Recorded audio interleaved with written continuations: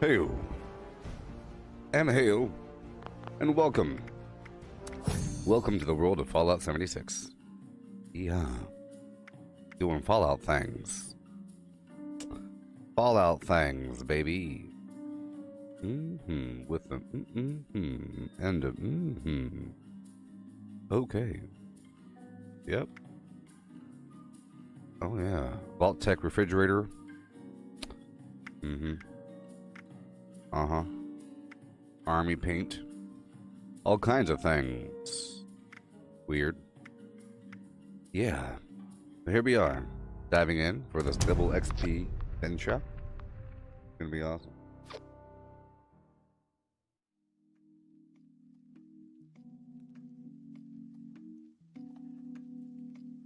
Yeah. Okay. Ooh. Hey there, Peter. How's it going? Good morning to you and yours.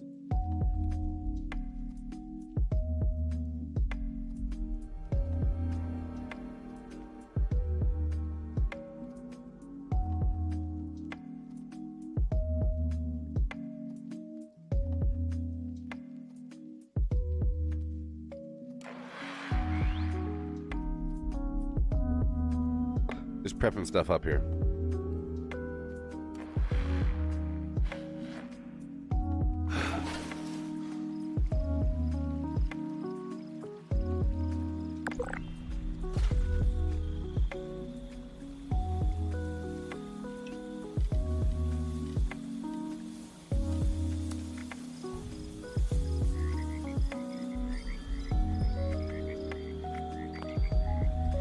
Oh yeah.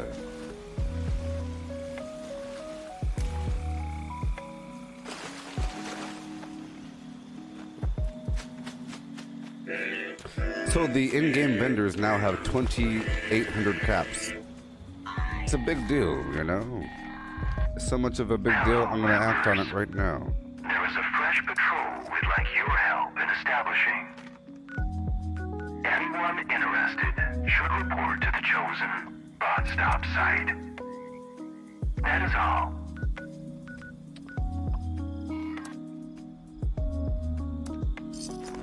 Eye tracking.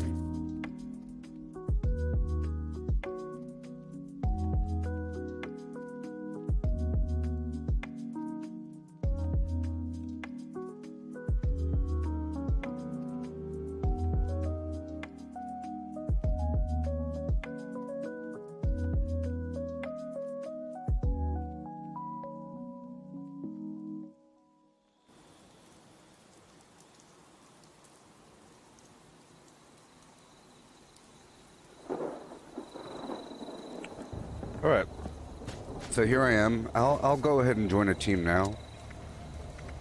It's nice to be on a team and have the have this garbage grow, have the bond grow. Doesn't really matter what team, you know. The cool thing is, over time, if you change groups and come back to the old group that you were before, you maintain the bond from before. The bond doesn't go away, I don't think. So you could eventually be bonded with all the players on the map, eventually. And just join whatever team you want and have an instant bond.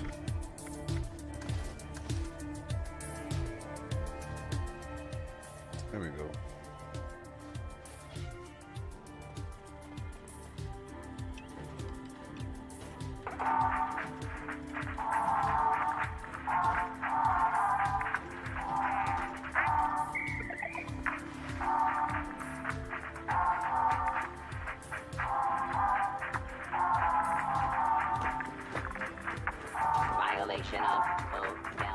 So here we are.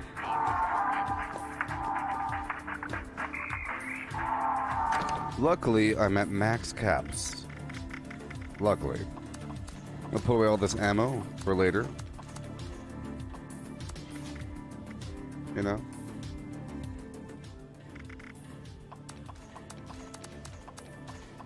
Except for a few arrows. And a few other things.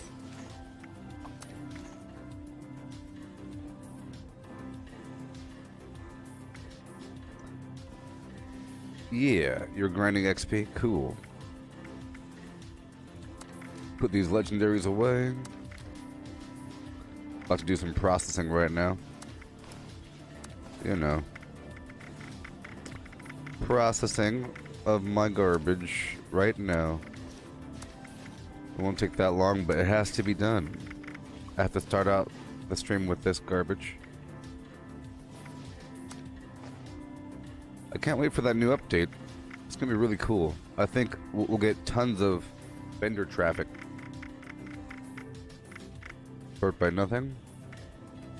I'm gonna pull out all of the common plans here. All the common plans. All this normal stuff.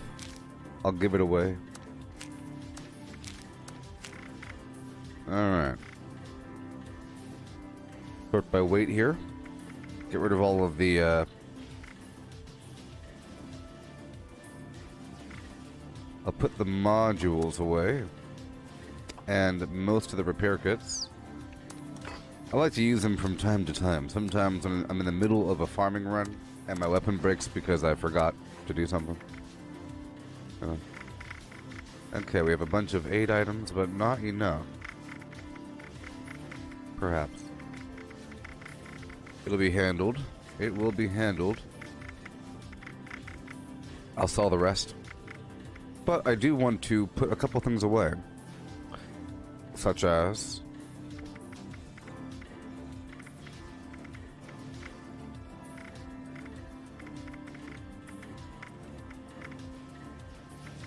the Nuka-Colas. Most of the pepper, or all the pepper. Because the pepper, salt, and spices, you don't need to keep them on you. They are ingredients. So, whenever you cook at your cooking station, or any cooking station, you pull from your stash.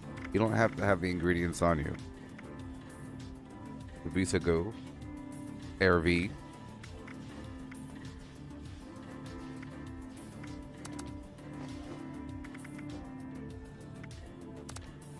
Keep those Furies. Just keeping a couple things for later. Yeah. I'm gonna sell these bobbleheads.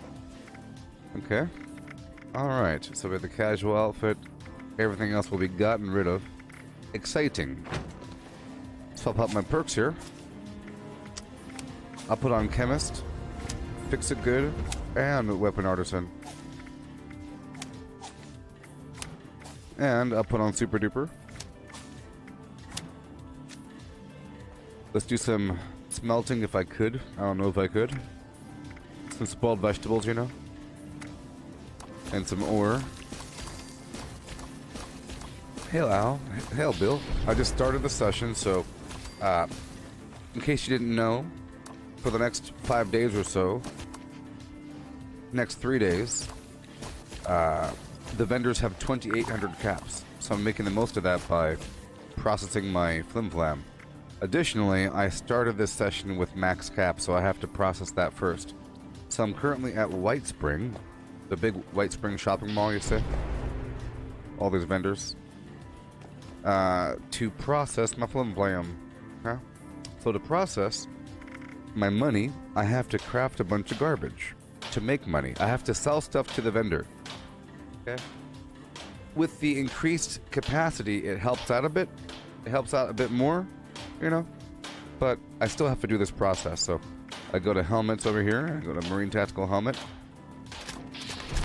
When my buffs are right, I end up earning about 31, 33, 29, somewhere in there, depending on my charisma level and so forth. I no longer have Hard Bargain. I'll have it again, but that's one of the perks I got rid of during the big repinning. I do have Super Duper on. As you see here, this helmet requires 1 glass, which you can get at Tyler County Fairgrounds or anywhere. Empty Nuka-Cola bottles that you find here and there. You know. Well, here's something to think about. You know how when you drink a Nuka-Cola, you get a free cap because it's the bottle cap? Do you also get a glass bottle? Do you get an empty bottle out of it?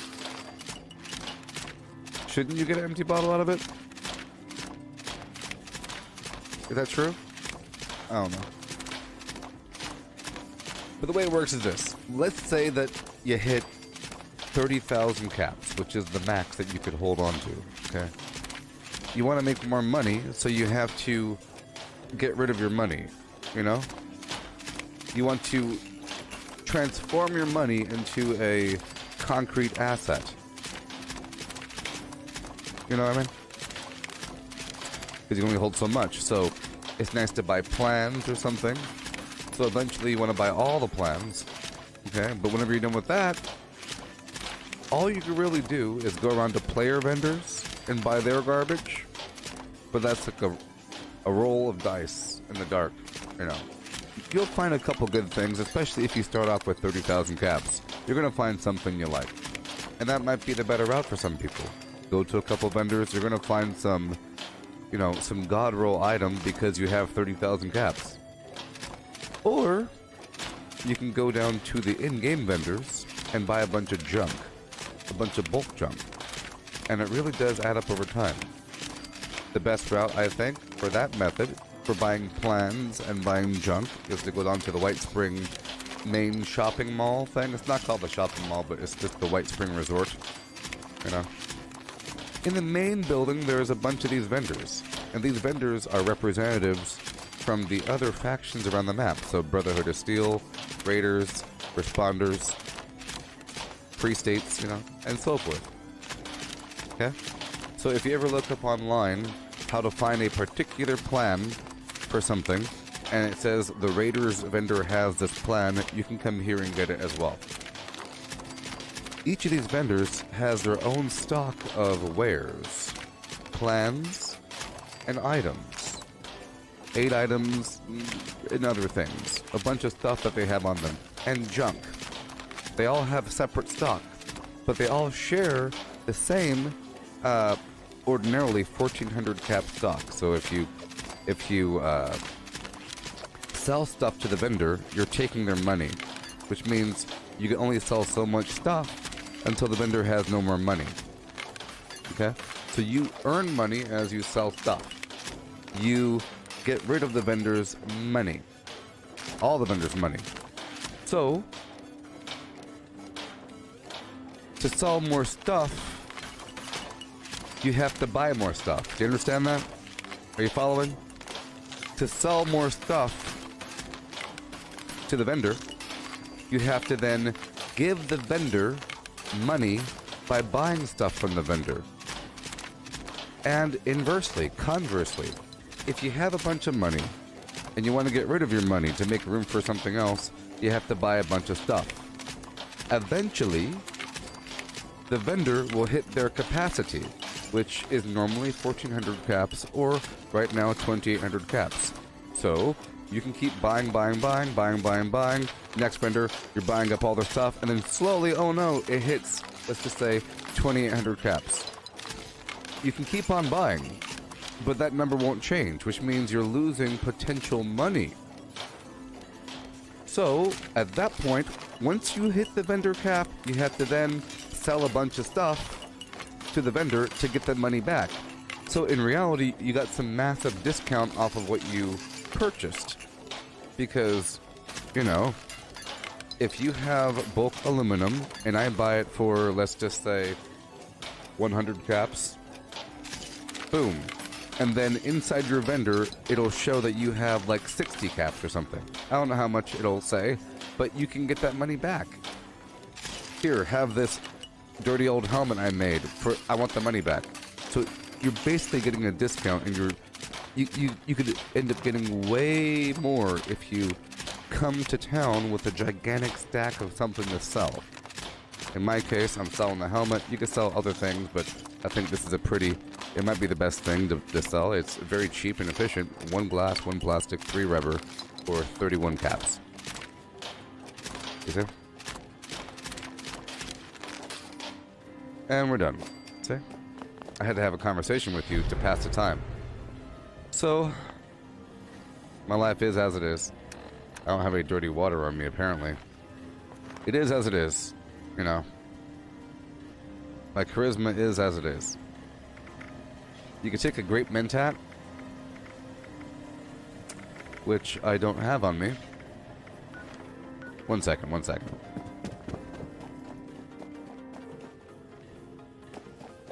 See, my life is a bit high. You want your life as low as possible. You want to drink alcohol, and you want to eat a grape mentat, and you want to eat a sweet roll, and you want to have the hard bargain perk on.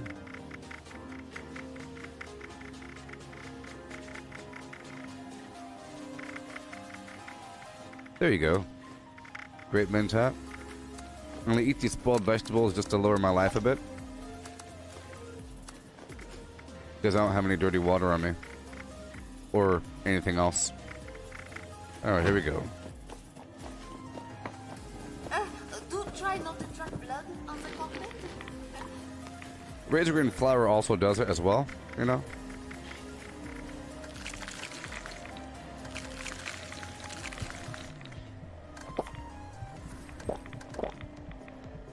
Okay. Okay, I don't have any sweet rolls, but that's okay. I'll eat the grape mentat. And I'll drink whatever alcohol I have. In this case, it's a New River Red Ale for an extra charisma point. My charisma right now ain't the highest, because whatever. But it's 27. It's not that bad, but it's not awesome. It's still, you know, more than 15. So then we trade. So step one, I have to take that vendor's money. Okay, so I take the vendor's money by selling to the vendor. You see? And I have to sell. But see, I'm at 30,000. I'm just making a little bit of room because they're at max, I'm at max. We have to do something a little bit. Now I extracted 500 calves out from the vendor. I'm gonna make some more room by buying something from the vendor. See, I want to get rid of my money here. It'll go faster once I make some room. So I'm gonna just buy that. Boom. As long as we're under 2,800 caps, we're fine. There, I made a little bit of room. I'm gonna get rid of more room. Okay. Until I get close to 30,000 caps again. At that point, I could really accelerate this process. You see the vendor's running out of money. I'm gaining money, and we stop. Boom. And now I'm gonna sell all the garbage, okay? Over here we have a bunch of garbage. Sometimes I like to save these special drugs for other people at vendors. If you are a junkie build, you need a bunch of weird drugs because you can stack up 6 addictions for extra damage. Okay, so, but I am getting rid of a couple things for sure in the chem area. I don't like radexes or radex diluteds. Whenever I have a huge stack of stim packs, I get rid of them because I don't need them. I figure I get enough in the field, and I normally heal off of purified water. If I'm a herbivore, I get rid of all my meat. And we're done. I'll keep the rest. Over here, I have these other outfits I'll get rid of first. Just cleaning up a little bit. It's cool that the vendor has 2,800 caps. It really helps. Okay, just a minor cleanup before I go all in. So I'm gonna give the vendor a bit more money because I'm at 30,000, you see? A bit more money. Good. And now we can go deeper in with everything else.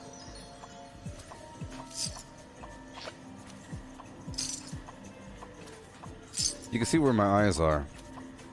Okay, I'll stop there and I'll give the vendor more money by buying up the gears, the screws. Alright. Vendor's at 2,300. I'm at 2,600. Or 26,000. 268,000.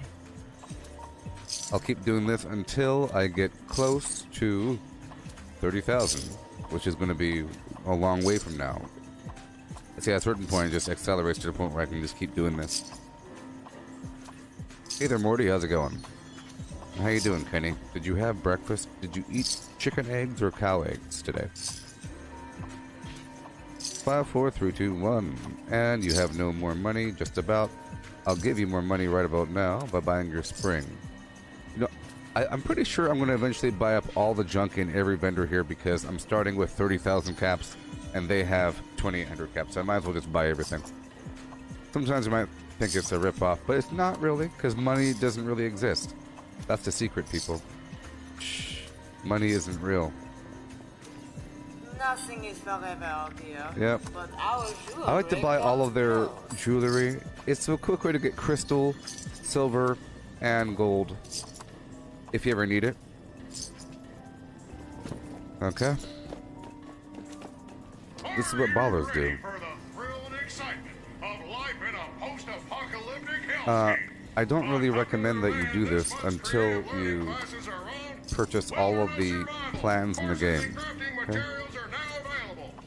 All of those vendors, not this guy, but all the vendors have a bunch of plans. A big long list of plans. All of them, and they're very expensive. It's like a project. You get to buy whatever you want whenever you're done buying the things that you need to buy. You know. I've already purchased all that. So now I'm only buying junk. And Nuka-Colas and stuff like that. I buy a couple things here and there.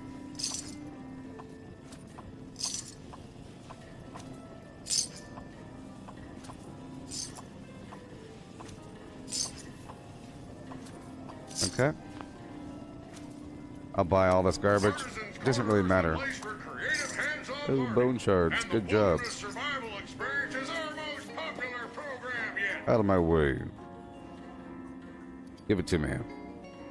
Give it to me what you say. Give it to me what you say. We offer a wide variety of hydrotherapy and aromatherapy treatments. Alright, you have money, I have money, I'll sell you a bit more. It looks like I didn't make enough of these. I was talking for quite some time when I was making these helmets, but we'll see.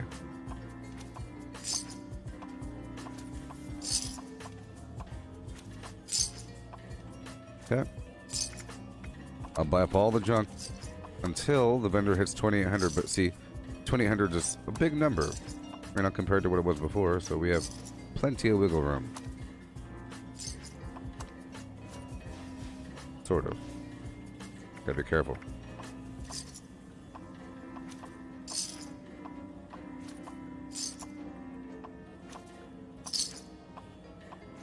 That's 17,000. I'm selling these for 31 each, you say?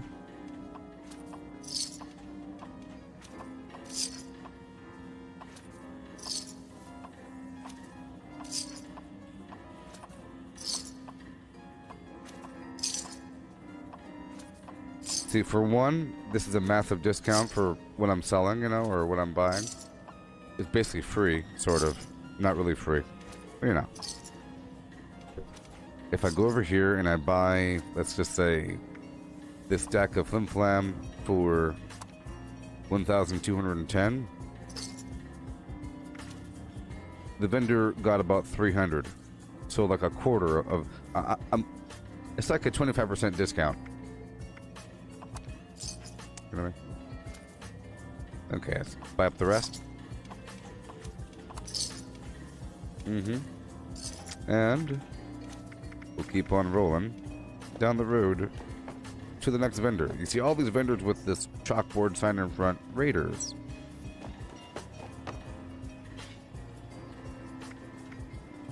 You see all these plans right here? Bunch of stuff. Bunch of horrible stuff. Give me your money. I'll bring him down all the way down.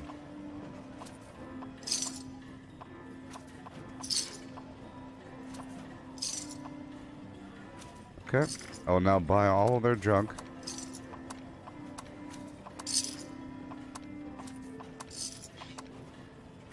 It's awesome. 2,800 caps is awesome. I tell you what, it's like everything. You know what I mean? I could buy up their entire inventory without stopping. Buy the Nuka Cherry, Nuka Cola, Sweet Roll. Yeah, let's use that Sweet Roll now.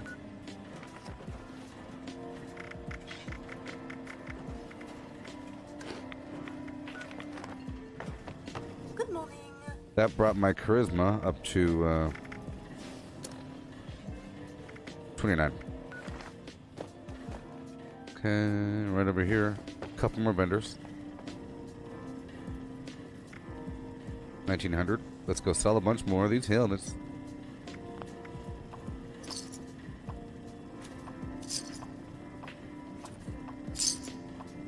Oh yeah.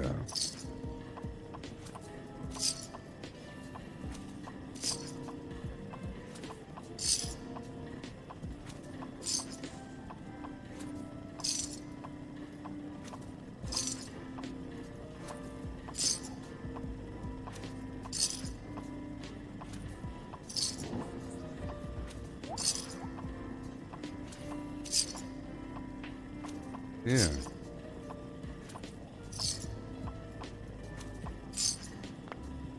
Yep. And then we just buy up everything.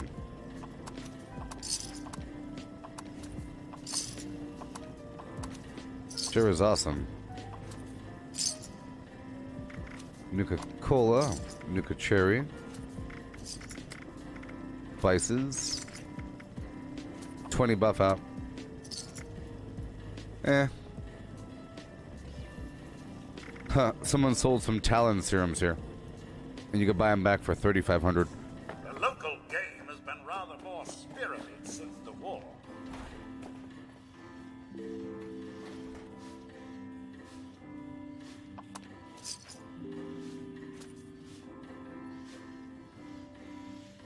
Alright. Nuka Cherry. Sell more of these Flim Flam helmets.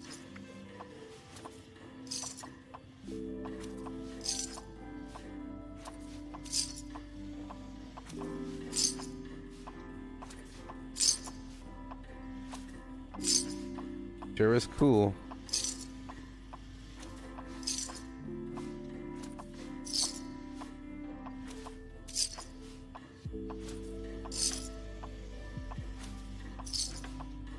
I'm just gonna extract it all right now. Yeah.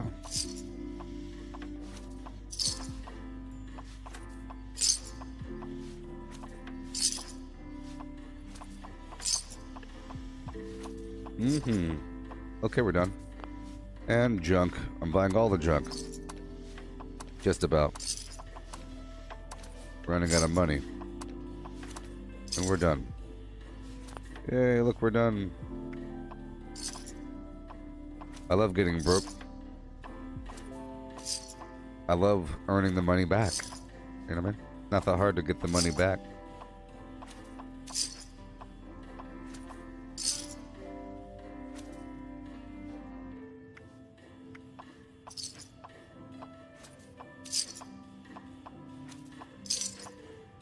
Because there's a loss with each sale, eventually we both run out of money.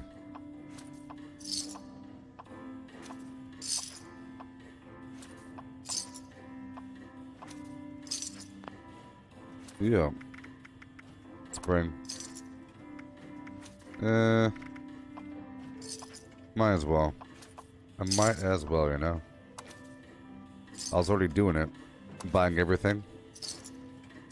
I was already in the habit of buying every single thing that was available.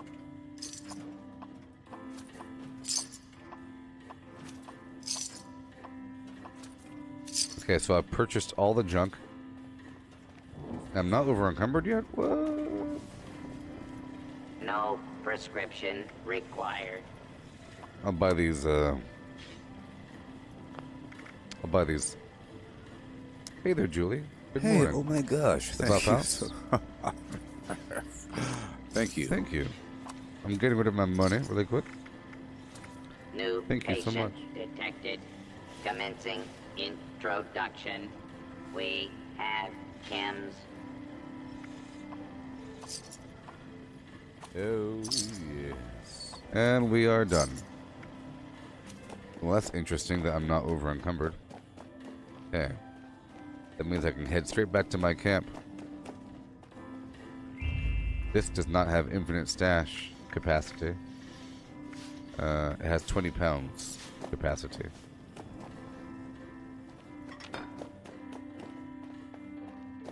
Alright, so now I'll go straight down to the Watoga train station. Oh yeah! That was a successful journey. Success.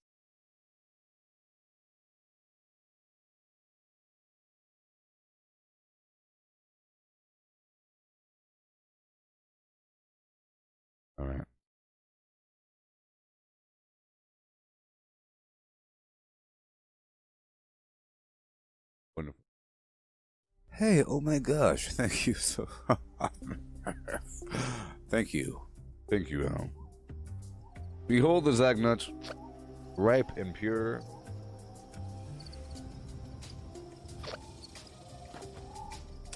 Ripe and pure. Okay. Oh, there's a camp over there. That ain't good. I need access to my flimflams. Look at all this junk I got. It's crazy. Oh yeah, with the inventory update, the stack weight will be visible. Stack weight. All this junk. That's about 30,000 caps worth. Or more. It's more than 30,000 caps worth. Because I kept recycling the money. It's well over 30,000 caps. Well.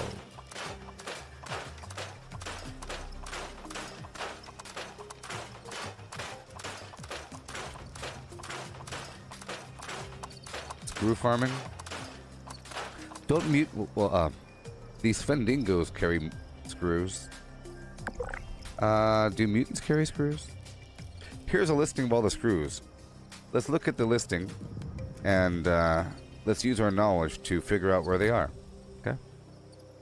Here we go. So, accordion. What? Ads. Oh, there's a Facebook gaming ad. Awesome. So, let's see here. Boom, boom. Clipboards. Okay, clipboards. So, Sugar Hill area, any sort of office complex, but sometimes there's like a big old basket of clipboards and a big old, you know, all those old satellite facilities. Any sort of area with a bunch of flim-flam places. The Carlisle typewriter is a special typewriter that drops off of certain enemies. It's not the normal kind. Handcuffs, so in jails. Globes, so any office area, right? Giddy up Buttercup body. There's a bunch of Buttercups here and there. Over that at the Sunshine Meadows Industrial Farm, there's like one in the back. There's one over there by the Silva Homestead in that barn area. So globe in the secret loot floor. There's a globe up, a couple globes up there. You know, hot plates. So any kitchen has hot plates. So, you know, of course, cars and trucks. All the toy cars and trucks. Just imagine that the screws are the spokes. Help the wheels turn. Desk fans, so of course any office area. So we're getting an idea. Houses, you want to check the kitchen for the hot plate. Upstairs for the kids' room. You'll find a couple toy cars here and there. Office buildings, globes, desk fans. Pepper mill, they're green. You'll find a bunch of them over at the Red Rocket Mega Stop. Portable fuel tank, you'll find some in the back.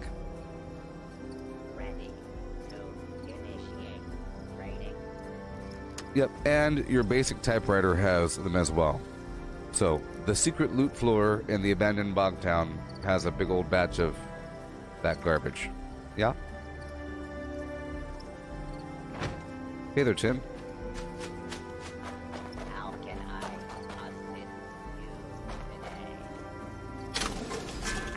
today? Okay. That's why I went here in the first place. Before I answer that question. I came here to grab some legendaries out from the box here. Okay. Ready to exchange items.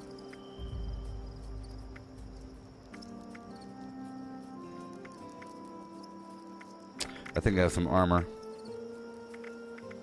If I sort by weight, all of the similar items should be side by side. Yes. Anything that doesn't have a skin on it, I get rid of. Is the trend usually. Well, I don't have anything extra? Whoa. Okay, well, it's time to get rid of the garbage then. I guess. I don't have anything extra, huh? That is just crazy town. Crazy, crazy, crazy. Alright, let's sort by weight again.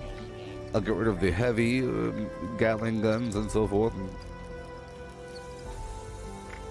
Yeah. I think mutants might also have screws. Mutants might also have screws, I'm thinking, but it's kind of rare. How can I Alright. assist you today? And you can always buy the occasional bulk screw, but I don't really recommend it. It's sort of crazy to buy junk. You know what I mean? I just have the liberty to do that. I got the power. Oh, I really have nothing, huh? I really have nothing. This furious Gatling laser, but people want that thing. That's gonna sell. Of course it is. Limb damage, faster movement while aiming, furious. Come on, of course it's gonna sell. Yeah, I really don't have to get rid of anything, which means that's my invitation to go to the purveyor. So, yeah. Step one, I'm going to get rid of the rest of these helmets. I'm going to put them inside of this suitcase over here for somebody. And I'll get rid of a couple more things. These simple plans.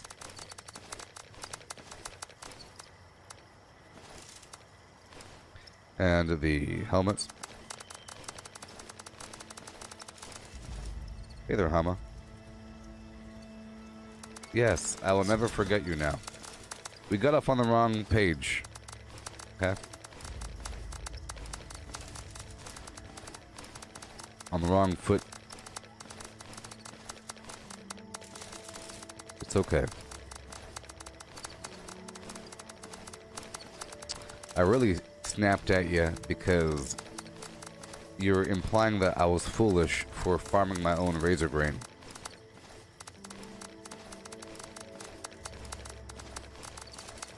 After the whole remember me thing. So, you know, I was already judging you for doing the whole remember me thing, and then you followed it with the, you just pay people for your gameplay. So I had to shame you for a while.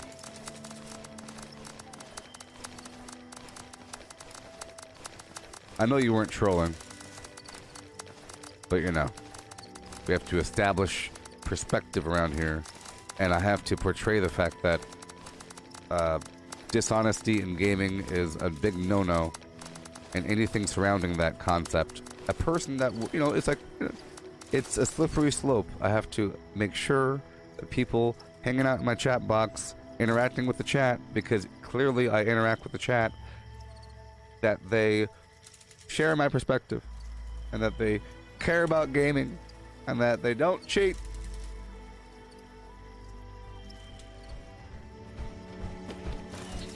Hey, I put some garbage in the box there if you want.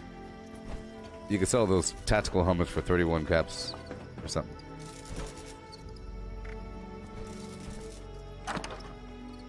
Alright.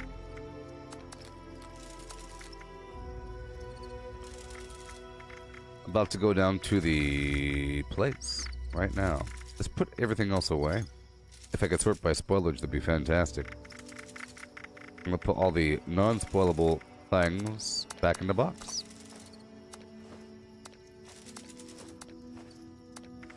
I have all kinds of plans today. I'm just gonna allow the XP to come naturally, and every so often I'll do a dedicated XP farm.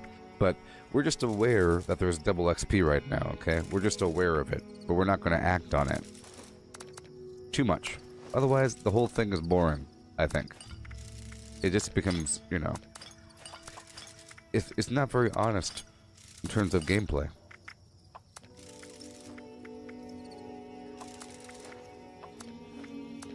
Put it all away. I can't wait for that 1,200 pounds capacity. It's going to be insane. I'm about to go craft some items at the, I'm about to go down to the purveyor, spend a flim-flam, script to get some modules, and I'm about to craft some armor with that, and then I'm about to script that armor to get more modules in the end. Okay, we're good to go, good to go. What do I have on me? Yep, I am carrying the Beastlander. That is a factor. See, I am carrying this weapon on me.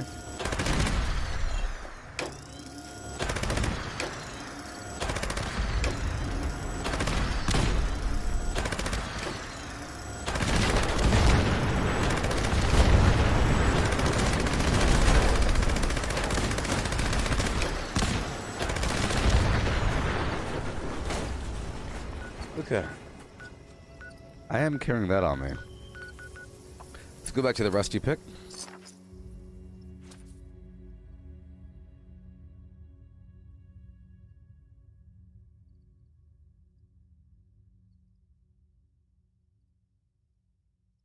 Yeah.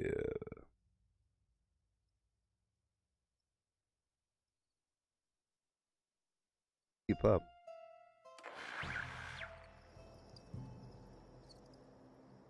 Keep up, bro. Gotta keep up, bro.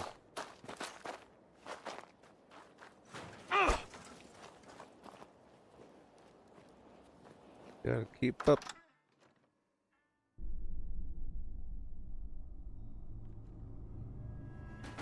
Oh, when the game first came out, the stash capacity, what was it? Yeah, it was pretty low. Was it 400 pounds or 200 pounds? I don't know. It was low, but like I say, restriction and limitation promotes creativity. You gotta figure things out. Shut that beast up. Alright, let's go down to the basement. And we'll craft something. Let's check out my armor. In the end, I'll love to have weapon weight reduction, +1 intelligence, unyielding, or something.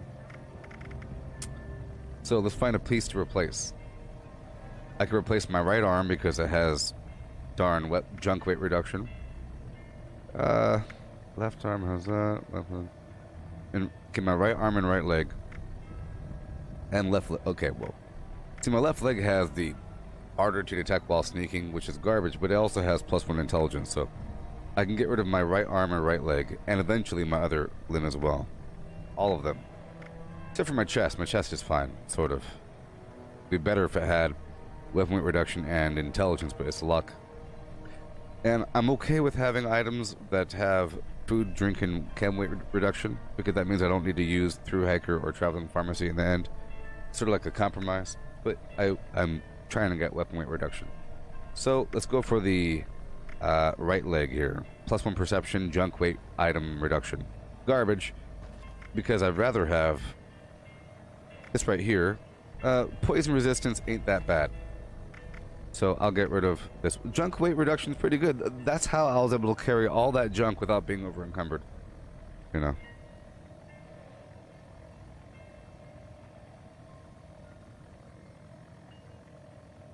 How long have I been a gamer? Well,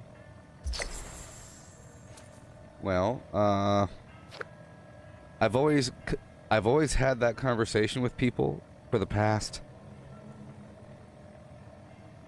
at least 20 years because of the army. I've always had the conversation going into the army. I consider myself a gamer going into the army. You know what I mean? In the year 2000. Having that conversation with people, talking about video games. The Xbox came out, the Xbox original came out right when I was in my first duty station, so I was playing Halo and stuff there, and people were comparing Halo to GoldenEye. I didn't play GoldenEye because I didn't have that console. I had the other side and the PC side, so I was comparing it to Doom and Wolfenstein and Quake and so forth, and other games, you know? So I was already used to like the PC, and I considered myself a PC first-person shooter guy at that point, because there's already ongoing sequels of PC games like Unreal nonsense and everything. Having a first-person shooter on the console was sort of a new thing. But anyways, yes. Okay, I'm replacing my right leg.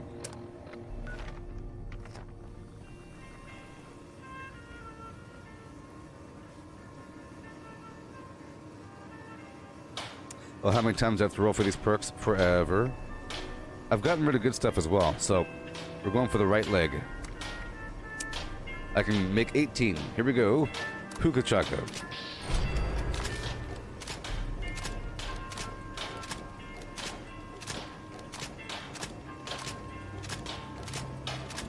Oh, yes.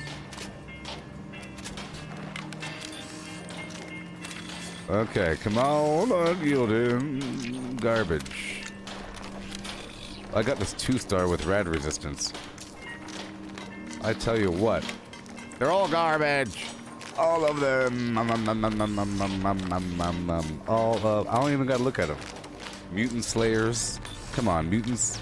Who cares? Hunters. I don't care about any of this garbage. Hey there, cat.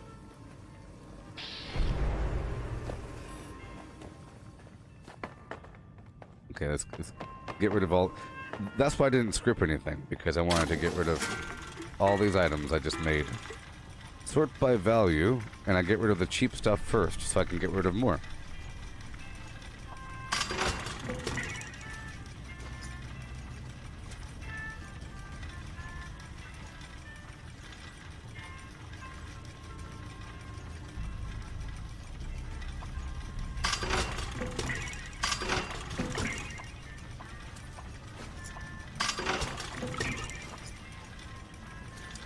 Alright. Let's buy 3 more, and we'll make 3 more.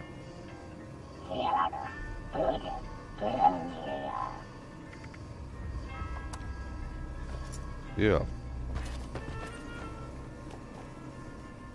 Yeah.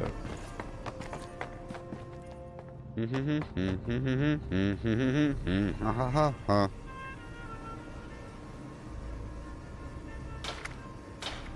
Oh, it's Friday, isn't it? Yep. Remember, people, today, for the next couple of days, until the 25th, the vendors have 2,800 caps. So right leg, go! Yes. Let's look at it over here. I think I'll have more luck if I look at it. Garbage. Absolute trash. Well, see? You end up having to make a lot to get anything decent. Especially when you already have something decent. You know, it's hard to get improvement. Okay, let's put all this away. Oh boy.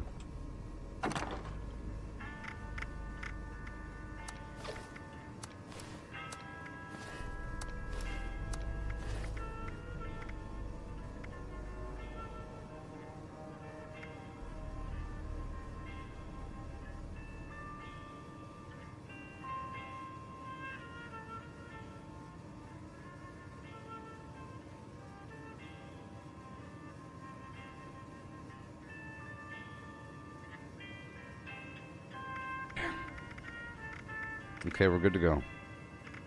Good to go. And I'm going back to the Flim Flam land. Don't mind me. Oh. It's time for tarberry juice. This is how we start our day. About 2 hours of preparation in the morning. This is what has to happen. Sort of, you know. At least I have to at least start off by clearing my inventory. And then I have to get some minor, like the tarberry juice, because it has a 3-hour cooldown, sort of. I have to do it as soon as possible in the stream, so I can do it again later on.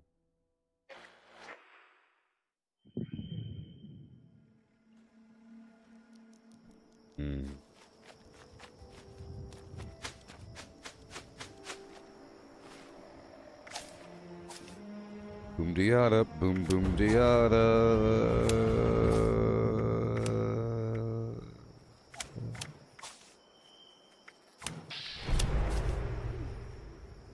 Got it all, baby. I love her so. Nothing else like her anywhere you go. Man, she's anything but calm.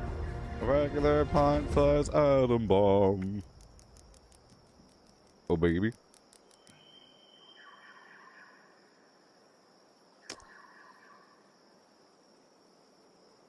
A regular pint-sized atom bomb. Oh, baby. Atom bomb, baby, little atom bomb. I want her in my wigwam. Oh, baby. She's just the way I want her to be. A million times harder than TNT. Boom, diada. Yeah. Atom bomb, baby, sweet as a plum.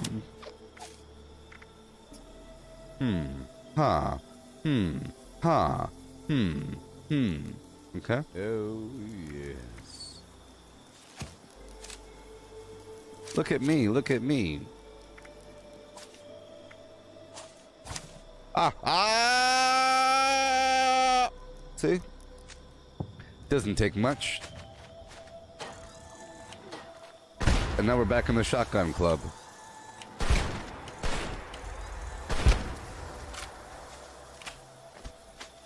Yeah.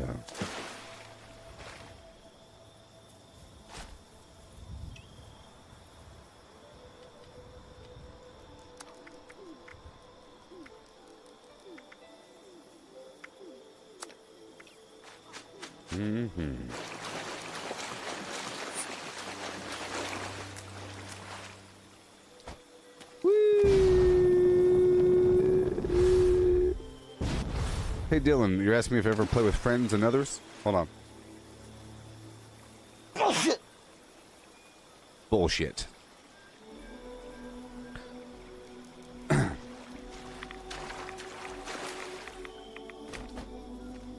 Hey, I like your dock.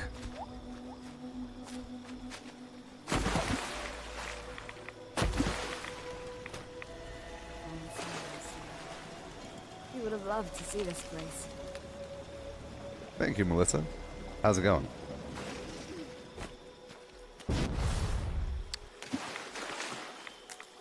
You know what happens when people don't say bless you?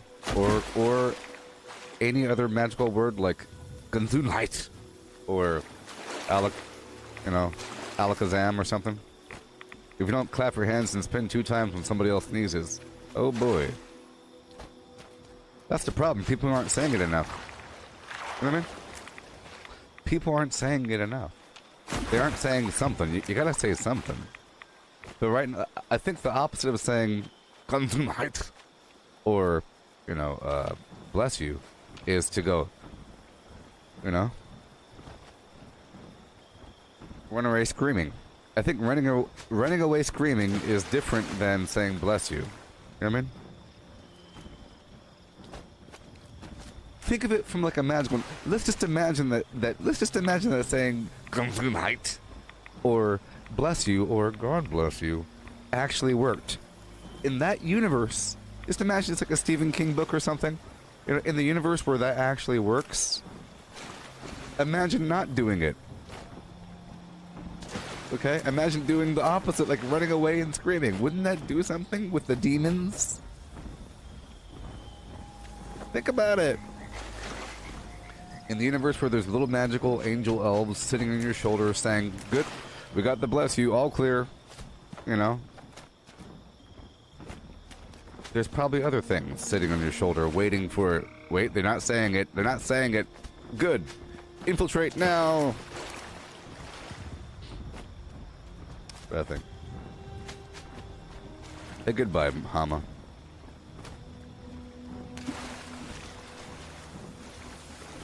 Yeah, your head. I think something about your eyeballs popping out. Head exploding. Yeah, I slept okay. That guy's been bugged for months. Right? Hasn't he?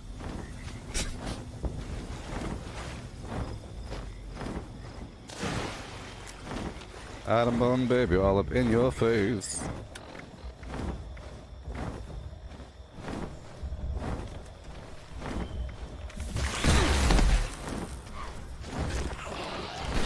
I need one more thing. I need one more thing. One more thing, and I'll be happy.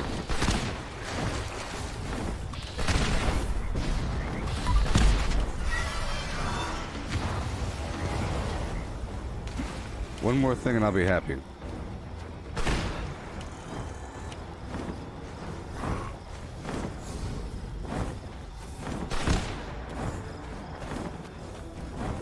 One more thing, and I'll be happy. All together. If you know what I mean, anything to do.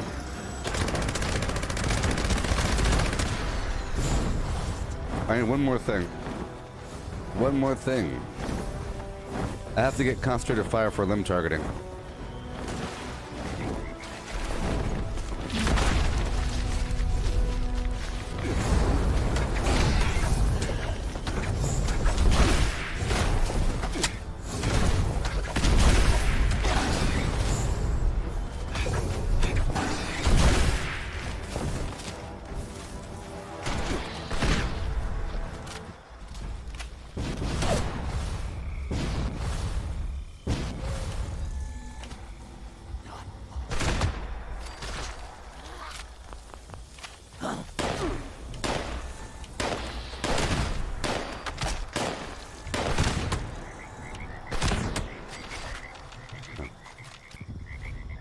One more thing.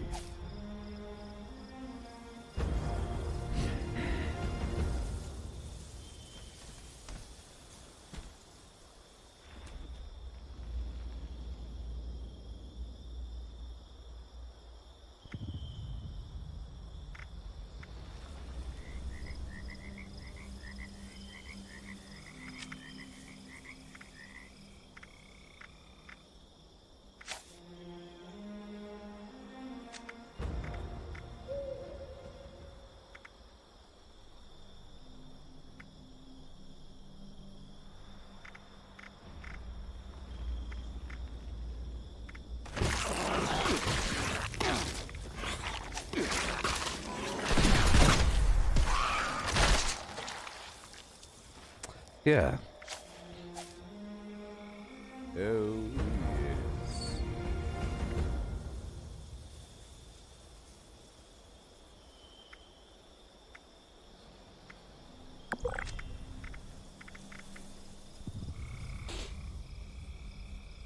Okay, so.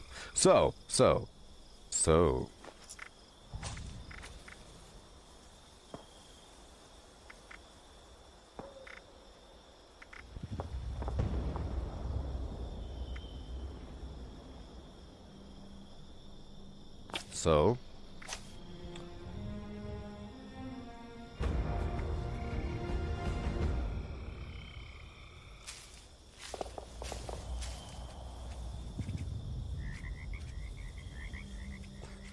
Yep.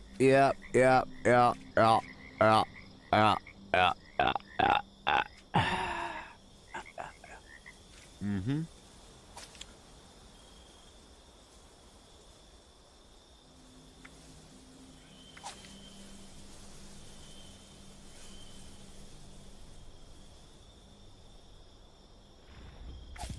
Gotcha.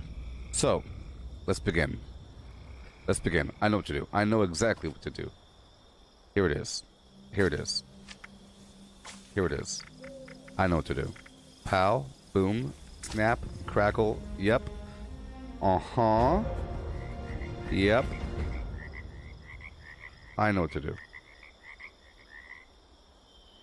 Yep. Mm-hmm.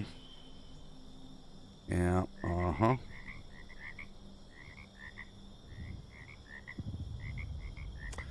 I'll pull one, I'll pull two. If I pull two, we'll be good to go, right? If I pull two, yeah, I know what to do. If I pull two from the flim flam, we'll be good to go, you see? Boom and bam, could I give myself two? I'll pull two, boom, boom, done, see? Done, like it never happened, you see? And then I give myself the, uh-oh. I'll give myself the thing I needed. The thing I needed. I would like to have Concentrated Fire 2.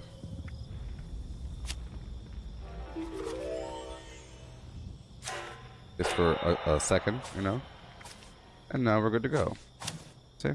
And now I'm preparing for future perks if I choose to have Tank Killer and some other garbage.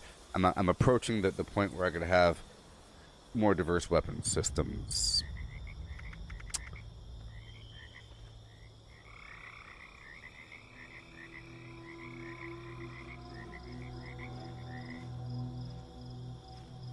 There's one more thing I want to do.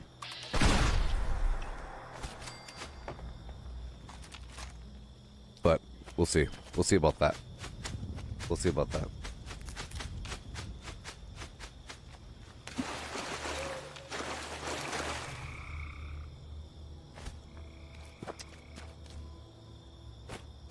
Is it easier to level up a scoreboard with a lower level character?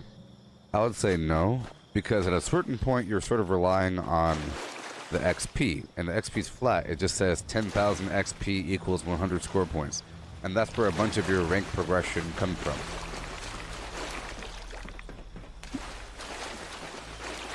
In the end, I wouldn't say it's easier. And would I like more perk slots? Yeah. But like I say, with limitation, you forces strategy and creativity. You know, if you only had one slot, that'd be a lot more complex, wouldn't it? They gave us only one slot. 6 is okay. It's kind of weird to have it not match, you know, down below. But it forces you to think a bit versus just having everything. And there's a consequence changing. In Assassin's Creed Valhalla, there is no consequence for changing anything out. You know, nothing's locked in. You got this freedom, creativity. It also promotes creativity, the freedom to experiment. Here, experimentation's costly, so they're almost discouraging creativity. You know what I mean? To a degree. It makes you feel at home. It makes you feel like you are a build, and that is what you are, not just what you're currently using.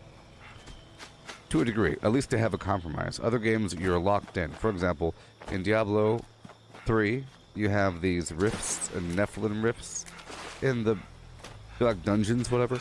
In these event things, you can't change out your gear once you're in, which is very much like the like Diablo 2 and 1 or whatever, or 2 really.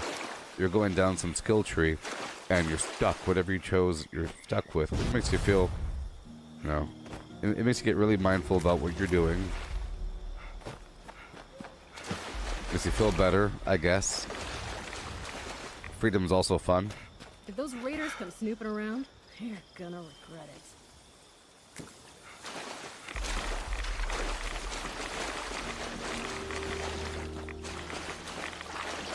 Oh yeah.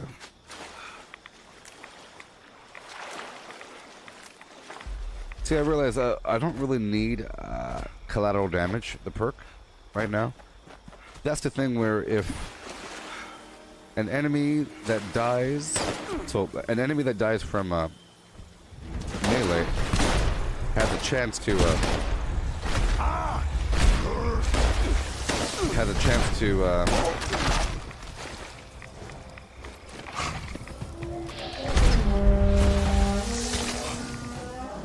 explode. And then hack and slash provides a chance to give you splash damage with your VATS attacks, you know. But if they're already exploding, once one explodes, sometimes the rest die. It's like already happening. Sometimes you kill the whole group and it's kind of obvious, but that's really for ghoul slaying, I think.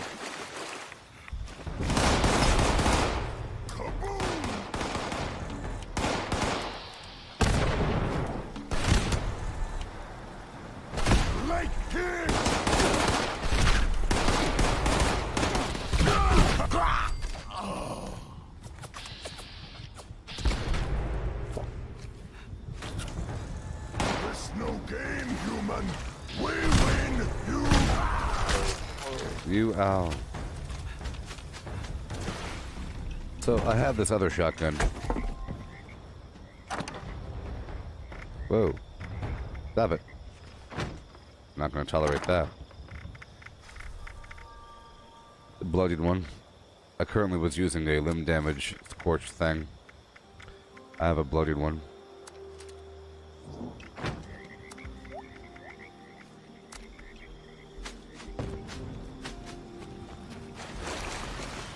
Okay, moving on up, getting my tarberry. You know? And then we have to start taking over workshops.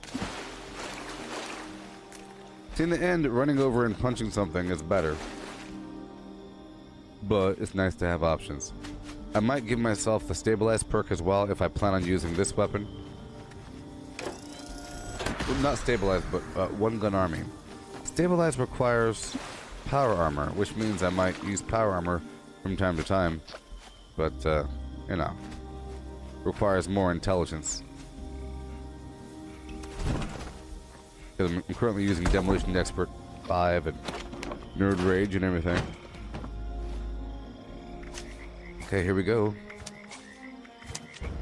About to make some tarberry juice, get some dirty water really quick.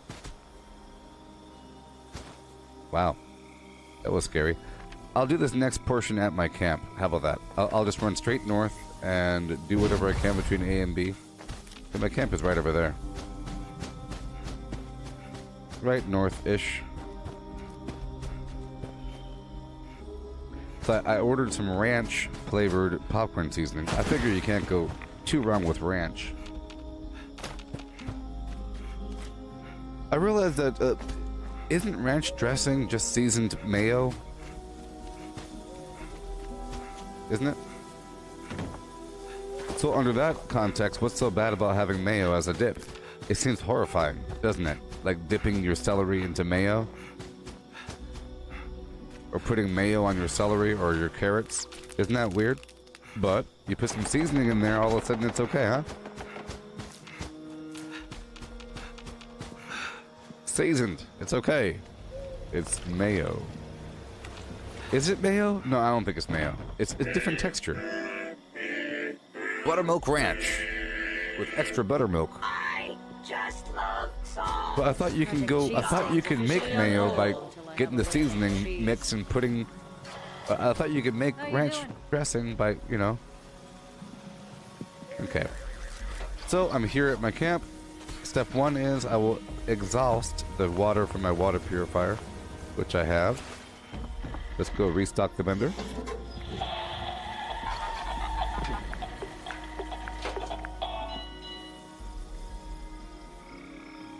How to make ranch dressing. I'm pretty sure it's just mayo.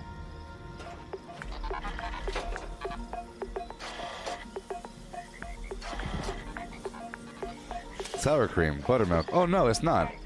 This is completely different. What? Mayo! No, but they mix in sour cream, so it's equal parts buttermilk, sour cream, and mayo. So it's no longer mayo. It's no longer mayo. Educational stream, you see? Equal parts buttermilk, sour cream, and mayo. It tastes like that, so yeah, sure. Load up the vendor.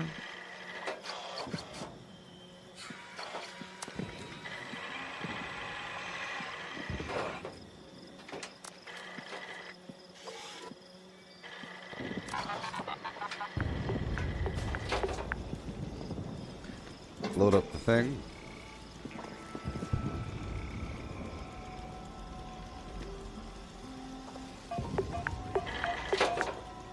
Oh, it's milk, mayo, and seasoning? Well, there you go, yeah. So they probably have dehydrated buttermilk, you know, in the mayo, in the ranch packet. Whenever you make your own, it has dehydrated flim-flams in it. But you have to add milk and the flim-flam to make it all the right texture. Ranch doesn't have the same texture as mayo. Mayo's like a weird gelatinous flim-flam. You can kind of shake it. It'll. I don't think ranch does that. Ranch is like toothpaste. It's not so much like toothpaste, but you could. It holds. It's like mustard. The same consistency as mustard. If you know what, a COVID victim shouldn't tell the difference between mustard or mayo. No, mustard or ranch. Or ketchup.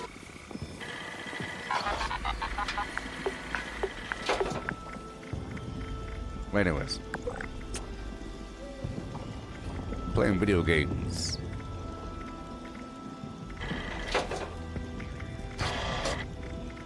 $28, huh? Let's sell a couple things here.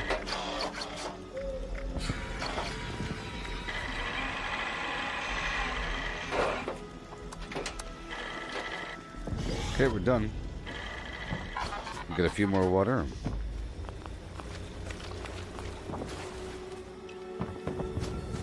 Alright, now it's time to repair.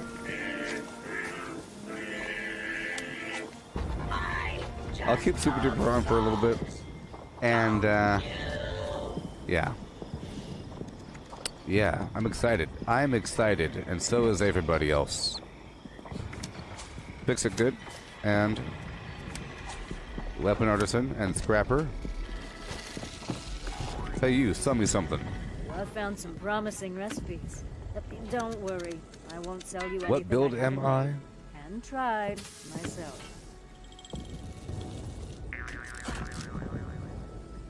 Let's talk about cooking. Huh? Haha, of course. Love talking shop. Kitchen. Let's talk about cooking, okay? I would love to buy some recipes. Sure thing. Let me get out my notes for you. Oh, there are some classics here. Let me know if anything catches your eye. Listen here, Chow Hurdy. Tried any new foods lately? Eh, I'm cool. Bye. What build am I? I don't like that terminology, sucker. Okay, that implies that you're like using a build. In my definition, a build is basically another way of saying the combination of, you know, skills and items and your general playstyle and what you do in general in life. Your whole life purpose.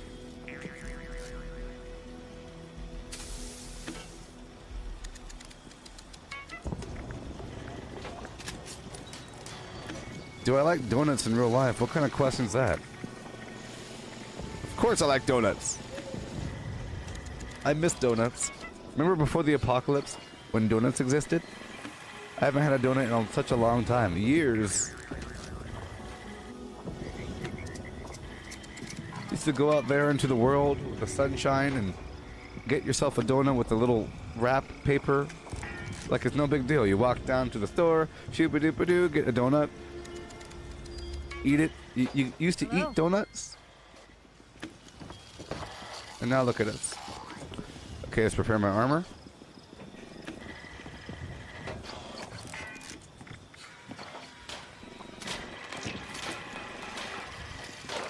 You had a maple donut with bacon? Sounds pretty good. Sounds pretty good. Maple donut is actually my favorite flavor donut. You know, I like the maple logs. Eclairs or something other. Boston creme pie is also pretty good. Boston creme pie. Remember back in the old days when we used to have that stuff? Before the dark times. Alright, we're getting there. We're getting there. I'm just fine. I'll put everything away.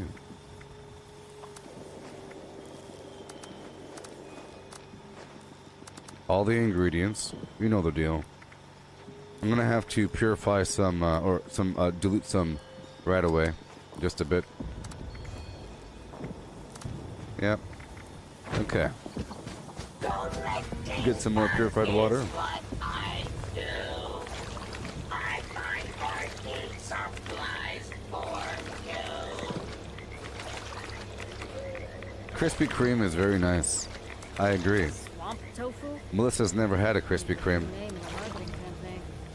The cool thing about Krispy Kreme is it has a big neon sign that says hot. And if it says that sign, you can go there and there's a person with a paper hat on pulling them right off the conveyor belt, given to you for free. You get a free donut right off the conveyor belt. The store is usually where they make the donuts. They have a big old little mini, it's a mini factory. Pretty awesome. So whenever you have a big sale with Krispy Kreme, it's usually made within your town. Something like that. Okay, we're gonna make some cranberry juice and some right away dilutants.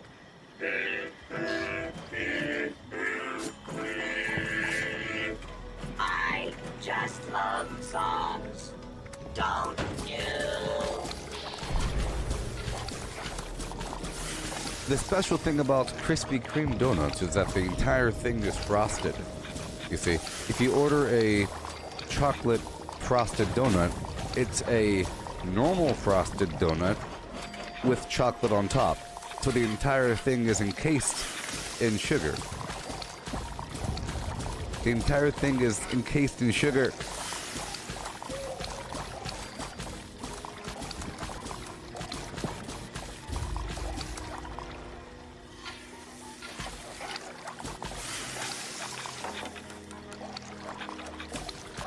Something takes a part of me. All right. just love songs, don't you?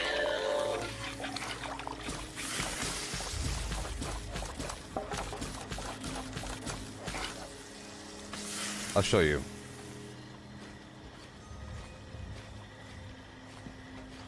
I'll show you.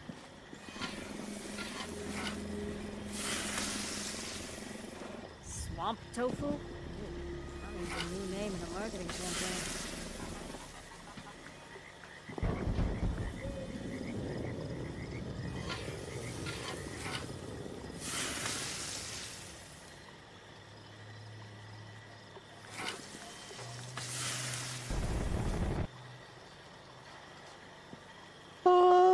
Collecting fun is what I do.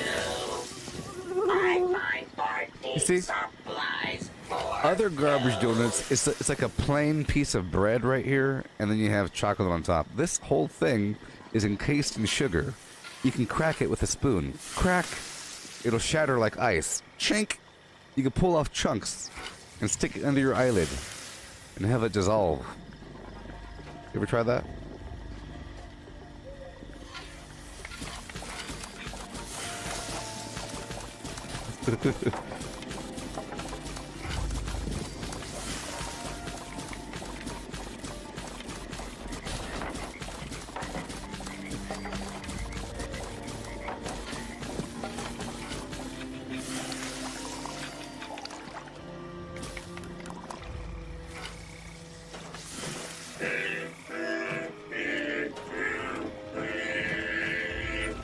I just love songs, don't you? Yeah. The good old days. Back when you used to go to an airport and stuff. I used to go to airports. I used to go to airports twice a year. Twice a year for 20 years. Or for 14 years. Twice a year for 14 years. Airports, airports, airports. And Cinnabon, Cinnabon, Cinnabon. For 14 years. But now, I haven't had Cinnabon. 86 going 86. Time to go hunting again. Hup, hup.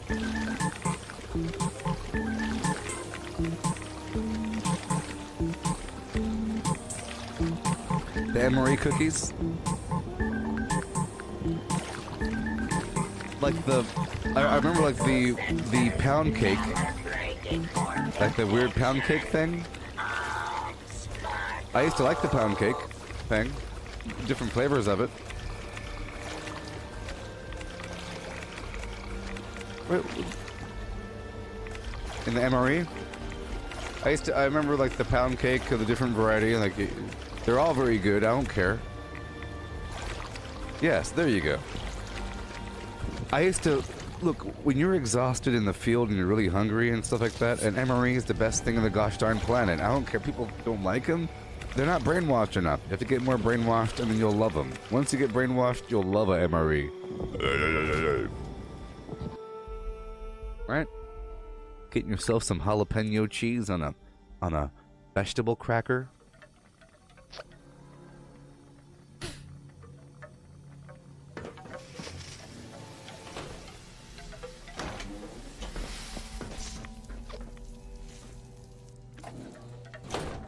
It was Rapture. Rapture.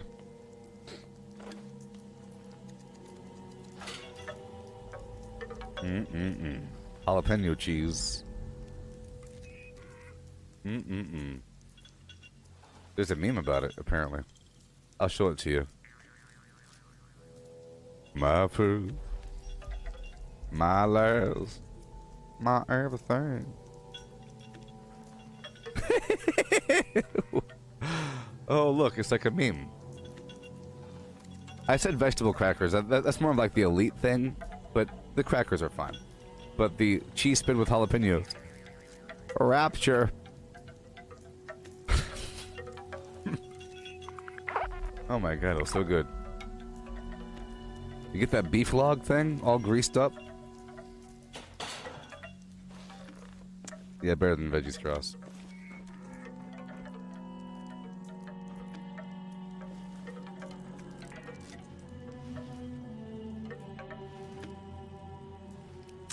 Actually, it's actually terrible.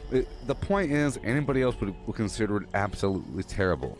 I'm just saying the whole idea of any version of jalapeno cheese and any version of a cracker when you're really, really hungry is good. Doesn't really matter. It could be in a trash can. Doesn't matter. People are too concerned about the quality of the cheese or the dryness of the cracker or something. Who cares? I always considered anything in this package was scientifically designed to be perfect for a human to eat to recover their energy. Because it's made by the U.S. government to give soldiers energy. And that placebo thing really helped me. Me eating this is good for me, I'm a super soldier. Captain America will be eating this stuff. Captain America ate that garbage. Okay? Captain America ate it. And look at him now. Look at him now. Right? It doesn't matter what's in an MRE. It's good for you. It could be the pound cake. It could be a bag of Flim Flam. He owns an MRE meals? Good.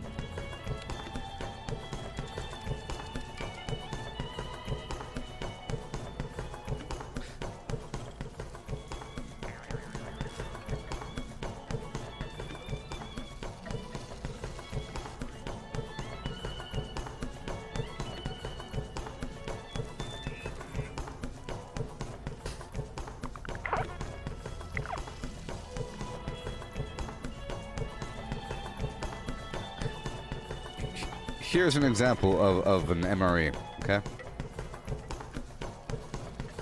Right here. Mexican-style chicken stew. That sounds pretty good, you know?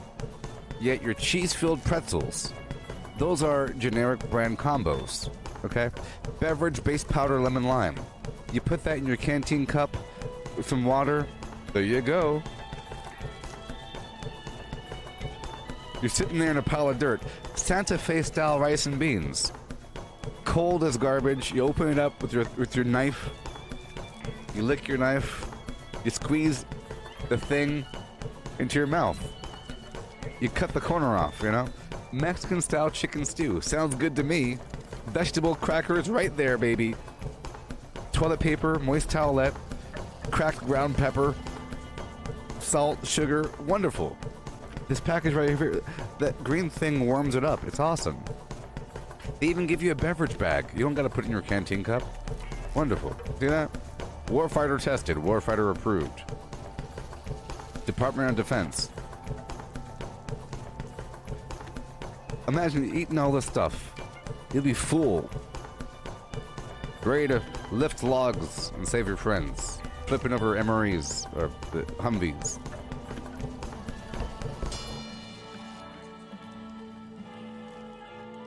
Hey, goodbye, Melissa.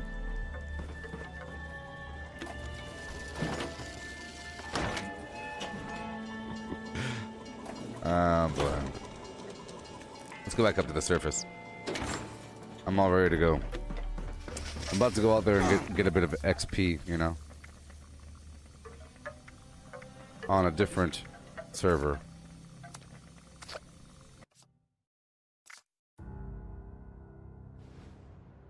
Alduin. You heard about the new Equalizer series? First there was that one guy. Then there was that Charles Bronson dude, probably. Then comes Denzel Washington. Now, Queen Latifah is the Equalizer. You heard about that? You heard about the Queen Latifah Equalizer show? What do you think about that? What do you think about Queen Latifah being the Equalizer? Remember Queen Latifah? From the 90s? Remember that?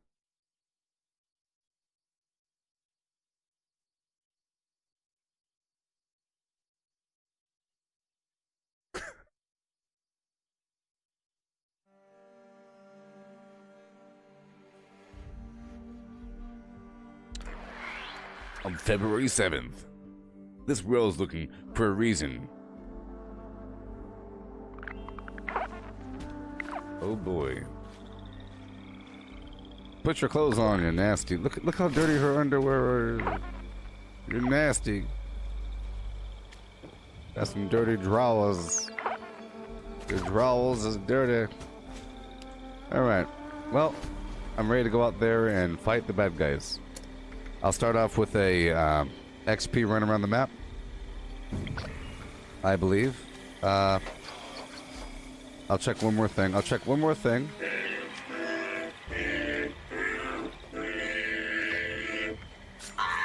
just love songs. Don't you?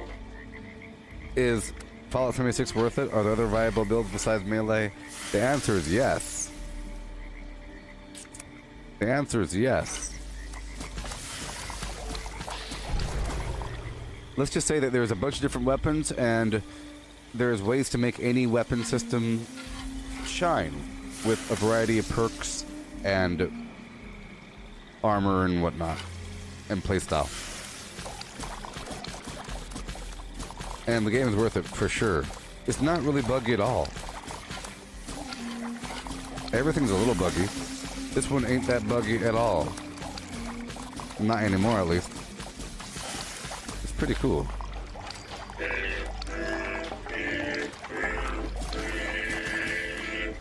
I just love songs. Pretty cool. Don't you?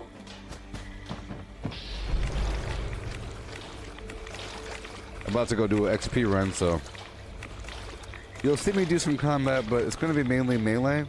You asked anything besides melee viable? See, viable is very subjective. What does viable mean?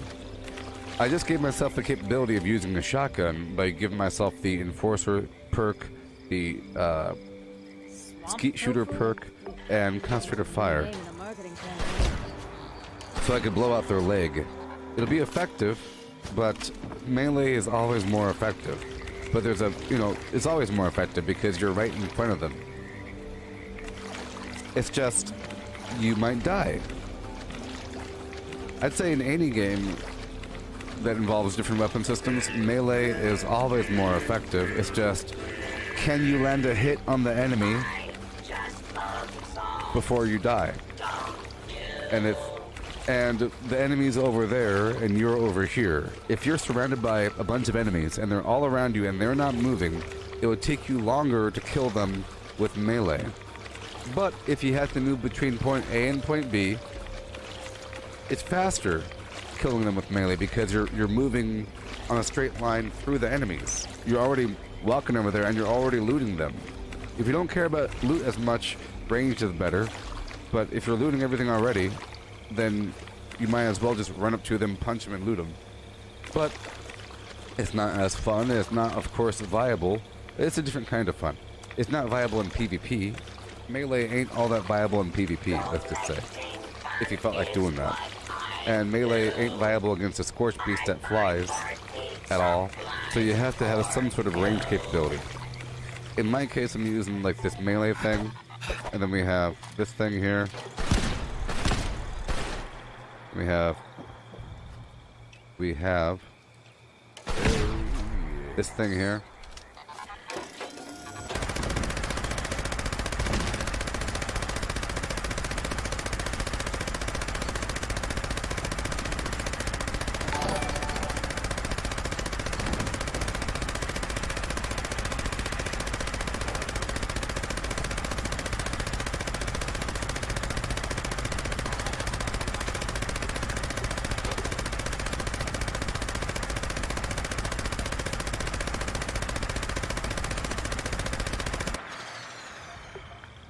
That thing there. Then we have this thing here.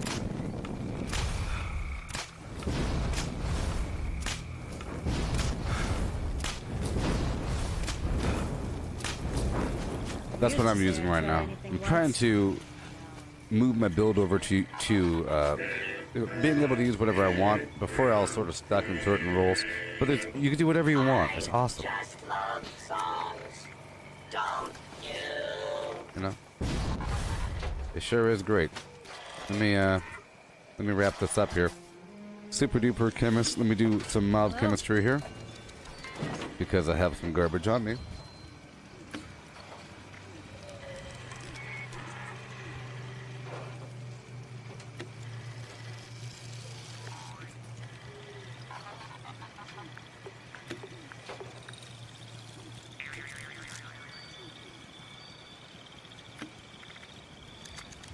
Well, Matthew, there isn't a build that some people call a food build.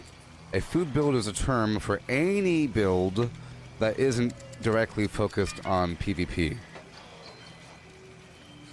That has any level of quality of life. So every build should be a hybrid food build because it's a survival game, and anybody that even uses that term is a complete buffoon, including you.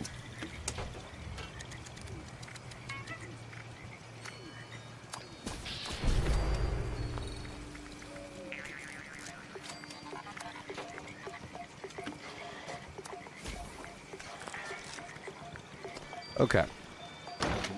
You know, it's any level of upkeep, any sort of anything. It's just a term used to describe a upkeeper of sorts. Because the whole concept, if you really break it down literally, it doesn't make sense. You're making fun of somebody for using food.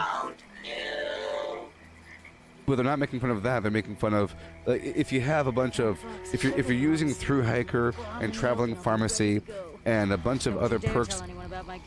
Yep. If you're always using Pharma,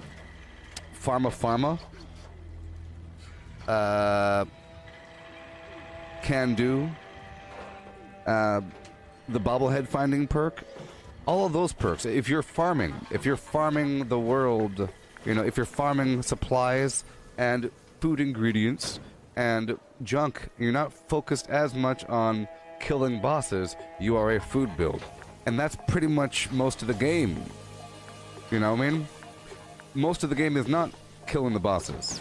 So if you don't have a boss killing build, you are a food build for these people. And they just throw the term out there without really thinking about what it really means and what it implies. Because they're probably also eating food. And if you're not specifically not eating food because it's too complex for you, or you feel like your weapon systems are good enough because you're using hacked weapons, or legacy weapons, or some system where you don't have to dedicate certain perks because you're already strong enough. Plus, certain foods don't really help out range, so it's, you know, if you are melee, you should be eating some foods, and if you don't eat them, it's because you're lazy or stupid. That's it. Or you're cheating. You don't want to go around the map and go kill certain bad guys. You want to get it right now. You know, you have to kill a bunch of bad guys. You have to kill sheep squatches. You have to kill Yao Guai. You have to kill mutant hounds, and you have to kill glowing creatures to be a good melee build. And that requires a bunch of food, but you are specifically stacking damage. But I wouldn't call that a food build. Even though you're specifically getting a bunch of food, it's not a food build because you're stacking a ton of melee damage. You know? Food build means you're farming. That's why I hate the term, you know what I mean? Because it doesn't make sense, but I know what they mean. They mean you're a farming, you know, you are a PvE world farming. I'm getting paper clips today. I'm getting springs. I'm getting some oil over here. I'm getting some berries. If all you do is if all you ever do is collect berries, then you might have a food build. You know? Or something like that. But I would never use the term because it's stupid. Everybody has a food build. It's a survival game.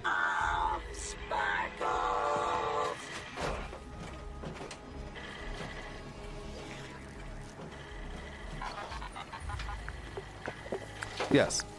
And now we can return. I got my garbage. Everything's fine. A lot of dirty water. 748, 243. We're fine. There you go. Boiled water, 99. Goodbye. Uh-oh. I'll pull the dirty water back out. Cranberry relish. And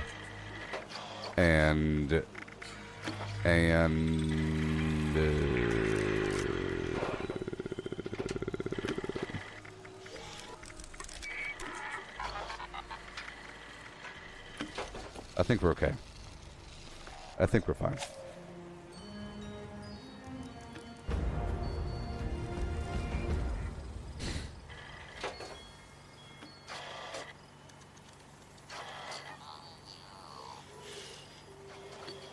You haven't played for a year, Andrew, and you had a junkie build using a 2-shot explosive handmade rifle. Junkie. It was a bit OP. Well, what does OP mean? How you doing? It was the right amount of P. because you still have to worry about ammo. Were you one-shotting every single thing? Probably not. 86 You know? glowing meat steaks. Handmaids aren't Time to meant to go one-shot hunting things. You could get close to doing it, and eventually you can do it. And once you get able to do it, all of a sudden the game is bad. You know, you should be able to do it, but you're not really supposed to. You're supposed to go pow pow pow, pow pow pow, pow pow, pow pow pow pow pow, pow pow pow, pow pow. That's the weapon. That's why it has such a large magazine. But you are able to reach to get the weapon to that level with, you know, certain things, and with the chems and everything, and then eventually you'll reach the point where you're one-shotting everything. Then all of a sudden the game is bad because you achieve your goal. That's why sometimes I bring it back a touch. Whenever I get too strong, I'll start throwing tomahawks or something to give it a challenge, you know? Obviously, so that's why being a food build's good, because perking out makes the game look stupid, right? Perking out and getting one-shotty on everything with minimal effort makes the game itself feel stupid. Nothing has a purpose when you could easily carry more. Like, how about this? If you're one-shotting things, you could probably reduce your damage and still one-shot them. If you reduce your damage, you could put those perks into more quality of life, you know, features, and then you'll be called a food build by your friends that are still bragging about how much damage they're doing, while at the same time complaining about how easy the game is. Then lower your damage. The same people would complain about it. You know what I mean? Lower your damage and find some comfy position. You know what I mean? Right now, I'm using the Gauss shotgun for a bit, and it's going to take a couple shots to kill the bad guys, but not essentially. There's ways around this. I can give myself the adrenaline perk that'll give myself up to 60% more damage over time, so it's like a free junkie effect.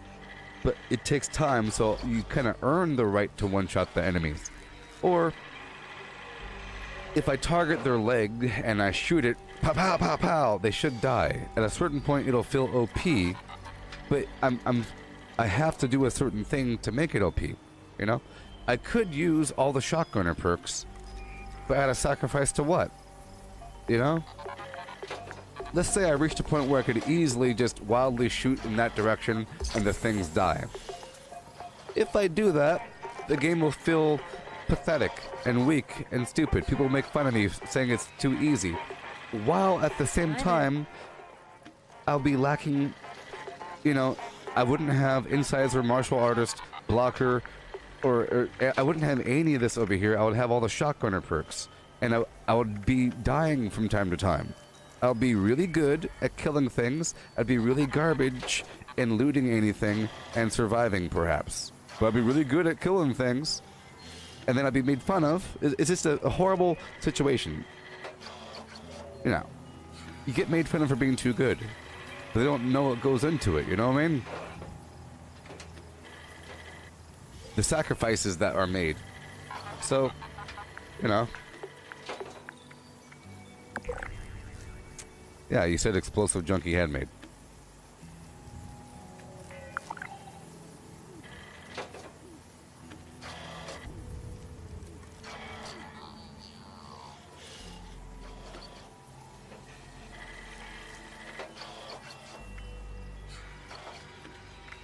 It's supposed to be a certain level of powerful, but the cost is ammo. You know? Is it more powerful than punching them? No. Is the cost the fact that you have to reload and you have to repair your weapon and whatnot, and you have to, you know, it's all loud and everything, and you gotta shoot and aim and blah blah blah? It's balanced, so it's not OP. You're supposed to be a certain level powerful at a certain point, but once you get to a certain level of power, what do you do with that? What are you doing with it? You could say, let's see how fast I can kill the boss. Or something else. Yeah. Yeah, so it's all part of it. It's not a problem. Yeah, it's not a problem. You gain tons of gameplay. For example, if you're not burning through a bunch of ammo, then you don't have as much of a need for lead, which means you don't ever have to go and get lead from Lucky Hole Mine, or you don't have to do the load-bearing mission or the other garbage in the ash heap. You don't have to go get a bunch of acid all the time. It really affects your gameplay. Just like if you're not melee, you don't have to worry about killing a bunch of creatures all the darn time. You know?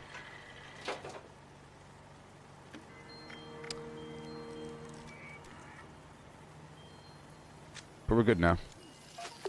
All good. It's time to get out there. I have my foods. Everything's fine. Cranberry relish, brain fungus soup. About to go around the map with my lunch boxes after I play some music.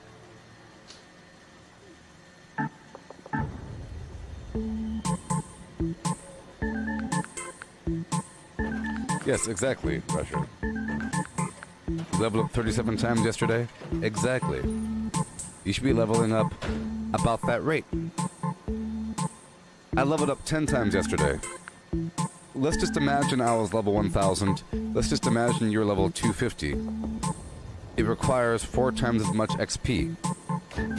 Therefore, or 25%, you know, whatever. That means if I level up 10 times, you should level up 40 times. Something like that. If you're killing the same enemies and blah, blah, blah. But we're about to go do our thing. The time for talking is done.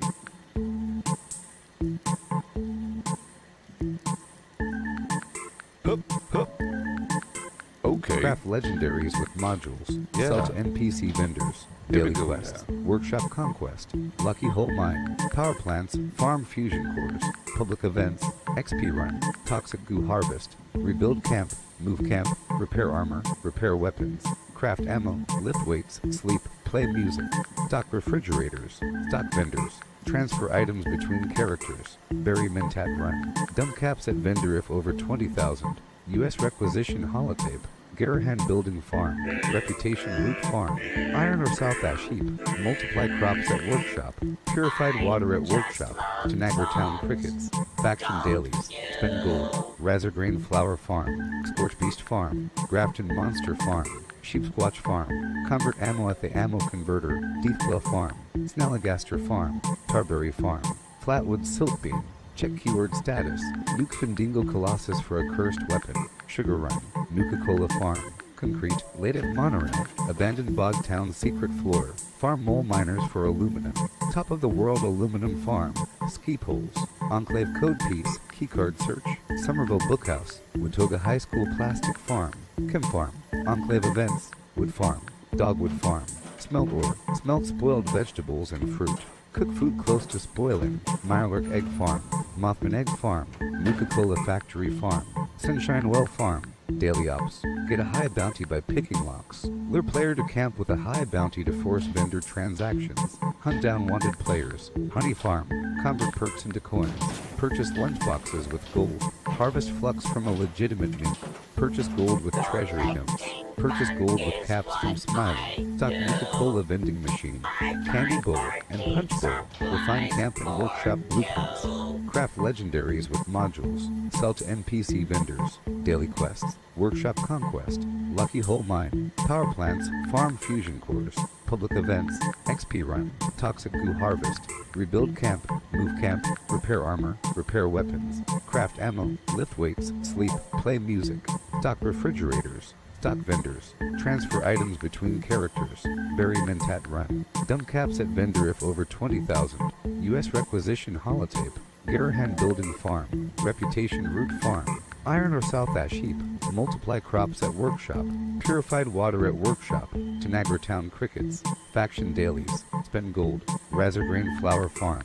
Scorch Beast Farm. Grafton Monster Farm. Sheep Squatch Farm. Convert Ammo at the Ammo Converter. Deathclaw Farm. Snalligaster Farm. Tarberry Farm. Flatwood Siltbeam. Check keyword status. Nuke Findingo Colossus for a cursed weapon. Sugar Run. Nuka-Cola Farm. Concrete. Late at Monorail. Abandoned Bog Town Secret Floor. Farm Mole Miners for Aluminum. Top of the World Aluminum Farm. Ski Poles. Enclave Code Piece. Keycard Search. Somerville Bookhouse. Watoga High School Plastic Farm. Chem Farm. Enclave Events. Wood Farm. Dogwood Farm. Smelt Ore. Smelt Spoiled Vegetables and Fruit. Cook food close to spoiling. Mirelurk Egg Farm. Mothman Egg Farm. Nuka-Cola Factory Farm. Sunshine Well Farm. Daily Ops. Get a high bounty by picking locks. Lure player to camp with a high bounty to force vendor transactions. Hunt down wanted players. Honey Farm. Convert perks into coins. Purchase lunchboxes with gold. Harvest flux from a legitimate nuke. Purchase gold with treasury notes. Purchase gold with caps from Smiley. Stock Nuka-Cola vending machine. I just love songs. Don't you? It's freezing. Hey.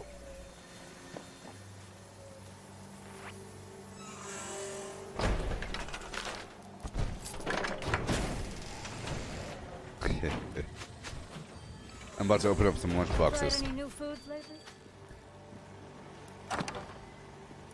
Lunchbox time.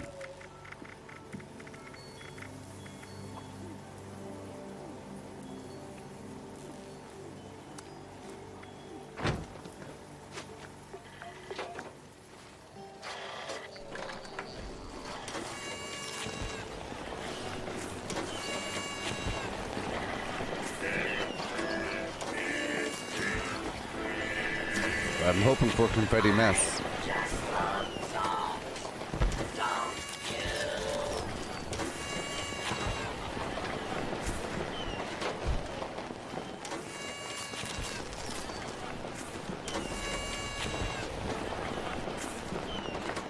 Get your motor on now.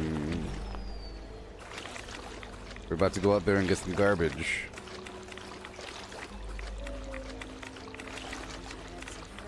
Yes, Matthew, the XP chart is at the Gooboberti Facebook group. It should be pinned to the top, but sometimes it gets buried under the flim-flam. Yeah, it's right over here. More announcements. See all. Collecting fun is what I do. Yeah, it's right here. I find party supplies for you. A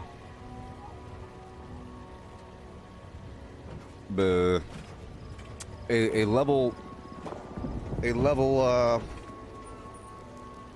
287 requires 45,800 XP to level up.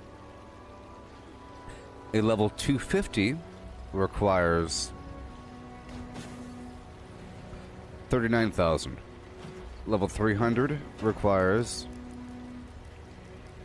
47,000. Alright? So, level 150 requires 23,880. I just love songs. Don't you? Dirty water.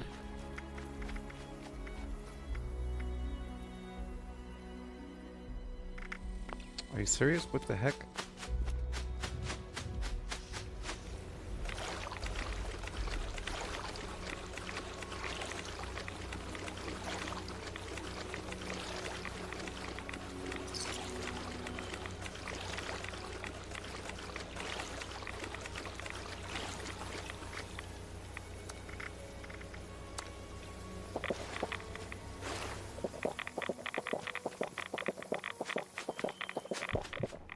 Alright.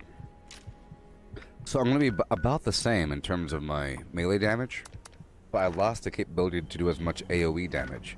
So versus mutants, it's going to be about the same. Versus ghouls, a bit different. I don't expect to kill the entire group as easily. The collateral damage and hack and slash perks are great for killing hordes of bad guys if they're all grouped up together. Mutants are sort of spaced out, but they do get hurt from the explosive damage. Let's just say that the explosive damage kills them with exploding fist, which is different than dying after, or than exploding after they die. Like, the explosion itself kills the enemy versus just happens to explode.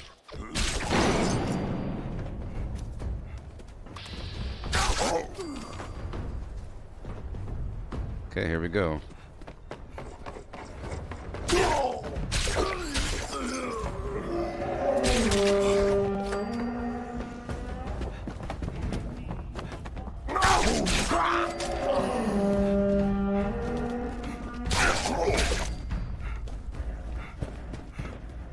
Okay.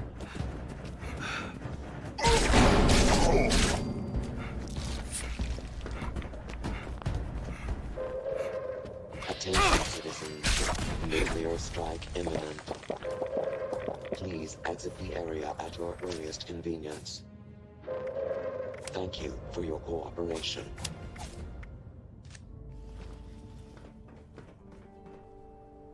Right.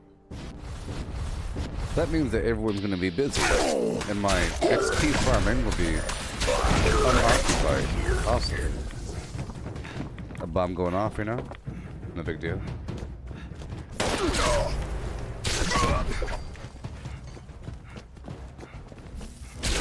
Yeah, so yesterday, in between streams or after one of the streams, I saw on YouTube there is a live stream from the Resident Evil people. Okay. From those people. And it was a big reveal for the next Resident Evil game with an extended trailer and some gameplay and some information. Exciting. And I sat through that little live stream and it was pretty pathetic, I'd say. The game itself might be a big pile of garbage. It might be. I don't know. It's called Resident Evil Village. I thought, you know... Okay, well, there was a Resident Evil game for the PlayStation with some garbage. It may have been in VR. Oh no.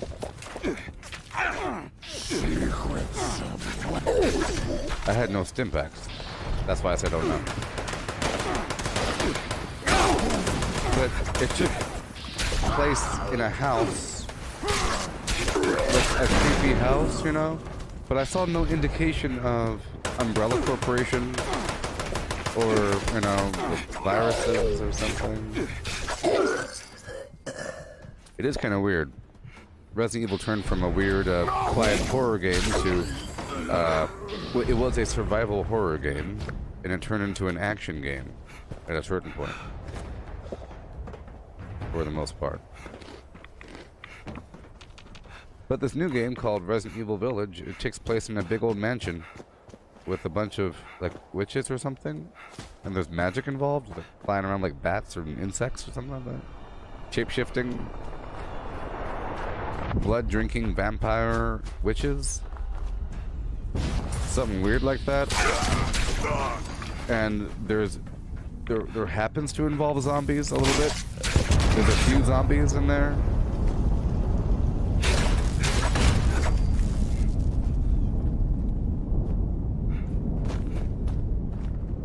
You know?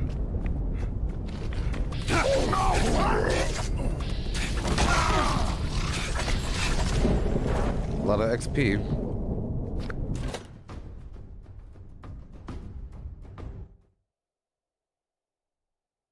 So right now I'm sort of wasting some of these potential perk coins, shifting my build around, which is what I do every so often. But I feel like this might be my final shift. Okay? My final build shift.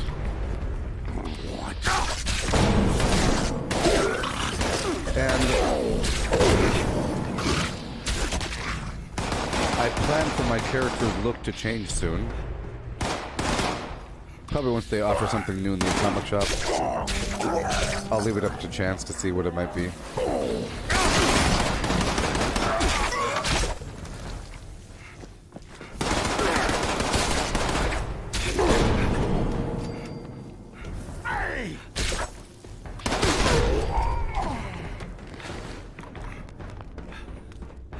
Okay, I gotta be really careful. Gotta be super careful here.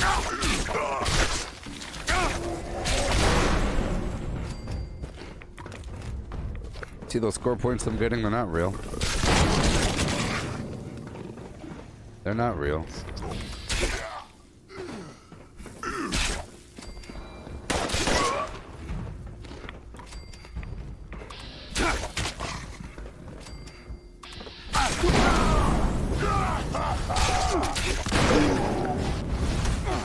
Go ahead and hide, little leader. But that'd be nice if I had a stim pack. Now you go and make me mad! Kind of funny.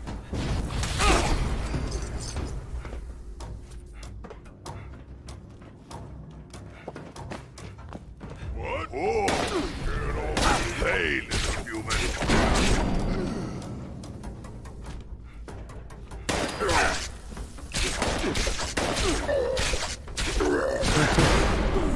Both my arms are broken. Well, I guess it's time to experiment, huh?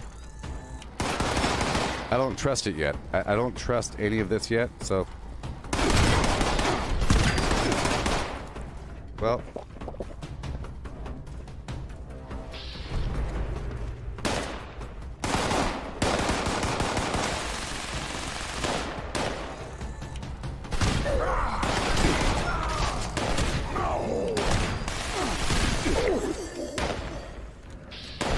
My leg is broken. See, my limbs normally don't break. My head! No! Yikes. Kind of funny. Kind of funny. I went and sold all my stim packs because I don't use them. But for a while I had adamantium 3 on. But I feel like my limbs don't really break all that often. Until today. We're just going to be broken for a while? That how it's going to work? Sure. Sure. Okay. There we go.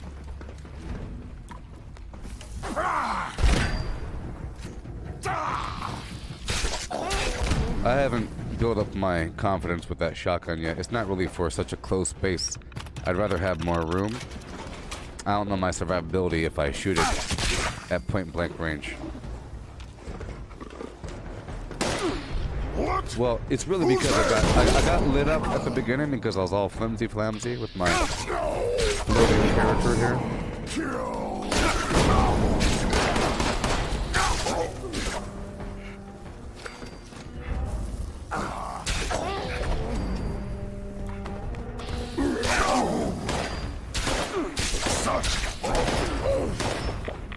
See, I would like to have adrenaline again, like I mentioned. It adds a big dose of damage.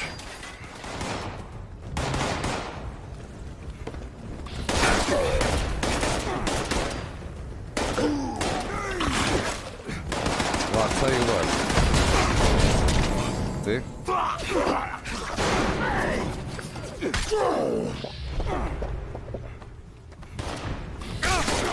I'll tell you what. That's what happens when I go and change a couple things for a second, you know? But that's okay. It means I actually have to use my shotgun more. That's actually good. See, it's a fine line between nuking them out in 3 seconds and not. And things escalate. Things escalate quite a bit, you know?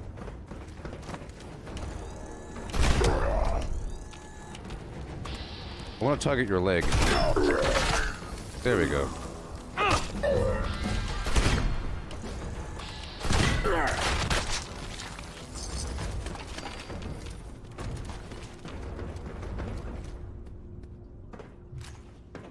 Yeah, sure.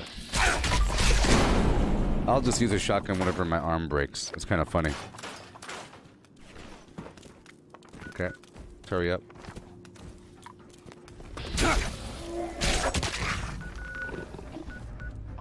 See, normally I figure I can survive long enough to just get stim packs in the field, and I could work my way down to barely anything, if nothing.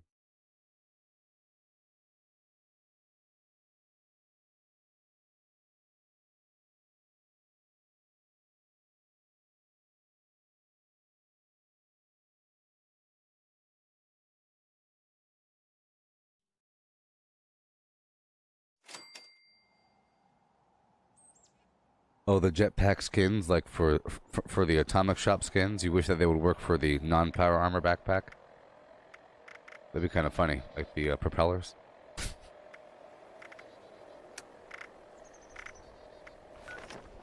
Okay. It's gonna be rough. I didn't realize I was in such rough shape. It really is. You know, I really think that the hack and slash was doing something more than I thought it was, because there's an occasion there where there's a group of mutants together, and normally I just run in there and pop them, but they weren't popping as fast because of the lack of hack and slash. So I might need that perk again. I'll see if I can reincorporate them. In the end, I think using the legendary perks, it's sort of like a handicap, sort of like an in-between step. You shouldn't be using the attribute perks. You might consider them the best and worst thing.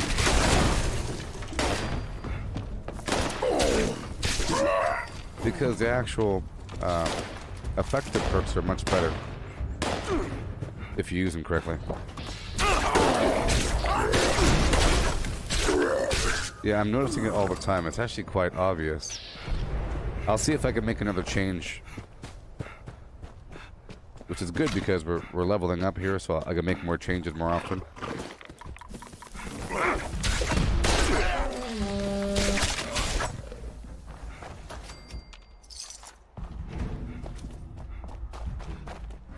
We'll see.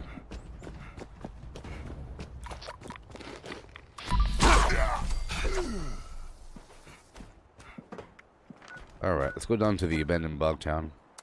Continue on. My end goal would be to incorporate all these different weapon systems. The Gauss shotgun, the Gauss minigun, because they require max rank with the settlers and raiders, so it's sort of like a badge of honor, you know?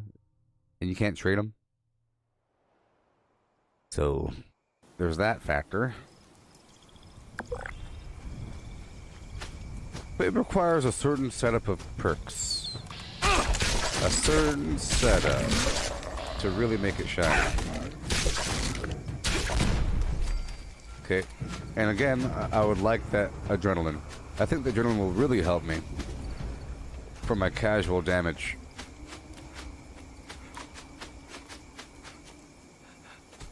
I gotta be careful.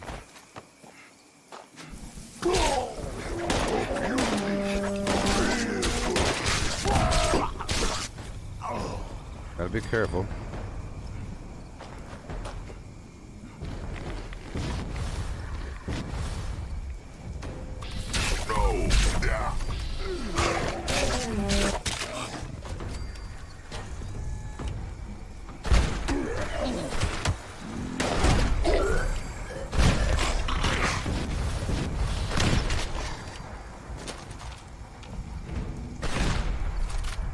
Let's see how much the passive damage is on this weapon system.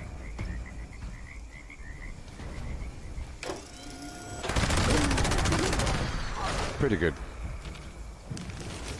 Passive meaning 0 perk dedication. Just demolition expert, really. There you are!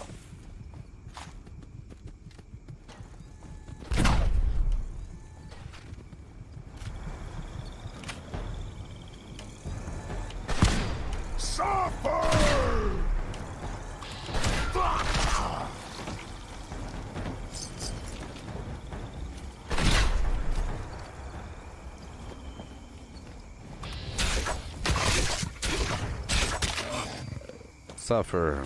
Suffer and bleed.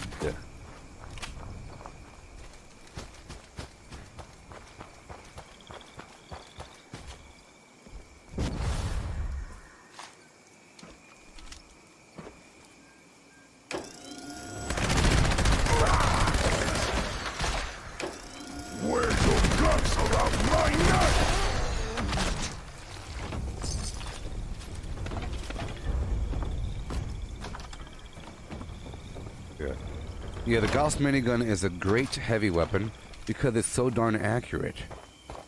It provides energy and a little bit of explosive damage. It has a fast fire rate, and it seems like it has a heavy impact by the way it sounds. It's just really accurate for a heavy weapon.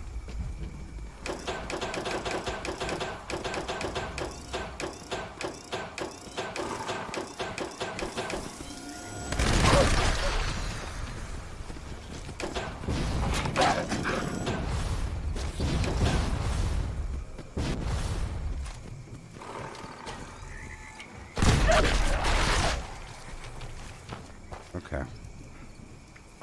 Moving on, Rawhide. Ride them in. Like I said, adrenaline will really help. I think if I have that, it'll be great, because then I'll be able to use tomahawks. I'll be able to have a different dynamic playstyle, which means for the first 6 kills, I'll be doing melee. After 6 kills, I transition over to shotgun, minigun, and tomahawk. You see?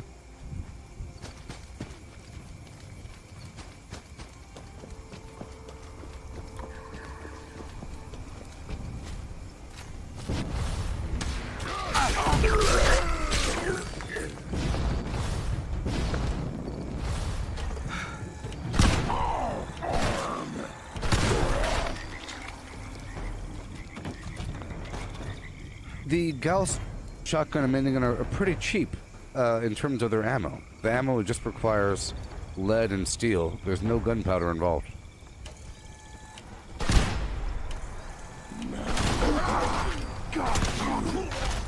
Which means, you know, half as much acid dedication.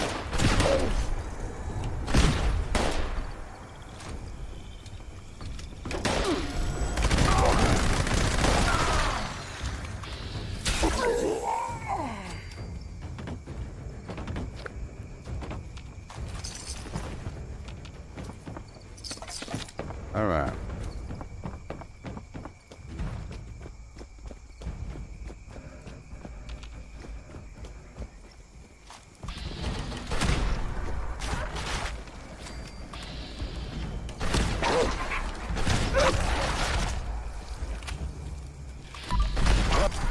I like to target their legs.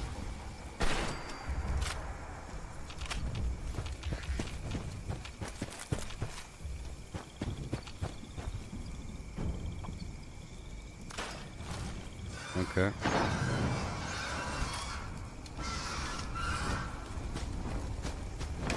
See, I'm not strong enough for that yet. Now what I could do is I can make him land. In fact, let's swap over really quick to my... Do I have it on me? I don't have it on me. Nope. I don't. Nope. I don't. Nope.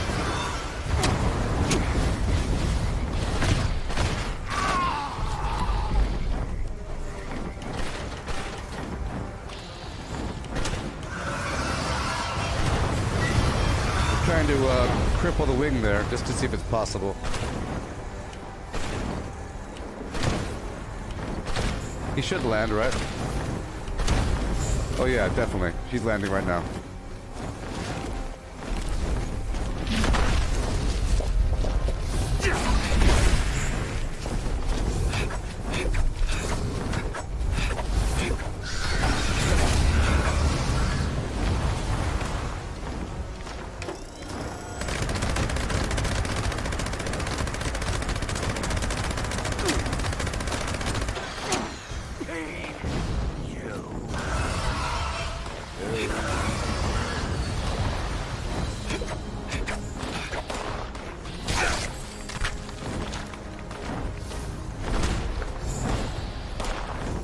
And there you go. He's coming down. He's coming down.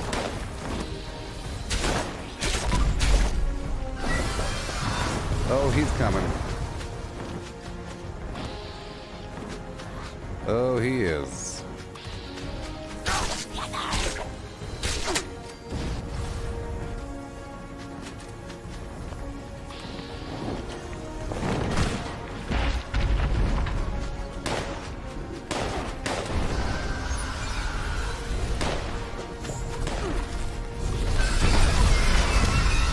Well, that's not great.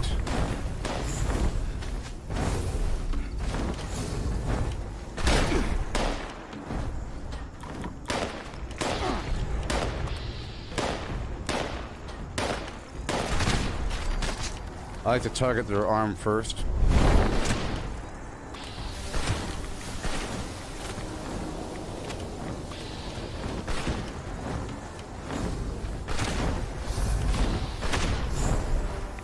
He's landing.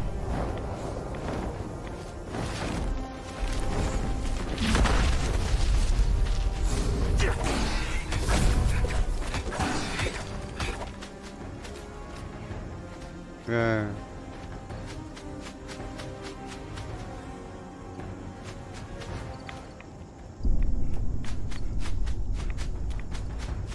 Okay, so I have to make a few changes in the future. A few changes.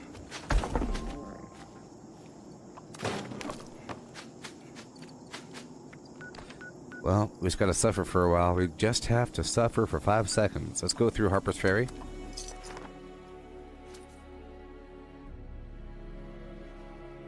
Yes, I have a Gauss pistol.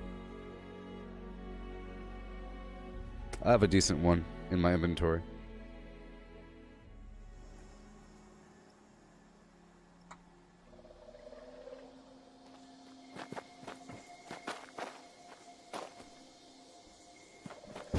I have, let's see here, what is it? What is it?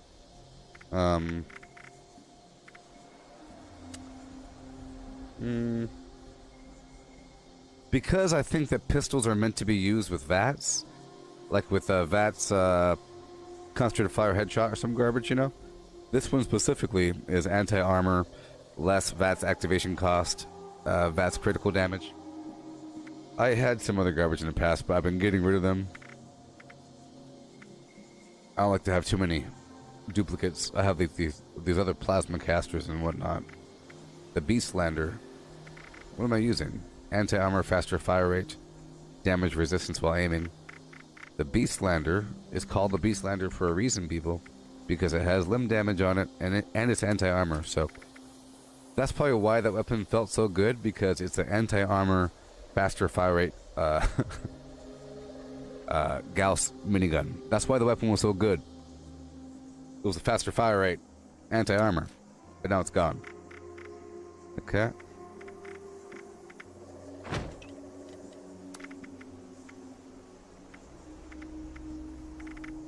The Beastlander. Oh boy, we are. I was supposed to make the diluted rat away earlier, but I didn't. Here we go. We will survive.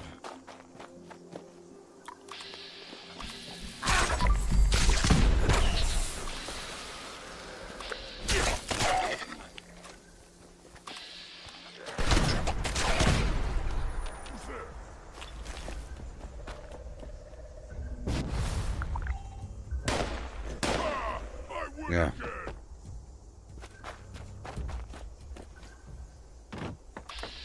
Because you have the perk that gives you increased hip fire chance, and I think that hip fire percentage is VATS percentage.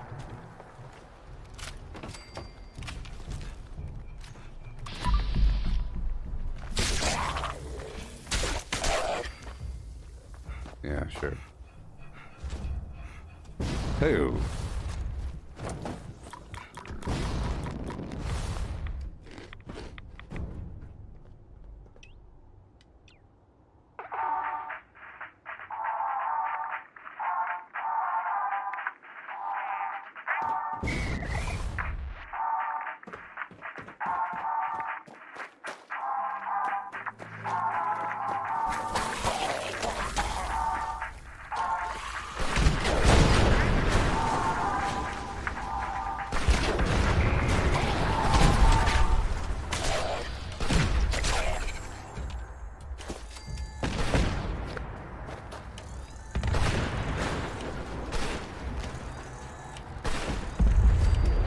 Got him.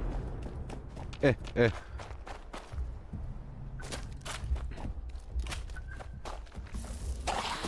have to go for their leg.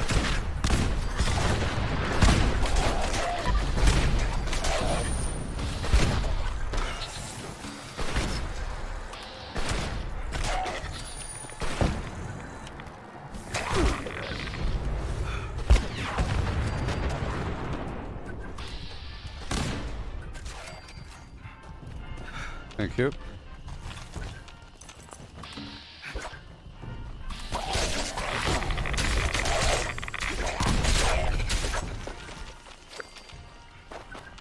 Goodbye.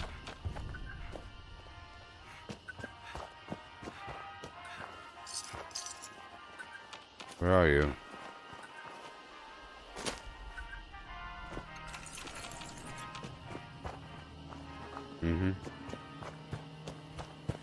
Yeah, so with the skeet shooter perk, you could use this as a sniper rifle, sort of. And I like to target their leg.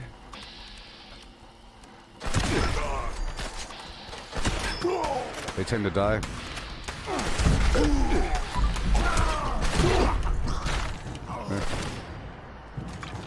They tend to die when you target their leg. So, again, the only perks I recommend for the shotgun, you don't need the shotgunner perks. You won't need skeet shooter, some concentrated fire for limb targeting, and enforcer for crippling and staggering. And then just get yourself a bloodied or anti-armor, you know, maybe adrenaline and bloody mess, nerd rage to increase the damage.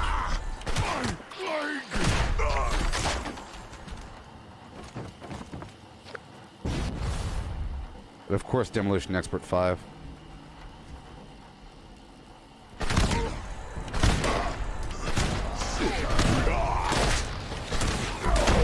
Kill you quick.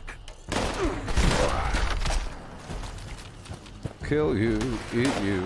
Going to kill you and eat you. I would love to have a limb damage bloodied shotgun. That'd be cool. Limb damage bloodied and something else. Or anti-armor limb damage.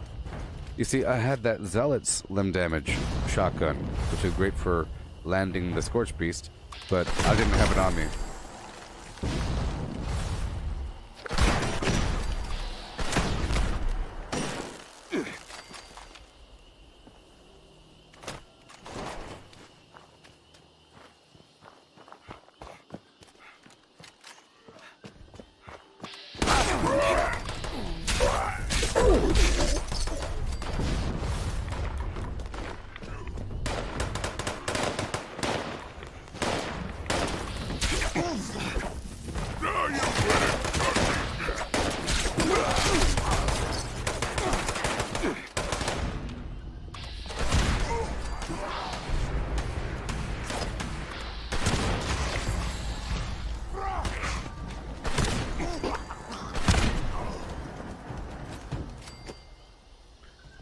Let's sort of practicing the shotgun again, you know, getting back into the flow of it.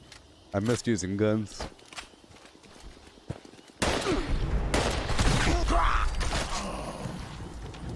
Yeah, so Gauss shotgun is just a really good shotgun. I feel it's like a mega sniper. Instead of shooting a bullet, it's a column of fire. That's relatively accurate. Golly.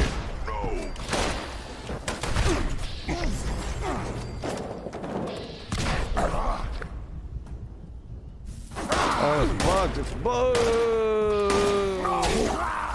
I wasn't able to change my weapon. Sometimes you have to, well, if your weapon is half charged, you can't put it away until you reload or do something weird. Or you have to put the weapon away before changing the weapon out. I was trying to quickly swap it to my melee, but it wouldn't let me.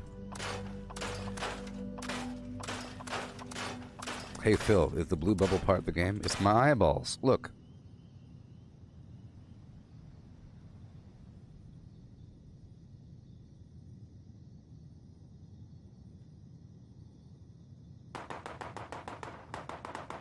My eyeballs.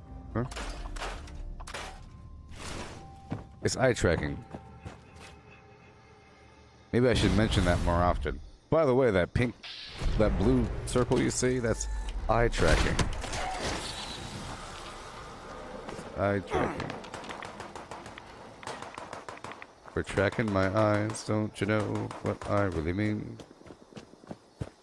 Tracking my eyes, put my eyeballs in my brain.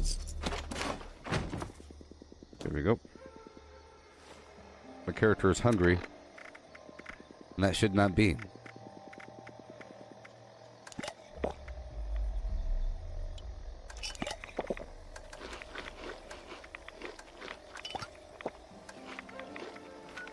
Eat some raw vegetables. Huh? Huh. Eye tracking. Deep state future technologies. To track your eyeballs using infrared and so forth. It's probably happening right now. I think your TV's already doing it. Secretly. Looking at your eyeballs. It's remarkably accurate.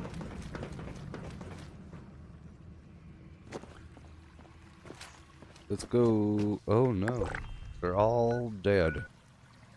They're all dead, people. Might as well go through the Grafton Steel Yard, even though, you know. See? I could say, check out that person. Aren't they weird looking? Look at them over there. Isn't it crazy what they look like? Not this person, but this person. There's people over there, you just can't see them. People up there, and check out that stuff. Look all the stuff. Okay. I don't have to use as many words. I could even use no words, like, man, they're out there. You see them? Oh, man. Oh, man. Check the map. Unoccupied.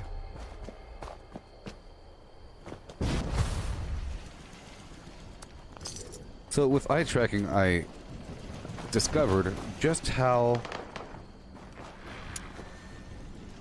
the eyeballs work, you know? Because I realized, I mentioned it a long time ago, I haven't mentioned it recently, but it's really cool. I want you to imagine that the blue circle isn't me. I'm not the blue circle. I'm everything around the blue circle, okay? I am in the space around the blue circle. The blue circle is controlled by my subconscious. But I am aware of what I am looking at. You see? You follow me? And at any moment, I can take control of my eyes. But whenever I'm just relaxing, the eyeballs are doing what they want to do. Like animals in my brain. I want you to imagine this. Imagine you have telepathic links. Imagine you're blind and you have a couple dogs on leashes. And the dogs communicate with you telepathically. And you see what they see. But you're not controlling your eyeballs. But every so often you can pull the leash. You can pull the leash. Okay? That's what it's like. I'm aware of this because, for example, I am thinking about the water. I'm tracing my mind's eye down the dam. So I'm gonna imagine. I'm gonna use my eyeballs. I'm imagining running down the dam, going up here, climbing down the cliff, swimming across the water, and going up. Watch. You know, and I realized that most of what we do, I'm doing it right now as I'm looking at this dot. Most of what we do is in the periphery. It's really weird. We live in the periphery, and we just look at things to get updates. You know? You're looking at the difference. You're looking at the difference. You're looking for the difference. You know what I mean? You know what I mean? You're looking for the difference. Anything that's new, once you identify what's new, like words, for example, your eyeballs will snap to words, snap to humans, snap to certain objects just to confirm what they are. But once you know, you look away from them. And your mind knows what they are. You have a ready map of what you're looking at. You're just looking amongst that map. But you are the map. I'm not trying to sound all weird, you know, because I'm experiencing it. For example, I'm looking at this boat.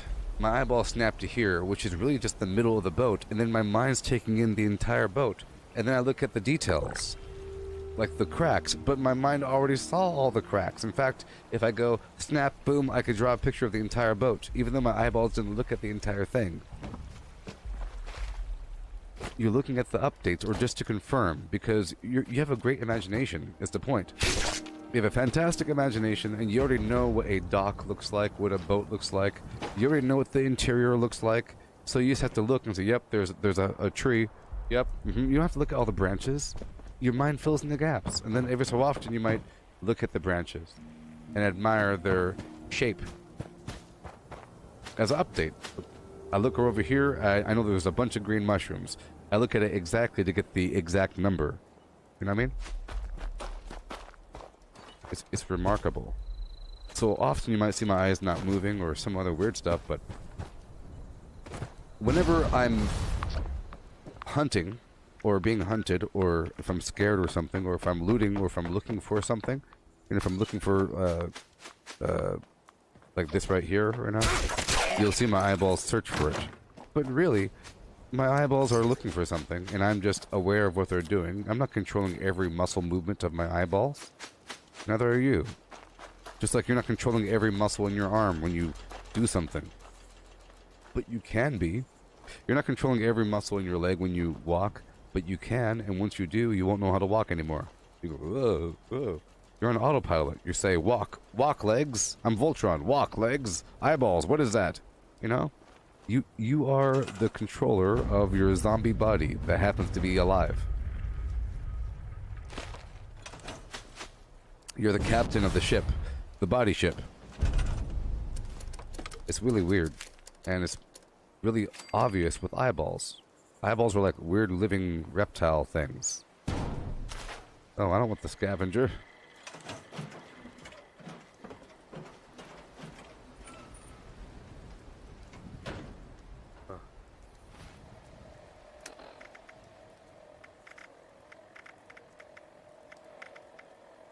Yeah, right now I'm using the shielded suit. Under Armour. It provides strength, endurance, intelligence, and luck. 2 intelligence, 2 luck, 2 endurance, 1 strength. So it's pretty good. I think it costs yellow cake or something. You and I. Yeah, so eye tracking is pretty cool is what I'm trying to get at. Now that you're aware of that, pay attention to it. It's pretty interesting. I consider my eyeballs to be separate organisms that I happen to have intimate control of and awareness of, to the point where I think I am my eyes, but I'm not. Just like you're not your hand. You have a hand, but you are not your hand. Even though, you know, you can control it. You can feel from it. You know? If there was some way to sense what your hand was doing, like for example, me doing I'm not doing that. You think I'm doing that? I'm not controlling my hand. Oh no, I have to leave. Oh, it's time to leave. Right? Ain't it funky? You have like all these regions of the brain, they're all doing their separate thing, and you're the frontal lobe. You're kind of looking at everything. Say, look at this brain here, man. Look at this brain. What you doing over there? Body parts? Crazy. I say we're like a self-contained coral reef with a saline solution, you know? We're like a weird, horrible coral reef walking around. A colony of organisms working together symbiotically. Horrible. It's horrible. We happen to be covered in skin and stuff like that, but you know, oh my gosh. Horrible.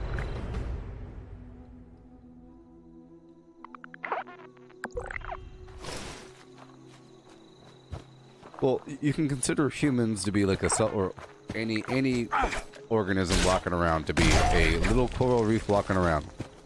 In the same way that you look at a coral reef and just see all these different flim-flammers working together, even an individual reef structure, it's a colony, but it acts as one whole thing. Like you have a big old mound thing the size of a Buick, you know, sitting there in the bottom of the ocean.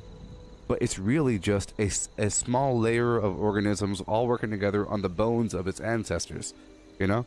You cut the thing in half, it's all bone, you know? And it's just the layer is slimy because it's like alive and everything, and it just replicating itself on the surface. But you could, what's a liver? What is a liver? Oh, it's just you biopsy, it'll regrow itself. It's the same language. What the heck is a liver? You know what I mean?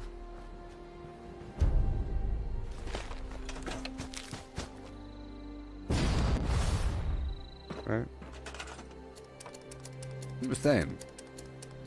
We got bones, they got bones. Darn funky reefs. Tell you what.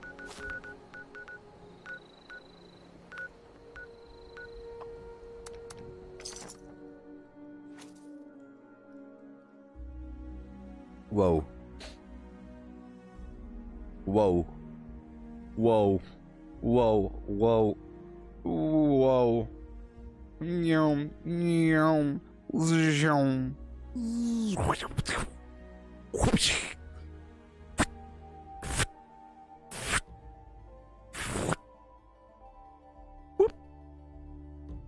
Oh no.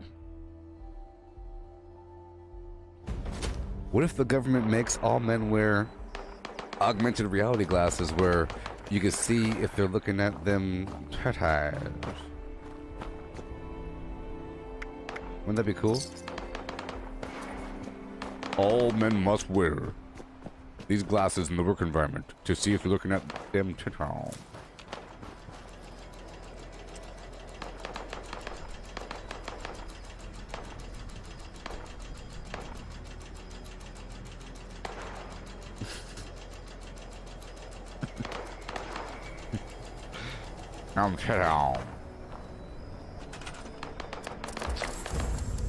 Violation, violation, violation. It'll make a sound effect whenever you make eye contact with the flim flams. Quam. Like when you go on Planet Fitness and the alarm goes off for working out too hard.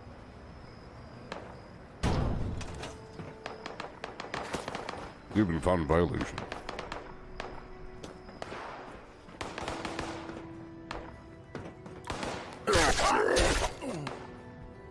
A fight. I'm surviving for quite a while without right away. Instant impact.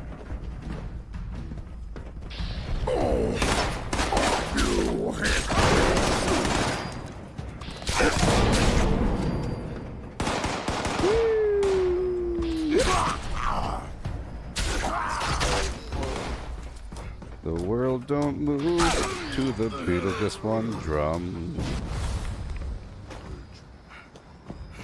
Therefore, you gotta change who you are to comply with other people, so you can just fit in.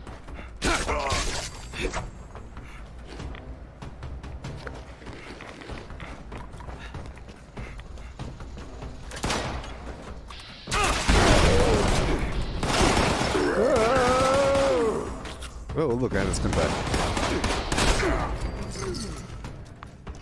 Alright, cool.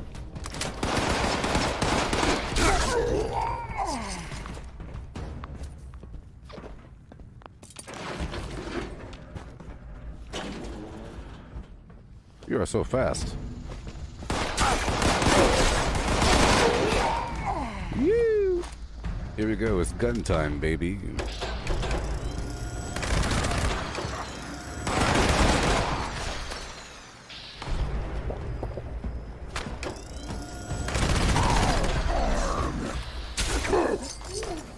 Alright, here we go.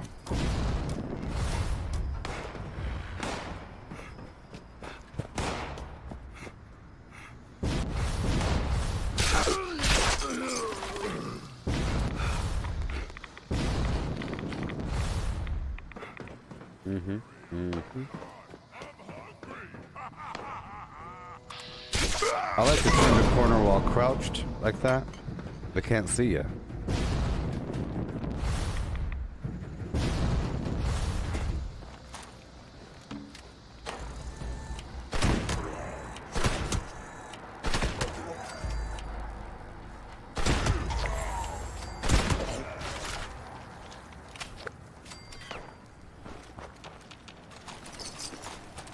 Yeah.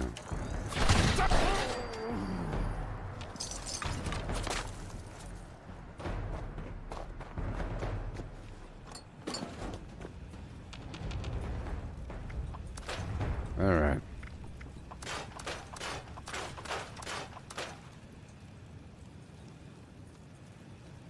Mm-hmm.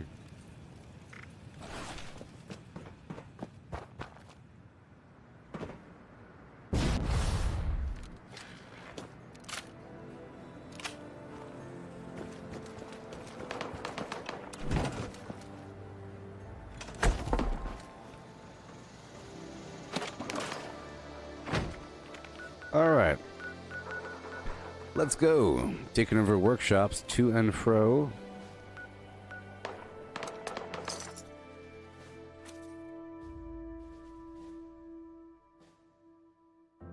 Hey, Cody Rusher, you're asking me if I've ever listened to We Didn't Start the Fire by Billy Joel. Actually, that's a fantastic question. The other day, I would say on the 20th, in the morning, I was recommended a couple things. I was recommended It's the End of the World as We Know It by R.E.M., and right after that one was that song, and I realized they have the same sort of structure. You know? We Didn't Start the Fire goes, and something else listed. Listing something, listing something, listing something, listing something, listing something, listing a big old long list. You know? We didn't start the fire. Here's a big long list of stuff that's happening right now. You know? But then it's the end of the world as we know it. It's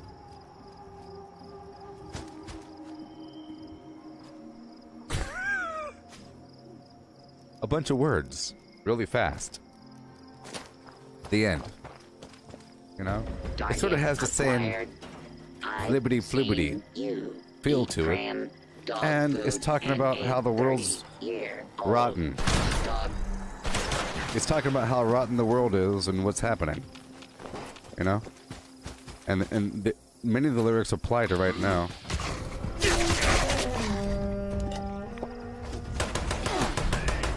You know? It's almost the same thing, really. It's a clock, TV, hour, doing... you know... you could sing one in the verse of the other, you know. Set the clock, TV, hour, don't get caught in foreign shit towers. Flash and burn, read, turn, listen to yourself churn. Lock 'em in, book, burning blood, let him jump a sheep and my head, come on, baby.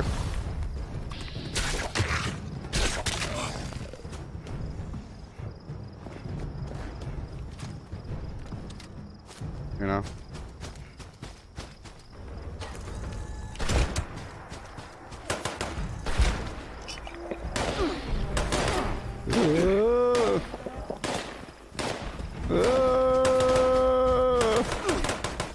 Wait a minute.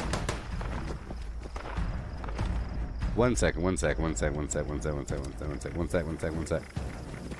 said 1 second. Leave me alone. There we go. We're fine now. We're fine. Are the melee weapons more powerful in the game? They're more powerful in every game. Every game ever devised by human beings. And if you're within melee range, it's always better just to hit them.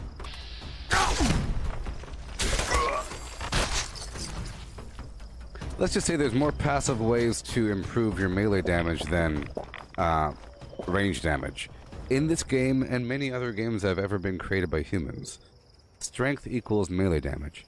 But perception does not equal range damage. You can't just increase your range damage by, you know, whatever. In this case, I have unyielding armor on that gives me increased strength as my life is lower. Plus, I have the radical perk that gives me increased strength as I have more radiation. So that's a bunch of extra strength. does a bunch of extra melee damage versus ranged. Plus, I have there's the talons and twisted muscles mutations, you see. Plus unarmed damage, plus melee damage. Those two things right there, pretty good, but there's no plus ranged damage perk. You have increased critical damage, but you don't have that for the range side. Because I figure it's easier always just to shoot something. It's harder to have to run down there's a guy down there. It's easier to snipe him, in essence. Having to run down there and not die requires, you're running down there, you're not over encumbered. Because you could shoot things over encumbered. It requires a certain amount of AP and all kinds of cost. You have the survivability factor and the AP factor. The AP is like mana or stamina. A running around factor, and then you have the, you have to kind of get within range and everything. So if I'm already going through an area, I feel like it's a lot more efficient, super duper duper efficient, to just run up in there and smack him in the face. See? That was a level 100 dude. But I have to do it just right. You see, on the first guy, I jumped up and went shaboom. You saw that, right? Shaboom. If you run and hit him, it's more damage. If you squat and turn invisible, for a second with the escape artist, you do double damage. So all that works out. It all works out. But this is also fun.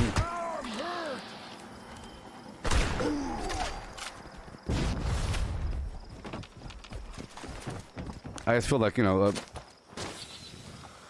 there's pros and cons to everything. You might say it requires more skill to shoot something, right? Or not. It requires a certain kind of skill. It requires a lazy person wrist skill, because it doesn't require much effort or physical ability to do this and aim at something. It requires a certain fine motor function skill, but then having to run around and get up in their face and jump over things and land and everything, that requires a lot more, activity. A lot more activities going on.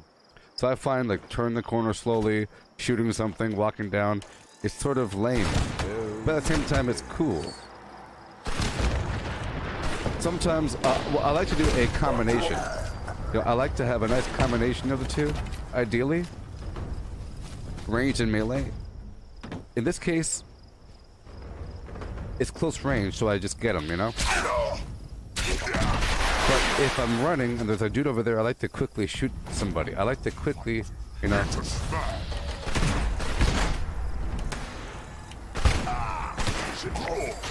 like to quickly shoot stuff. There's ways to make... It requires more perk dedication to do more damage with ranged.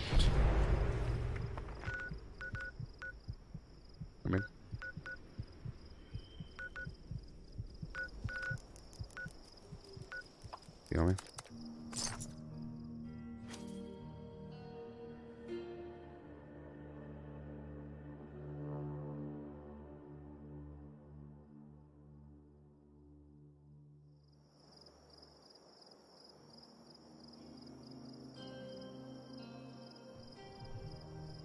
Cody Rusher, why are you telling me what the shielded suit does? Do you bring stuff up and forget to talk? Somebody earlier, oh, that was you. Yeah, so Cody Rusher. Oh, I don't know what's wrong with you. It doesn't matter. Oh, I guess you're responding to what I said. Never mind.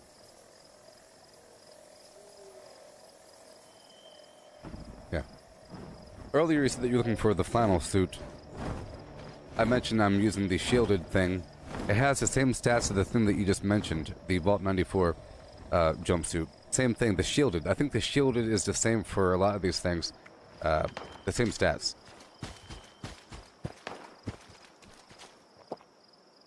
No offense.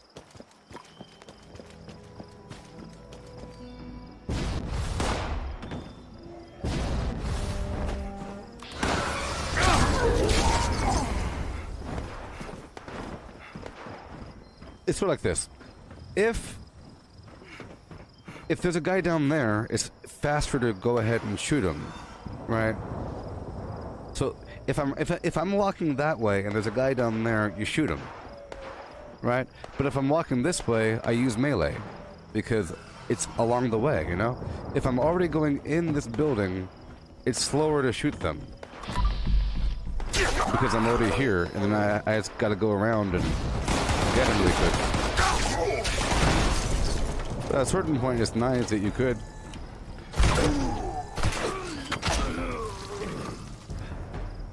Well, I do like to use a contrast, and you'll see me use more of the shotgun now because I gave myself these perks, so it's a lot more viable. Certain weapon systems aren't viable unless you have certain effects, you know.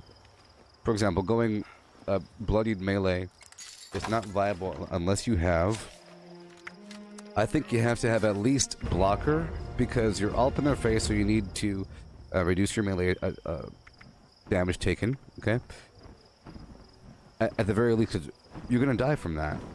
And you need nerd rage, of course, to keep yourself alive, and you need serendipity. Everything else is supplemental. If you don't have those perks and you have other stuff instead, you're going to have a really rough time. Everything else is just supplemental. Of course, you need extra survivability. Escape Artist helps. So Escape Artist, you can throw that up in there as well. But with those perks, you're good to go. I like to find the minimal amounts of balance across the thing. It's just that, you know, sometimes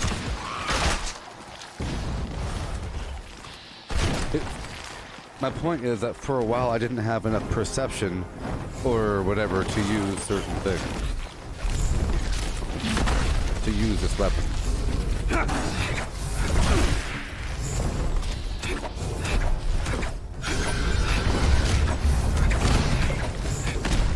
He's gonna heal on me. And he healed. Good stuff.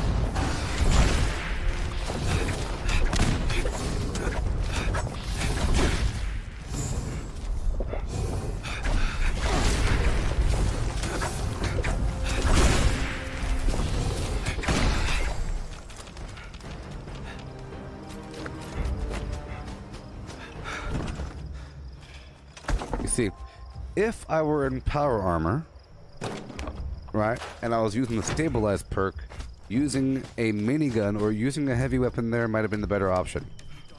But like I said, there's a certain base requirement for things to be effective. I think a heavy weapon like this is not effective unless you have certain perks. You gotta be in power armor, otherwise you're just tickling them. Otherwise they'll be very weak. You know what I mean? But once you have that, it becomes sort of overpowered. But once you realize that there's a big cost, it's not really overpowered because it's balanced, because there's a cost, you see? Cost equals balance.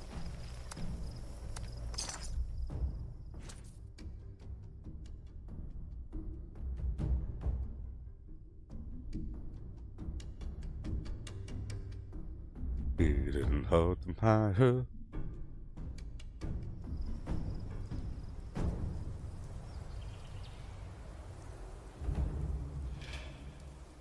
Harry Truman, Doris Day, Red China, Johnny Ray, South Pacific, Water, Winchell, Joe DiMaggio. Terrible song. Joe McCarthy, Richard Nixon, Studebaker, Television, North Korea, South Korea, Marilyn Monroe. He really stretches out the Monroe part, you know. Wallenberg, H-bomb, Sugar Ray, Blair. King and I, the catcher in the rye. Terrible. Yes. Maybe he's telling us the secrets of the world in this cryptic song. Eisenhower vaccine, England's got a new queen. Interesting. Interesting.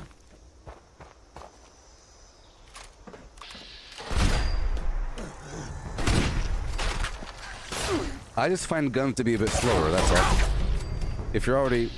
It's just faster, that's all. But it's a different style. For group stuff, melee ain't the best idea. You know, you kind of want to... I don't know. That's what I'm sort of waiting for adrenaline to kick in. Once I level up a bit more, I could give myself adrenaline.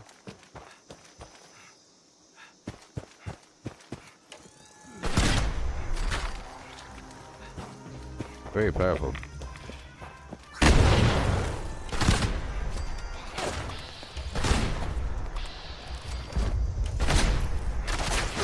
The Gauss shotgun can get you killed easily, though.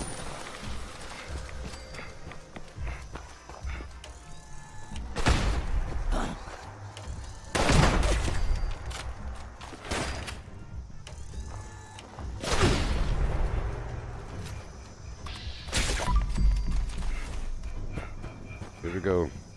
Don't kill me.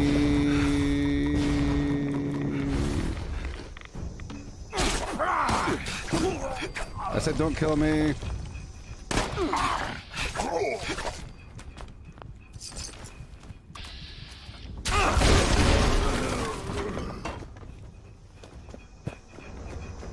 Here we go.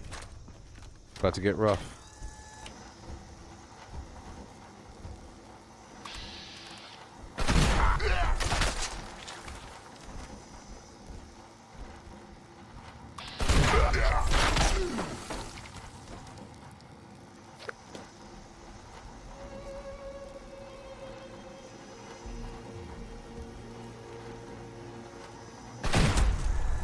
Nice try.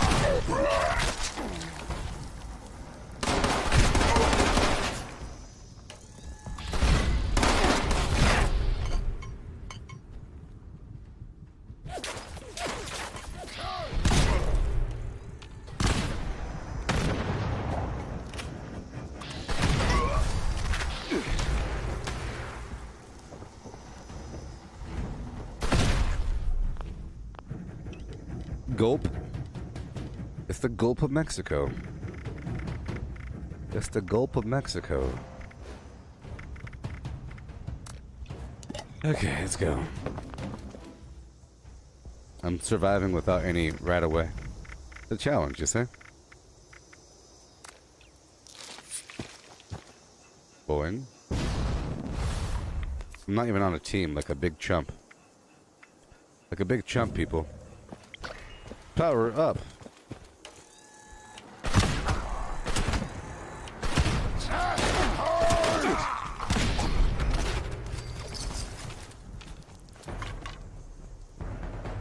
Gone.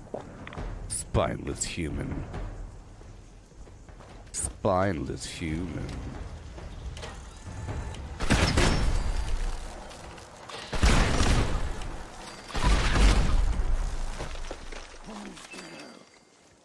Me.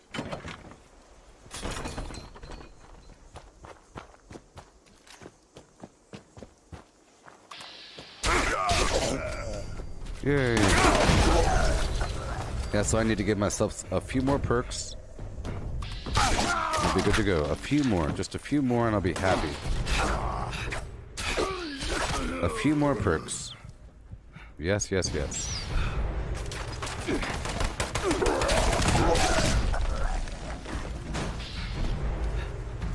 See, I only have nine bullets left. So let's make them count.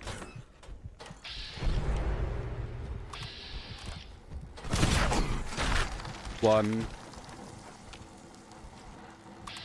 two, three.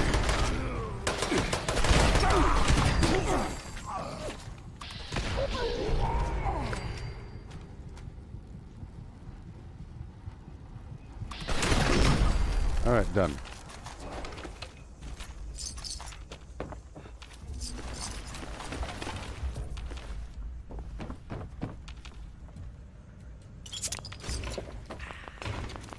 Diet Coke. All right.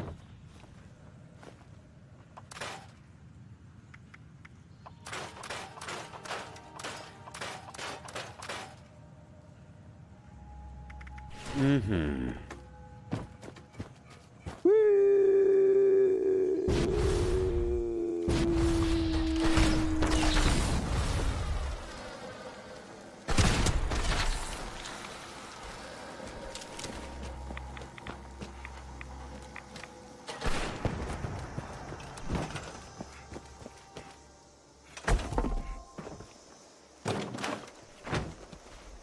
How a lookin'? Yeah, it's over now, of course. Of course it's over. Of course it's over. Oh, yeah. Oh, yeah. Oh. Yep, mm-hmm. It's over. Ba-da-ba-ba-ba. It's over now. That's right. Mm-hmm. I'll go to another server because this person's taking over workshops. I don't want to step on their toes.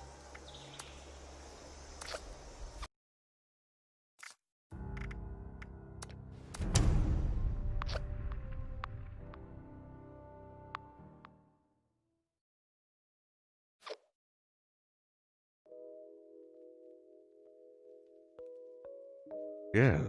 Yeah. Yeah. Yeah. Okay. Oh. Okay. Yeah. Yeah. What? What? What? What? Yeah. Yeah.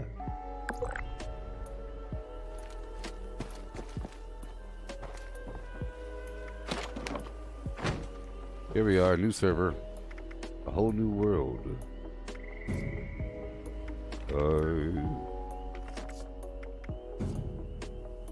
Hey. Alright. Drop everything. I also like, handmaids are pretty fun. You know?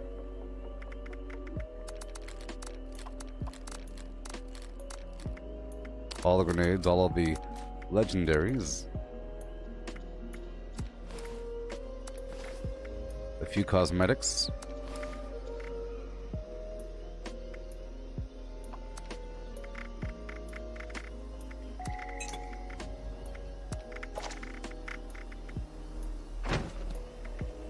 Alright. Rain fungus soup. Cranberry relish. And I'll be good to go. Go back to my camp, you know. Yeah. And tomahawks, let's not forget about that one. I really like how they floop, floop, floop through the air.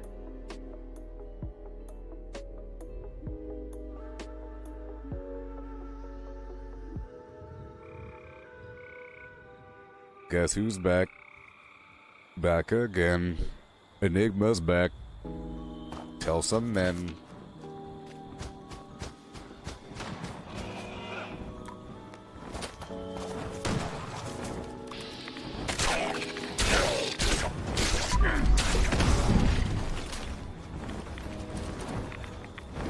I ain't got no ammo, sucker. Peter Dinklage, I am. Huzzah! Over here? Way over there? Up there? No? Okay, here we go. Yeah, yeah.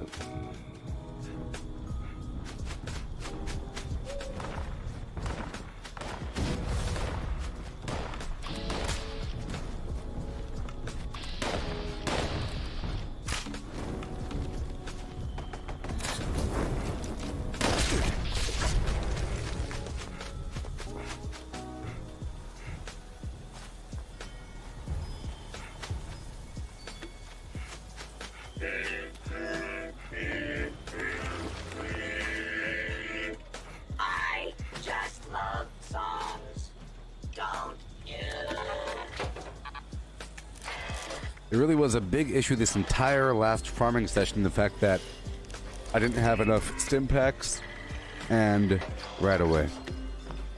But that'll resolve itself in time as I just kill some ghouls. Let's go kill some ghouls and actually loot them this time, huh? Let's loot them for 5 seconds, huh?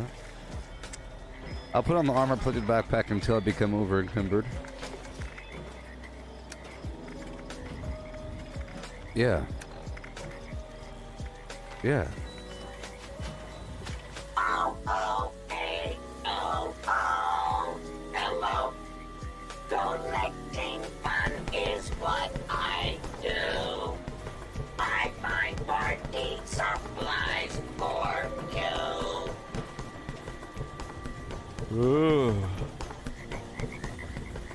I'm shivering, baby. Hey, Cortana.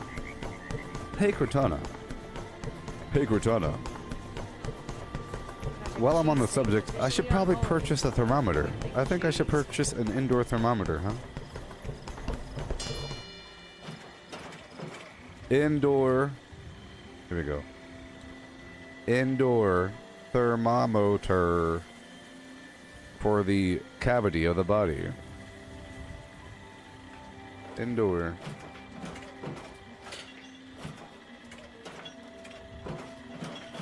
$7. $9. They're all digital now? What? Digital things? Ooh.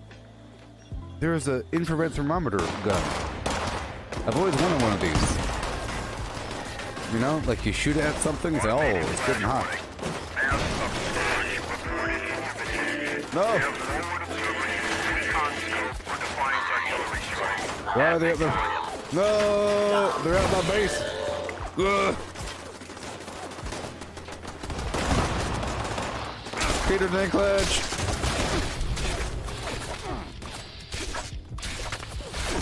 They're at my base!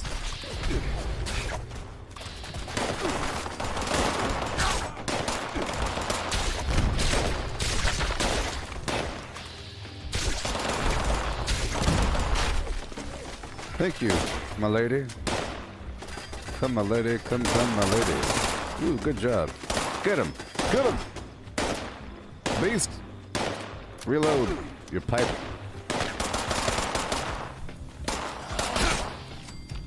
Good job. High five. Oh my gosh. I didn't expect that one.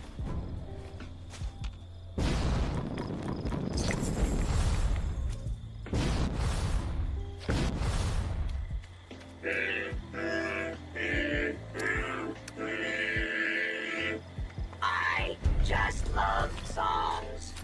Don't you? You like it? Yeah, I was looking at like one of these things for my table. I just put it right there, so I know, you know. I don't want to know what temperature is else. I want to know what the heck temperature it is right the heck here. Right where the heck I'm sitting. 5-pack, mini. Oh my gosh, there's a 5-pack. Look at the 5-pack. Oh yeah. Oh, that's too late. I can't show you the 5-pack. Yes, I agree, Cody. I wish you could equip your allies with weapons. I was just thinking about that. It'd be cool if you could equip any NPC anywhere with a bunch of stuff.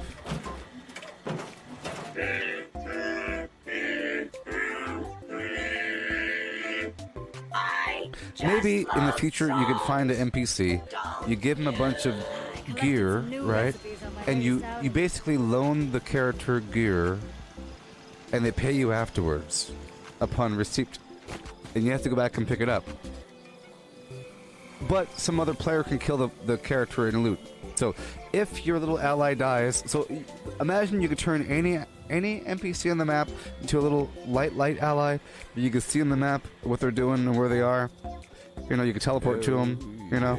And they gain some sort of currency that they give you a cut of or all of if they kill stuff using gear that you gave them based upon how good the gear was.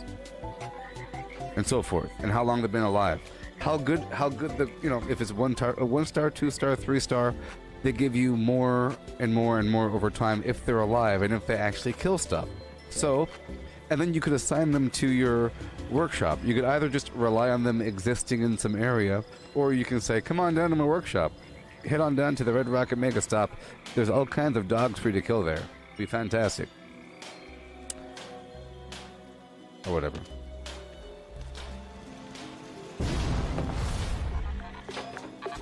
Collecting fun is what Yeah. I do. I find party supplies for you.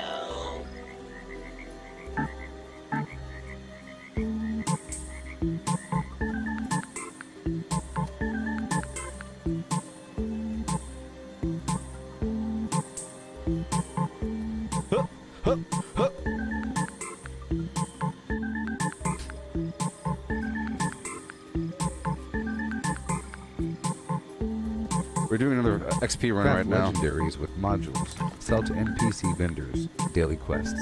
Workshop conquest. Lucky Hole Have a mine, goal. Power plants. Farm fusion cores. Public events. XP run. Toxic goo harvest. Rebuild camp. Move camp. Repair armor. Repair weapons. Craft ammo. Lift weights. Sleep. Play music. Stock refrigerators. Stock vendors. Transfer items between characters. Bury Mentat mine. Dump caps at vendor if over 20,000. U.S. requisition holotape. Garahan building farm. Reputation root farm. Iron or South Ash heap. Multiply crops at workshop. Purified water at workshop. Tanagra town crickets. Faction dailies. Spend gold. Razor grain flower farm. Scorch beast farm. Grafton monster farm. Sheepsquatch farm. Convert ammo at the ammo converter. Deepflow farm. Snalligaster farm. Tarberry farm. Flatwood Silk Beam. Check keyword status. Nuke Findingo Colossus for a cursed weapon. Sugar Run.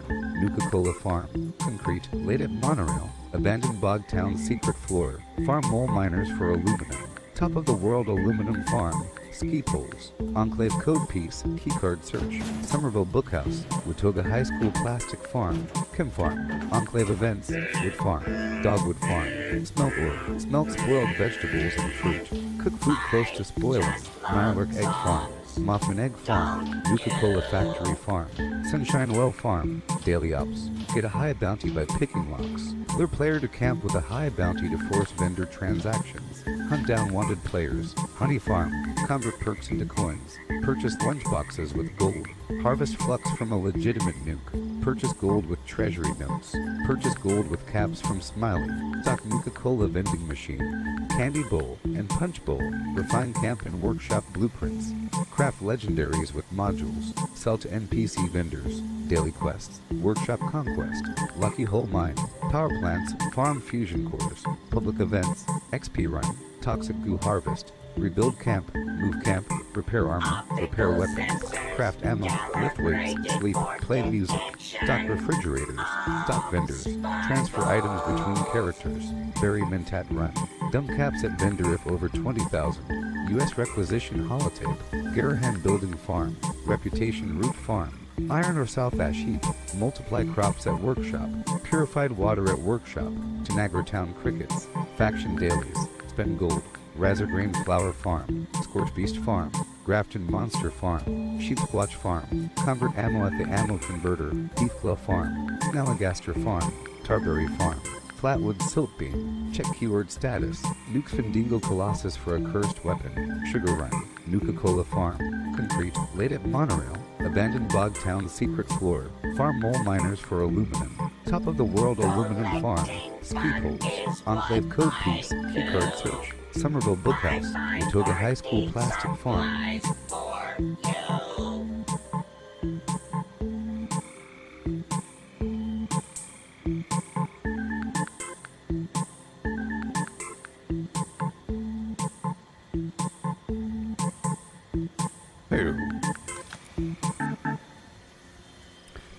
Yeah, you can make it where if anybody kills your ally NPC dude and steals the gear, just make it where you're able to get the gear. You can loot them. It'd be a way to get your legendaries. It'd be a way to dump your excess legendaries. We already have enough legendaries. No big deal. Put some extra legendaries on some random NPC and make the NPC into a 3-star, and you get some sort of benefit for whatever the NPC does. You know, some running total. And if any other player kills the NPC, they get a bounty on their heads. And some free gear. So here we are. It's time to kill some ghouls. See, that's the problem here.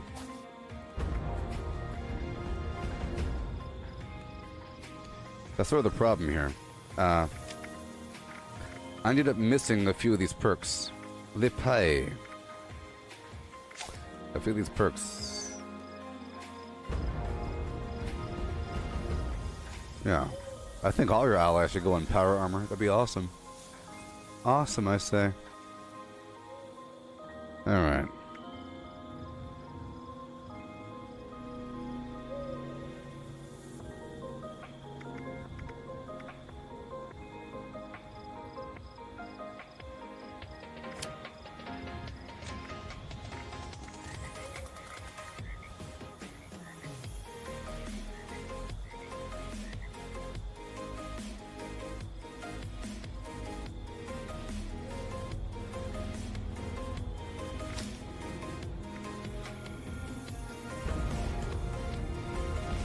Huh.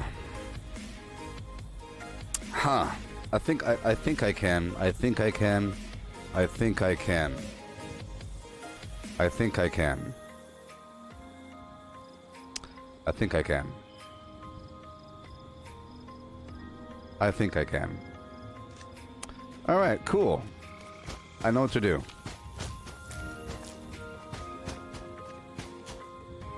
I wonder if mutations change your food preferences. Hail and welcome to my camp. Please peruse my wares and spend your money. I love the hat. I love the hat. I just love songs. Don't you?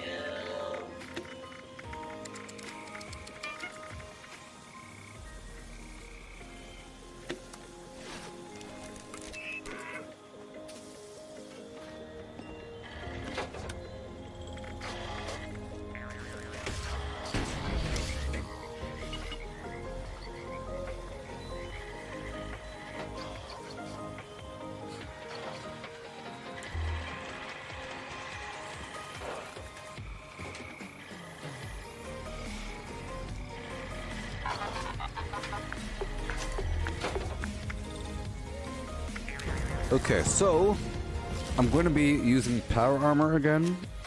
So like I said, ideally I want to be using everything, and that also includes power armor, okay? And you need power armor to amplify your heavy weapons with stabilize, and you have to. At that point, if you're already using that as your weapon system, you might as well be using a couple other things as well. You might as well be using power sprinter. You know, whatever. So I figure, if in power armor you don't get the extra intelligence from unyielding armor, you might as well have the contrast. Like I've been doing in the past, where if I'm not in power armor, then I get XP. If I'm in power armor, it's not so much about the XP. It's a big sacrifice, though. It'd be nice to have the contrast, is the point. Had some fresh cranberries. I really want to try out this relish recipe.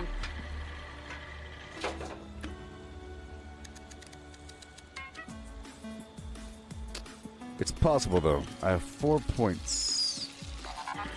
4 points. It's not quite enough. We'll see in just a bit. I have plans. Yes, it's gonna work out. So much to do. I have to level up 1,000,000 times. Okay. 1,000,000 times. I'll grab my lunch boxes and go. So much. Hey there, Brendan.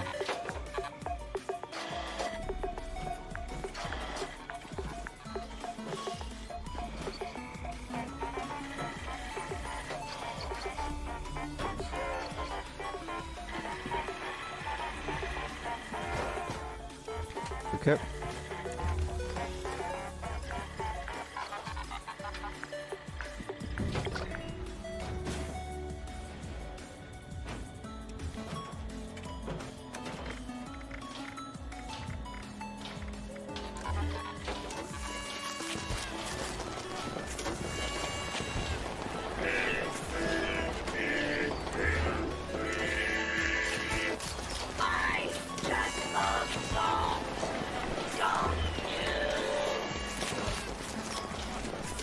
You see, I really need to bomb. I need to make the jetpack for my power armor, so I could use the cool propeller situation. You know? Super important.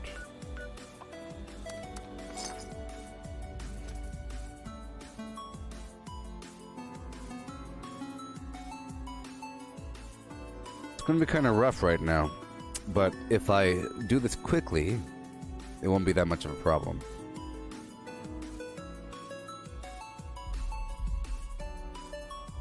Quickly. Here we go.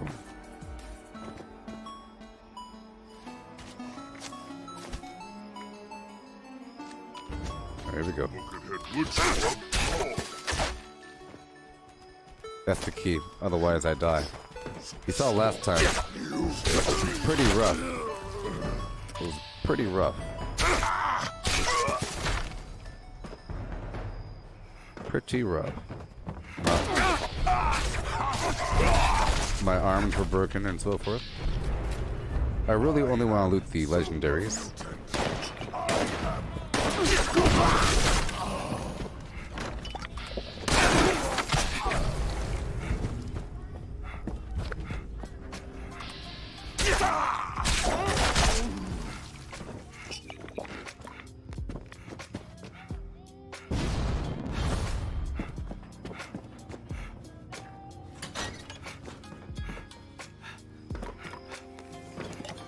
Yeah.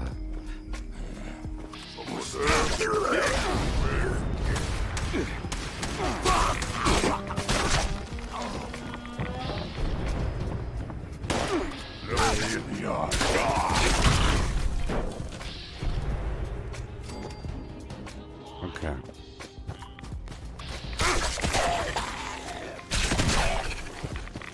And we're running.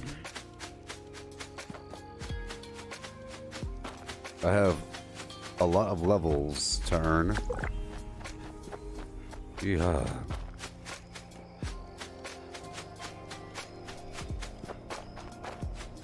Hey, I agree, Rusher and Professor. It'd be cool if you could give simple assignments to your Collectron, such as loot all of the extractors and put the stuff into this box here. Or into the nearest stash box. Oh boy, oh boy. Let's be clever here.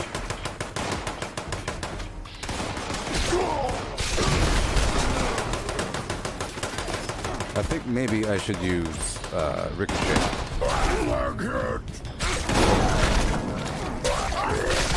Right now I'm using other things. 3, 2, 1.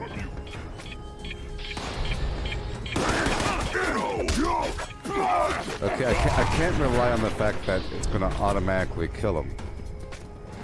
Well, that's important. Having ammo and stuff, you know.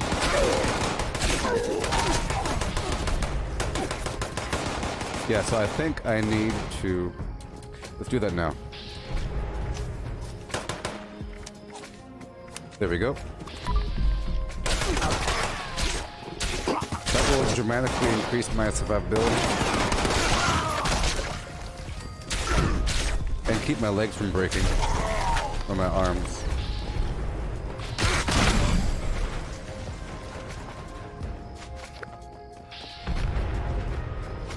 Yeah.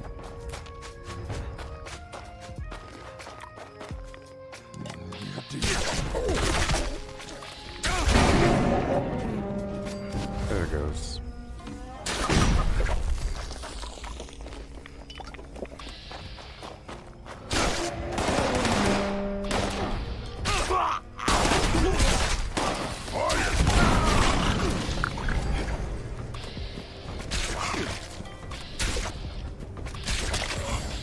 Okay.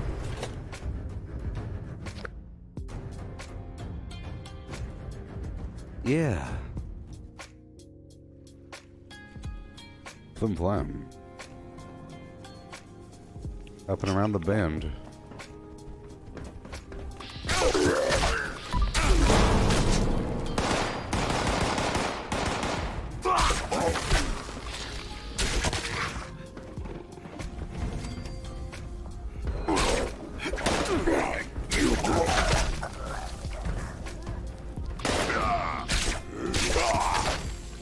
Okay, here we go.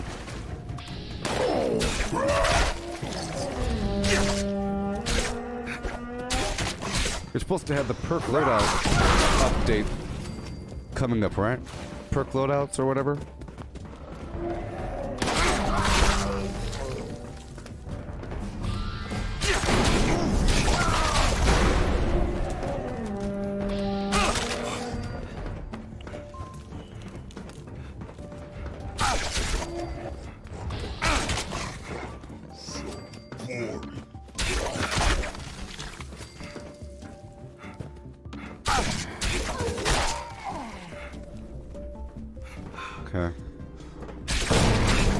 Yeah.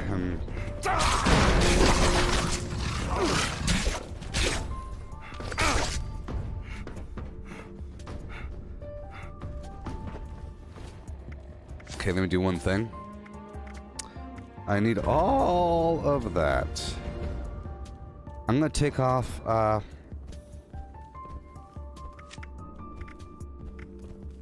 1 second.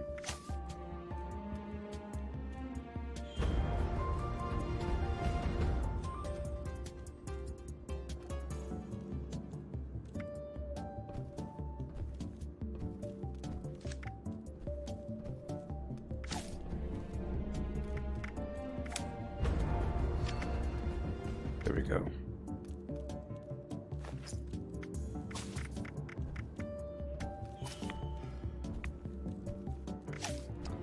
And then I'll move this extra agility perk someplace else, like over to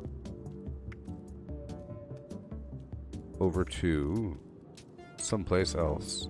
I'll hold on to it for now, but we'll have fun in the future. But that'll help me for now. I could probably do one more thing.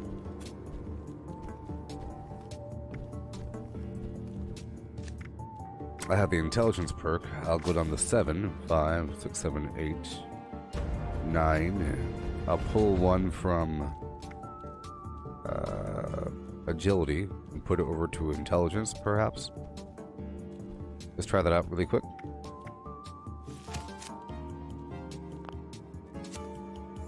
Alright. We're still good to go over here. Yep. Yep, 6. And then I can totally try my luck at removing this perk here. Because I think I still need hack and slash. I think I do. Yeah. And you know, because it does come up all the time if I'm doing certain things. Yep, 5, 6, 7, 8, 9. I have 4 points. We're having a good time. Having a dandy time.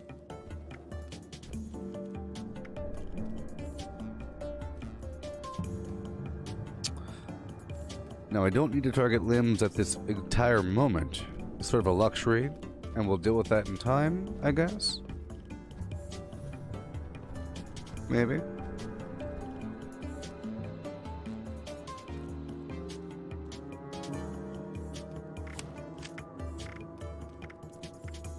We'll see. We have options. We have options. We have options. We have options. Okay?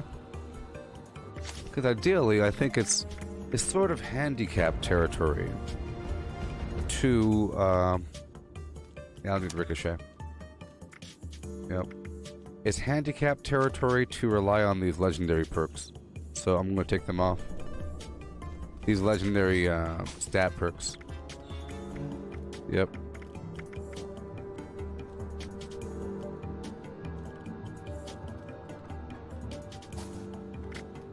Okay. Handicap territory. So, I'll move that point from luck over to endurance, perhaps, right? Yeah. That's how I handle these things. I move the point from luck to endurance, right? Now we have 1 extra point hanging out. And we have Radical doing its own thing. And I'll lose that ability pretty soon. Which means I need to pull 1 point from someplace and bring it on over. And I could probably... Well, see, I have Through Hiker on. I don't... You know. I don't really need Through Hiker on. Essentially. But I need it right now, apparently. Mm-hmm. So, I will... I need Radical right now. Don't I? Not entirely. Yeah. I don't need it right now. Not right now. I really need the radical to increase my strength when I'm using, like power armor or something, but we just have to, be cool with it.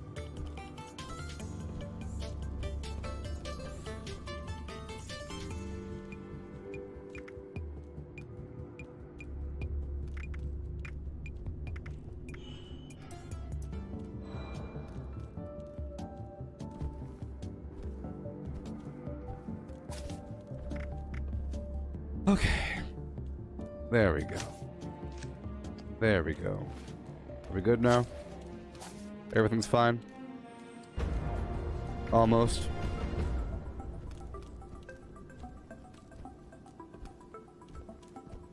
Almost.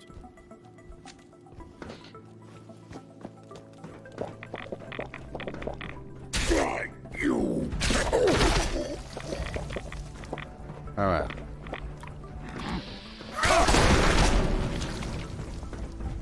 Had to make some changes.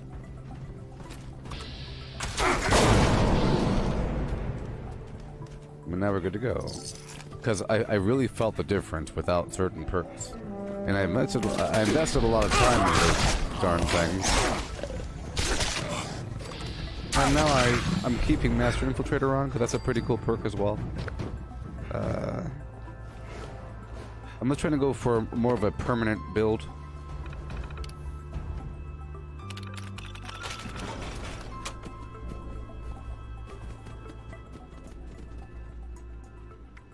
There we go.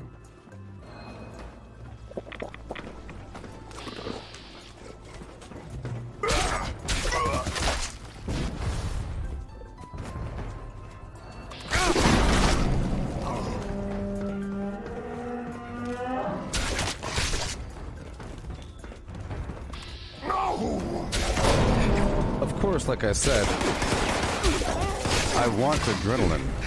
It's a pretty important perk.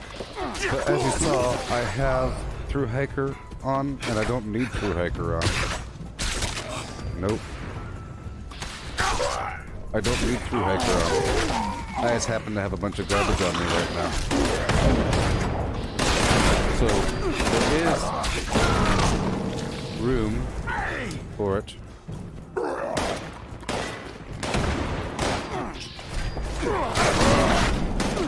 Lower my life down a bit. There we go.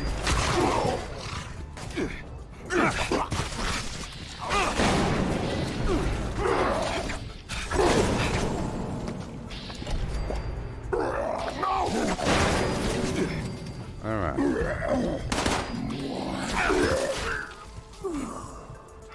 Much better. It is more satisfying. I can tell the difference.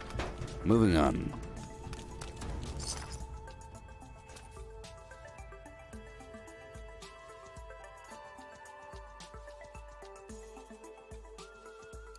Yeah, they have third-party mods, including a perk loadout situation. I don't think it's legit. I think it's sort of cheating if it's not part of the actual game. In the World of Warcraft, it wasn't that bad because using a million little mods was part of the sort of experience. You know, mainly user interface mods to change out your button layout.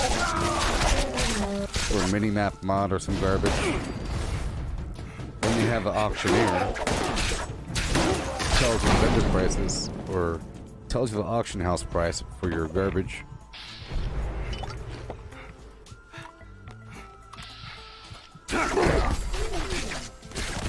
See, yeah, it works all the time.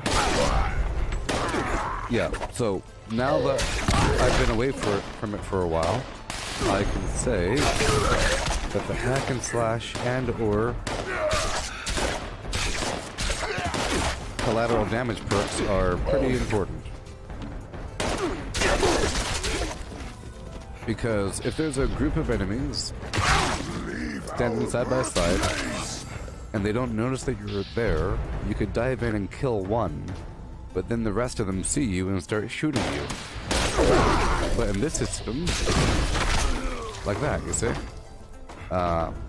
Once you get one, the other is already dead, you know? Or almost dead.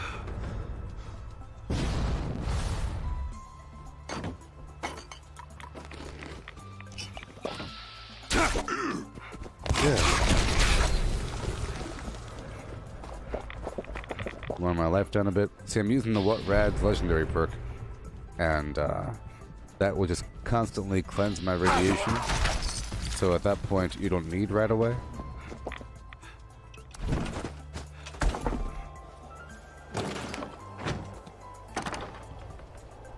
$782. Let me put away all of the other garbage. Pretty much everything. Pretty much everything, you know?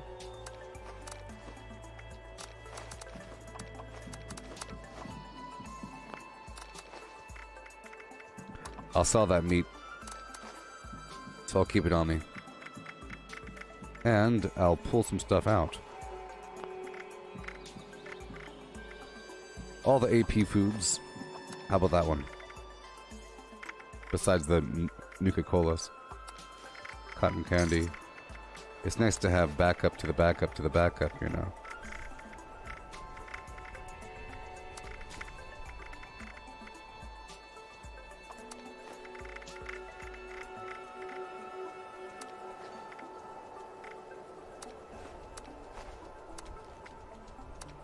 Mm-hmm. Yay.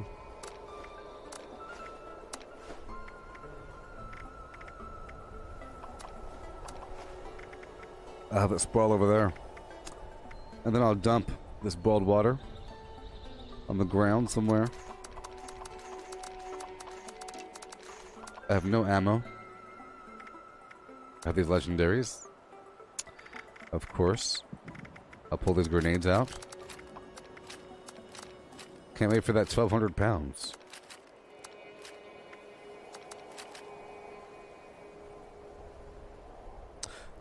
Cody Rusher person.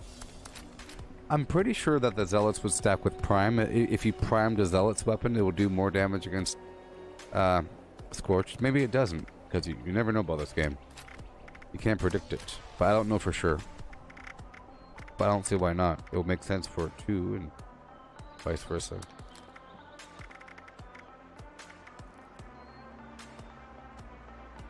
Alright. I'll pull out these grenades and throw them on the ground. There it goes. Harpoon. Plasma core. And get that legendary over there. Awesome. Now let's carry on. I'm also using the armored backpack and not the high capacity, so I could probably swap that out right now. Maybe. Until I die. Once I die, I'll swap it back out. There we go. High capacity inkwell from plan. Moving on to Harper's Ferry.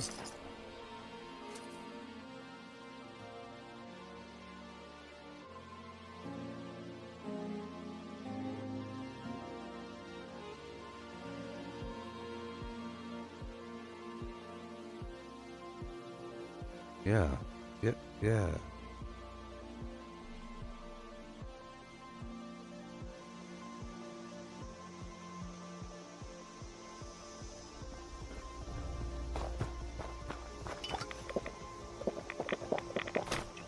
So I'm going to put the purified water here.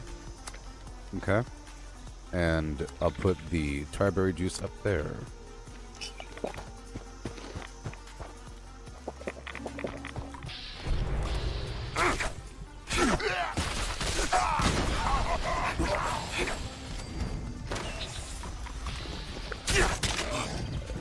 Let me check one more thing.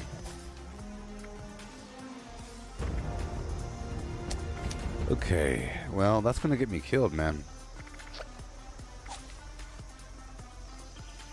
Okay. How about this? If I'm in power armor, I'll swap out Serendipity for Grim Reaper Sprint. Thank you, Matt. Not. Yeah, behold, behold!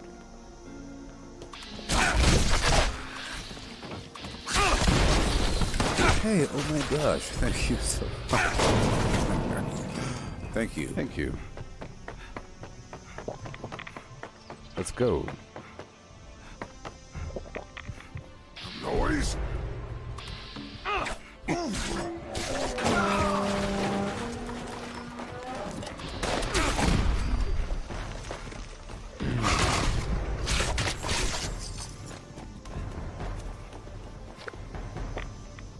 Yeah.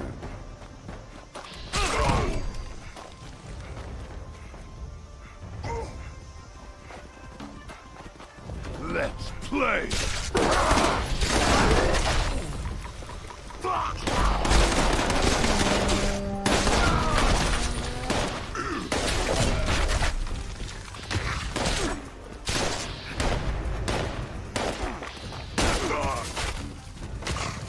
Yeah.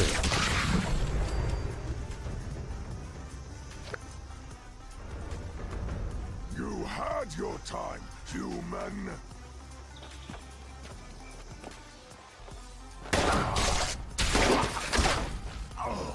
Getting that sweet XP.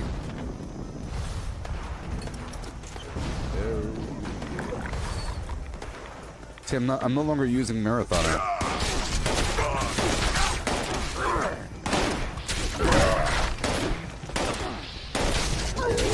And I lowered my max agility. So I'm feeling the burn right now.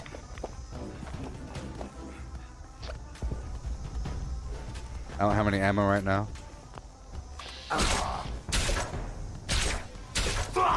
Lag.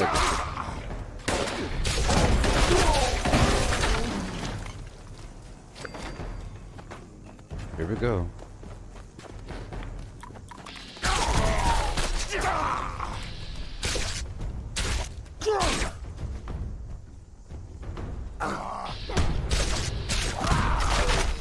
Yeah. Thank you, buddy. Lovely.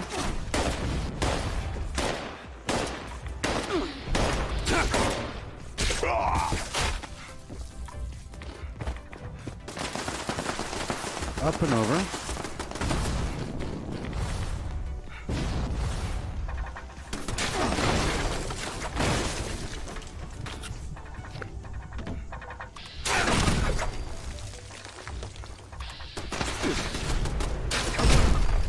Awesome.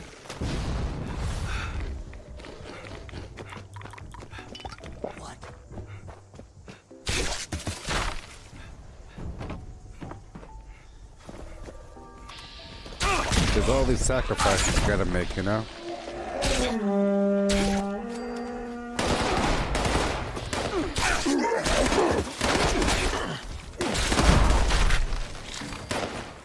So I was forced to lower my damage a bit.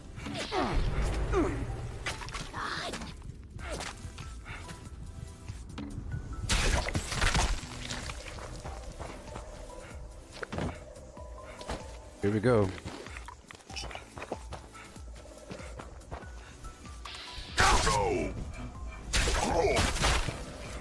Go this way and around.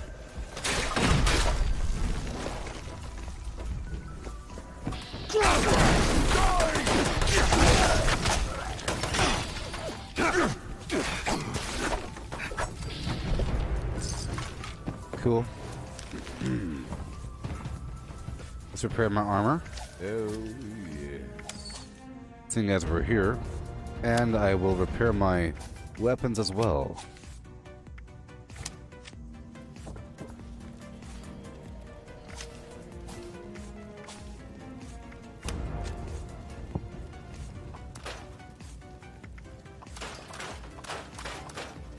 Gotta roll. Am I wearing steampunk garb? In reality or in the game?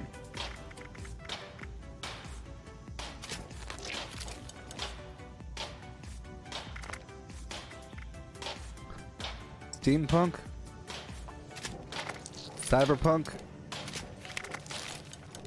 Apocalypse punk? Wasteland punk?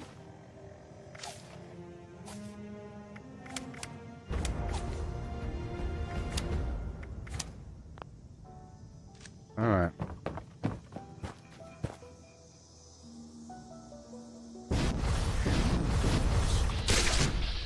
About to fight a bunch of ghouls. We're about to fight a bunch of ghouls right now and have a good time.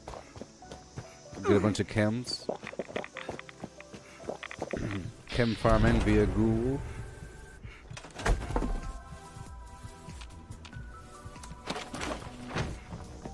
Right here in the burrows. Oh. Oh. Oh. Oh. Oh. Oh. I do have a top hat. You're right. You're right. You're right. You're right. My backpack does have gauges. Tons of beeswax. Oh no.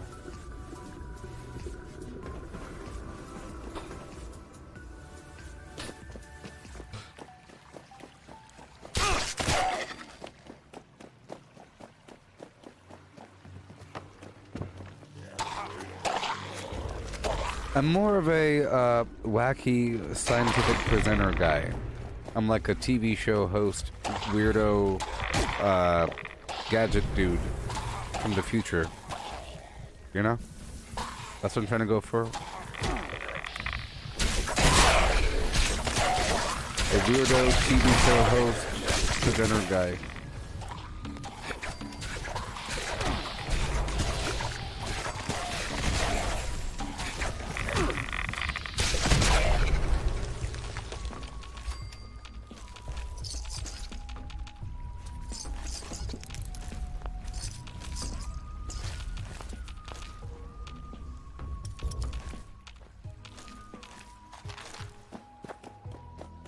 Here we go.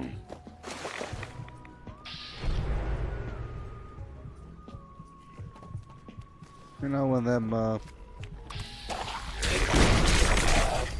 wacky, you know,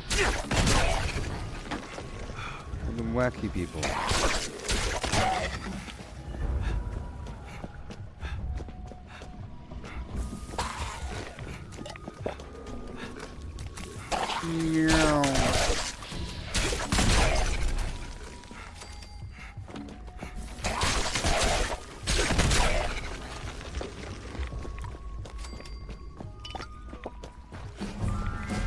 Diet Coke.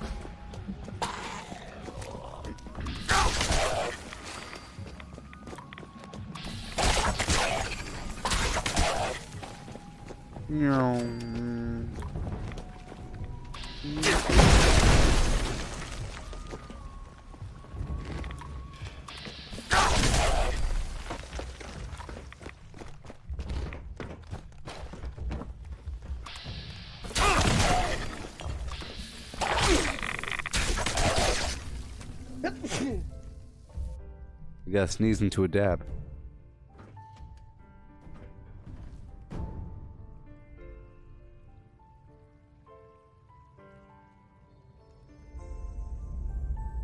Handlebar mustache?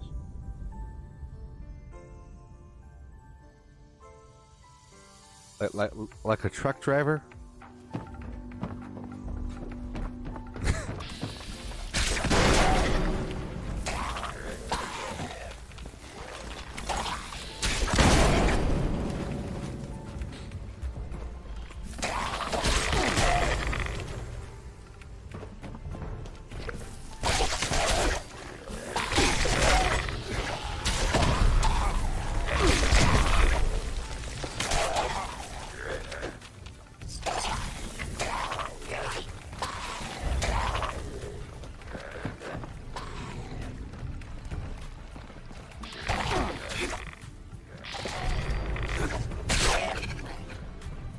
Alright, we're going.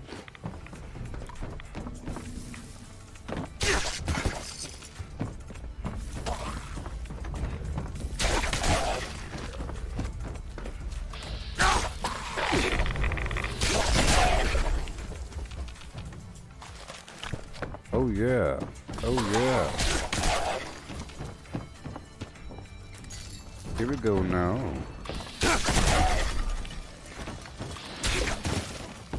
Faster and faster still.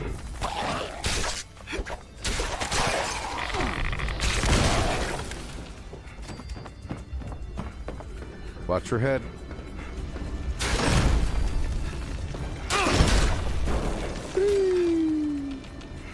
Do you know the way to use eBay?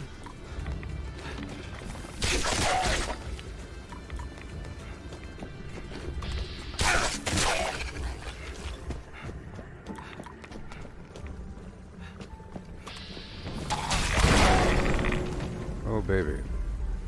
Oh, my leg is broken. Oh, no.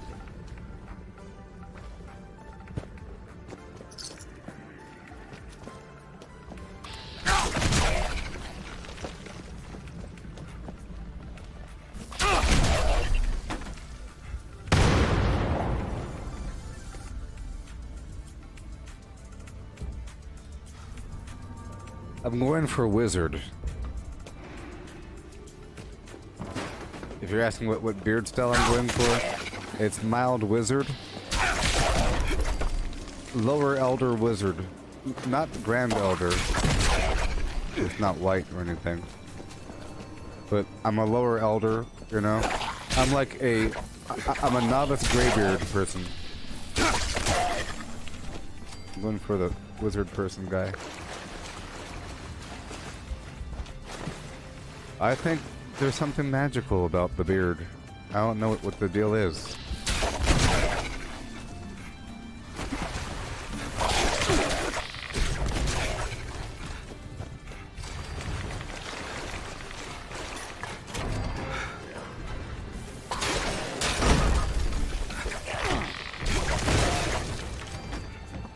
Yeah.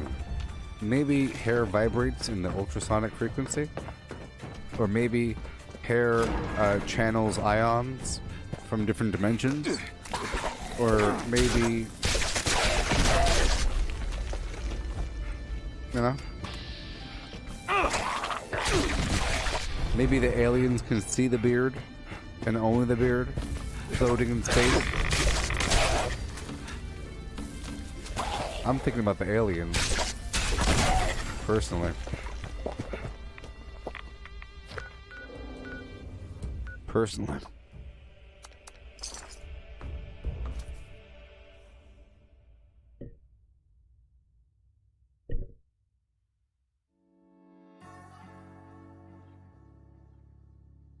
Gotta braid it and put beads in it.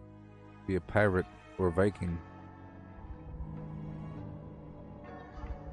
Braid it.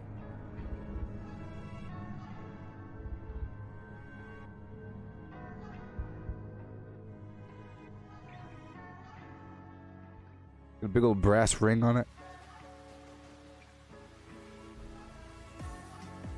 Turquoise. Oh god, no. Whoa. What? Huh? What? Huh? What? Huh? What?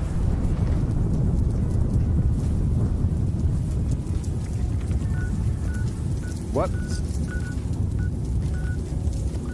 Huh?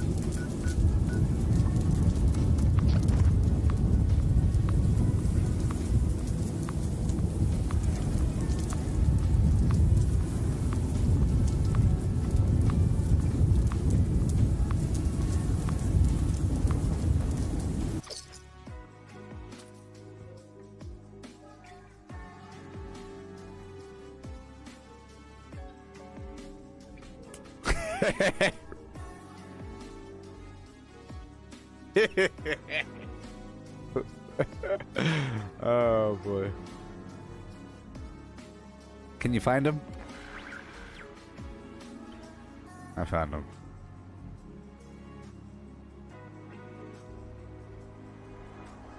All right.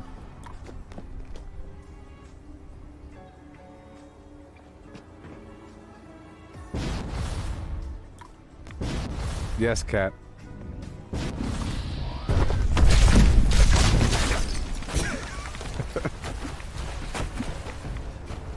He was near the bottom. I found him.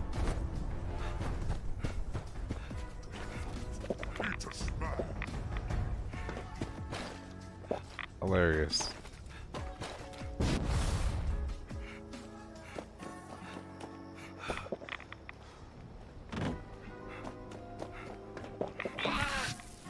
Yeah. Yeah, the Mitten Bernie memes are they're wholesome, right? There's nothing wrong with them. Nothing wrong with them. Nothing wrong with them.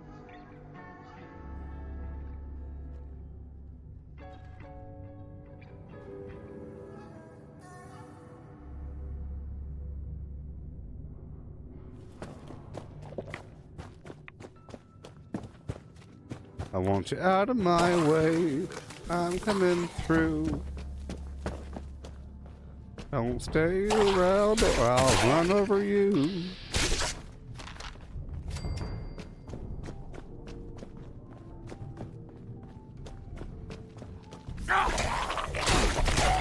Why would they play that song when you lost in American Idol? Wasn't that so cruel? Put your hands on the thing. They're crying on stage.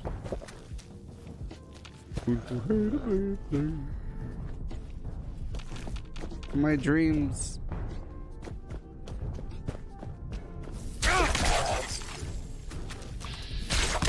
Just look at this, at the success of Kelly Clarkson, of all people. Kelly Clarkson. Television's very own Peter Dinklage. Of daytime television. She finally made it. She finally made it.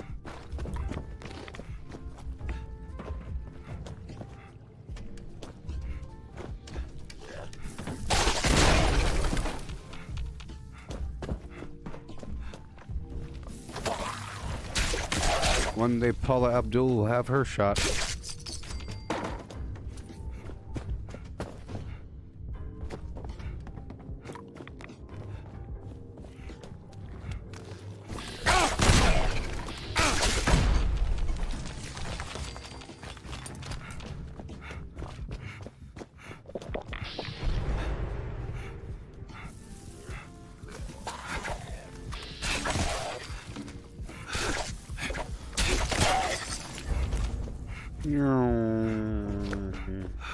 Can you imagine in 5 days we're about to have 1,200 pounds and all kinds of crazy stuff is going to be going down?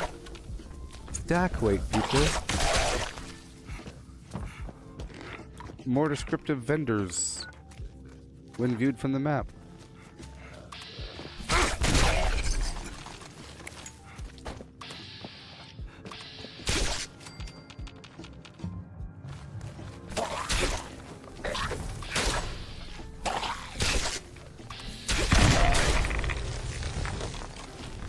Alright. Can you imagine? Can you only imagine? Jailbreak. Just trying to revive over here. I guess I'll start taking over workshops if I could, if I can, if I may. Who is Peter Dinklage? Hey Cortana. Hey Cortana. Who is Peter Dinklage? You beast. Hey. Hey Cortana. Who is Peter Dinklage? I'm working on it. According to Wikipedia.org, Peter Dinklage is an American actor and producer. He received acclaim for portraying Tyrion Lannister on the HBO television series Game of Thrones from 2011 to 2019, for which he won the Primetime Emmy Award for Outstanding Supporting Actor in a Drama Series a record 4 times. He's also a little person. Let's not mention that fact. So if there's some actor that was missing a face, that had no nose, no ears, no lower jaw, you want to talk about what awards they won and not mention the fact that they have no face? I tell you.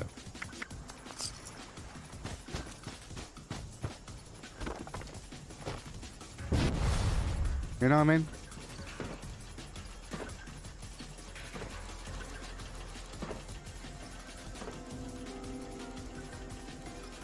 You're not supposed to point it out, I don't think.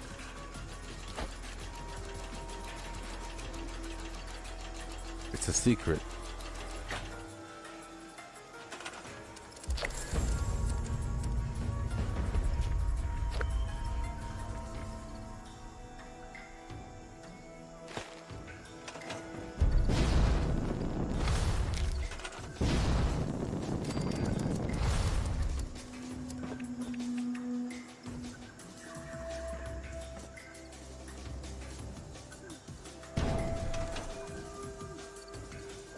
Oh, fast knocked, it's coming.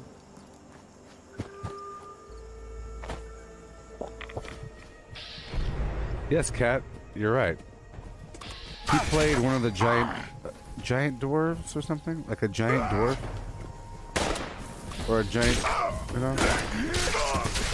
They're giant dwarves.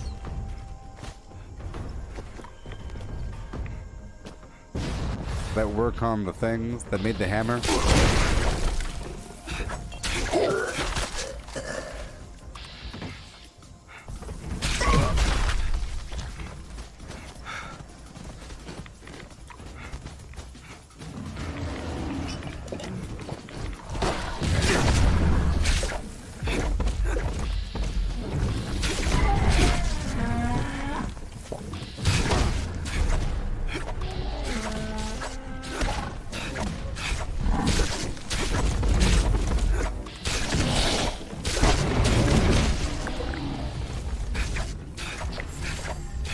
Golly.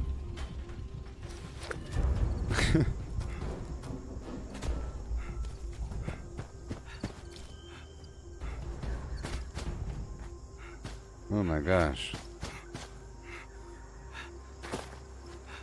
Yeah, it's kind of funny.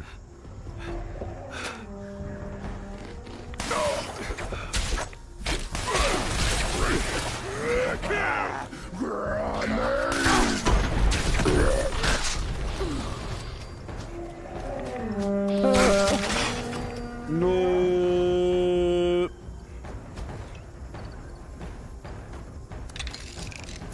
Yes.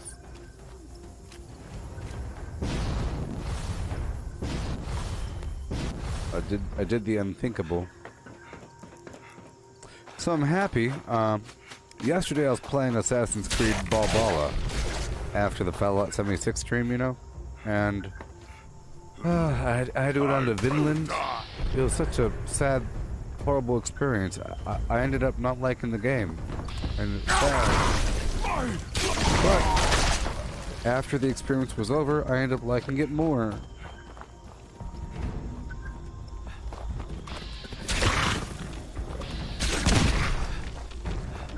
Or do I?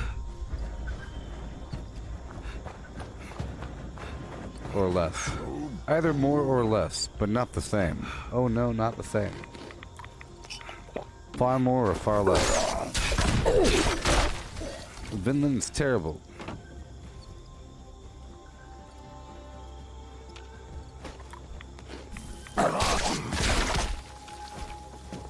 It's terrible. Nobody speaks English up there, and they take all your stuff.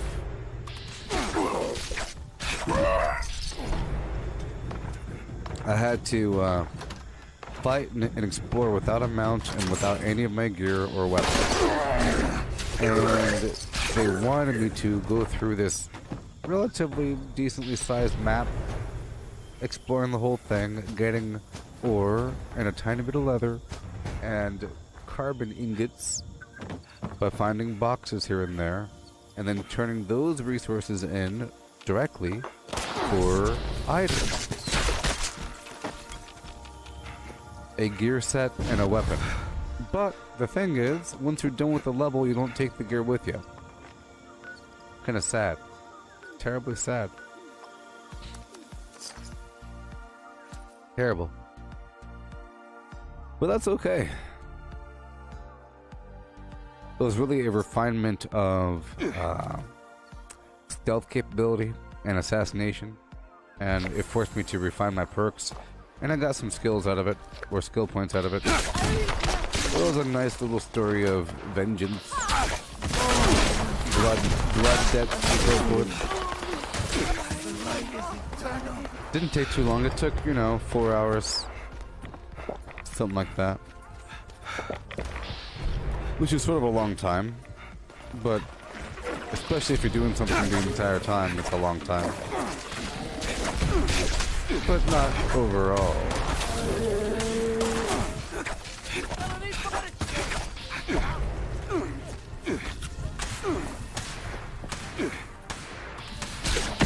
I would be shooting, but I've been out of ammo for a bit. I will be making ammo in a while.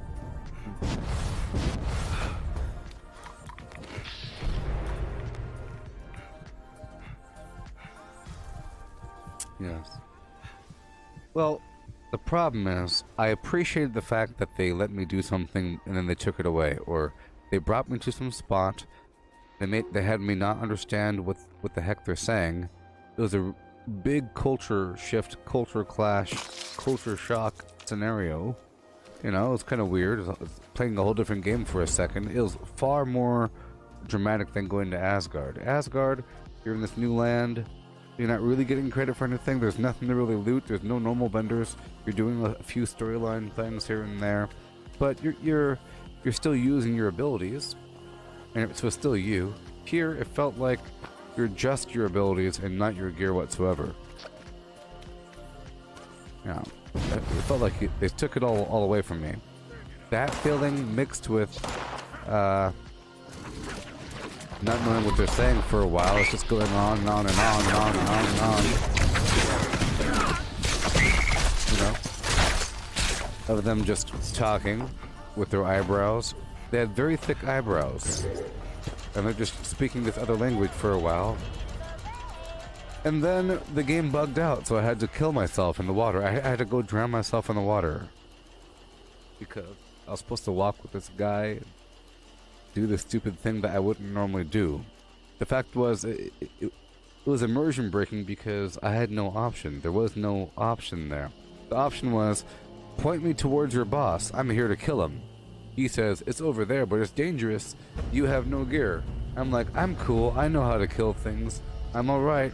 He says, you should probably barter with these villagers that don't speak English, and they'll give you a set of gear that'll help you. But once you're there, they take away all your resources, so you have to start from scratch. So it's sort of optional, but it's not really optional because now you feel kind of bad because you'd be skipping content because they clearly want you to go do a bunch of stuff on this darn land. Clearly, right?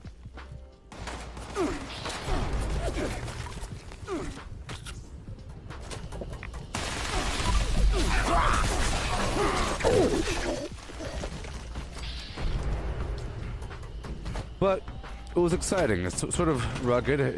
It helped you appreciate just running around, you know, that it's not that bad. They want you to understand that it's not that bad to run across the land from between point A and point B. And it burns. Okay, that's one factor. Second factor is they want you to appreciate your assassination ability and so forth, and stealth again, because I think what happens is after you play the game for a while, you're going to feel overpowered and the game turns into an action game and not as much as an Assassin's Creed game. And this would have brought it back to an Assassin's Creed game. You see, there's that factor.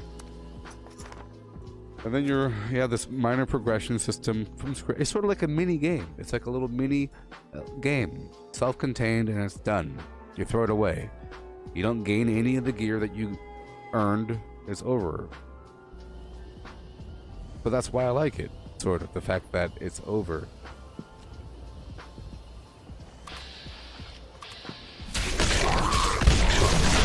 So it's both good and bad.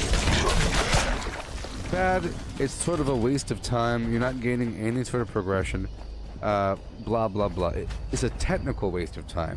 Technical. Because let's say you went to another area, part of the map that had a bunch of quests, you know, you're doing a bunch of quests and stuff, but you're doing it amongst a bunch of rabbits and deer and ore and fish and so forth. Well, this spot had fish, but it didn't have, I don't think you could bring any of the stuff that you obtained out from that zone, which makes it kind of bad. But, you know, it makes it its own little thing. That really killed it for me for a while, but I had to really force myself to do it just for a bit. I got over the hump. I ended up liking it. It was a fun challenge. And the spear was a pretty cool weapon. and the weird club thing was a pretty cool weapon. And it helped me appreciate how powerful my core abilities actually are. So all of those things were important. It was a method to increase appreciation of the overall game.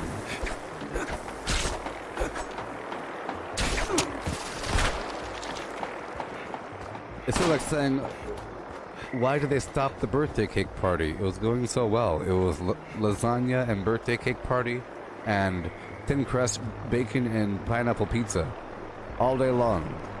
And all kinds of good stuff. And then one day they brought in dog food and they said, try it out. It's not that bad. Watch. I'll make a hamburger out of it.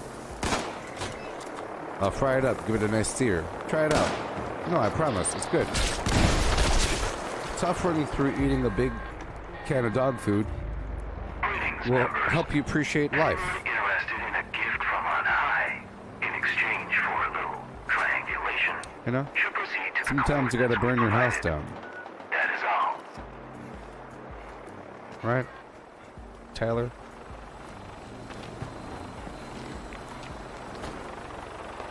I mean, I thought it was like, once I really understood at the very end, it took me into the, you know, once I accomplished my task, you know, sort of like a party.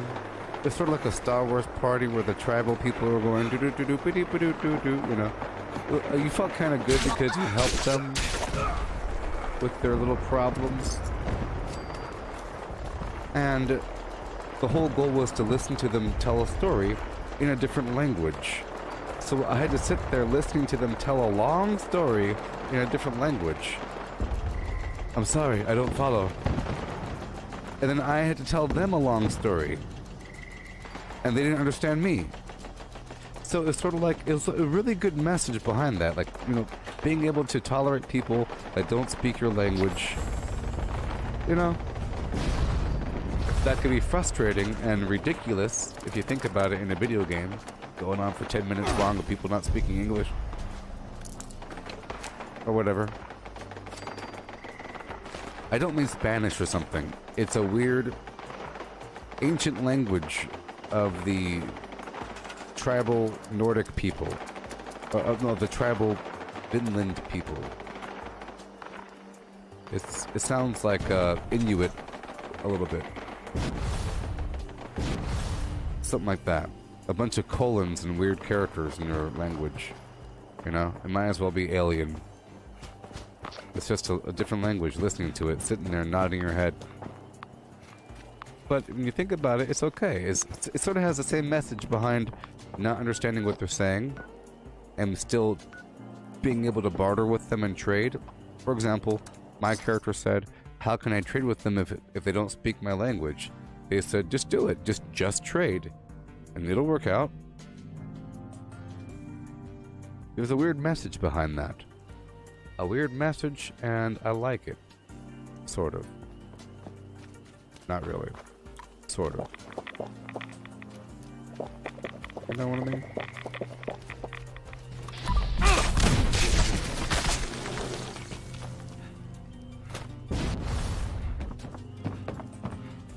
I mean, I think they should have given me a special mount for that land.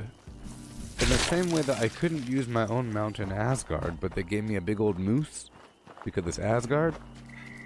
Give me a deer thing. I don't know. Give me a goat. Something weird. Whatever the heck they have up there, give me one of those. But they make you run. That's what I'm saying. They're helping you appreciate running around. It's kind of interesting. You have to have that sometimes.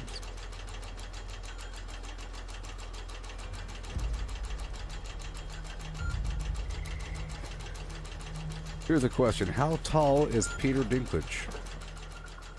I know because it said on the screen right there. You'll never guess. If you guess too low, you are a bigot. If you guess too high, you're a buffoon and a liar.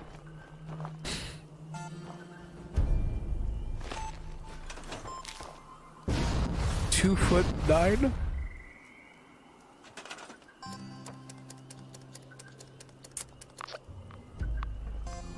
test. Yeah. You should be able to walk up to a person in the street and say, "How tall is Peter Dinklage? Go." If you say the wrong answer, you get put in an internment camp for correction. For an adjustment. For a mild adjustment. We've come to make an adjustment. That's what they're going to call it, you know. We're making an adjustment.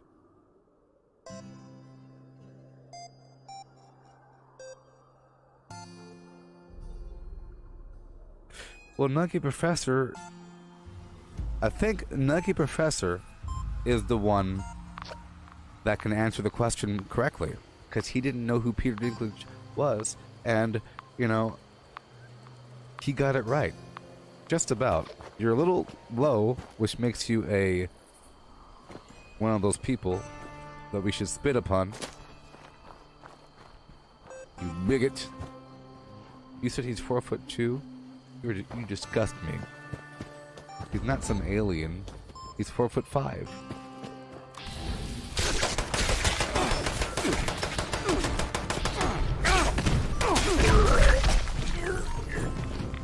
But 4'2" is pretty close, and I think you got it right because you've never seen him before. You've never seen him before. You know what I mean? We've seen him, so our brains say something, and we know the truth. And we go, Ay.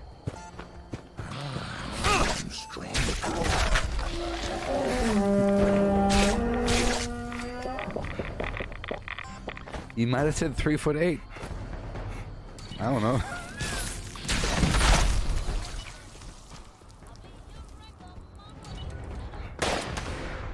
But 3'8" in the context of 4'5" sure is short. You know what I mean? Now that we know what 4'5" is.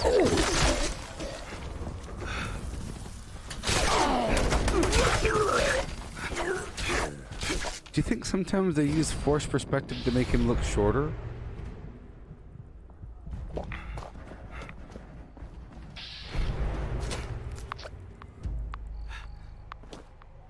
You know what I mean?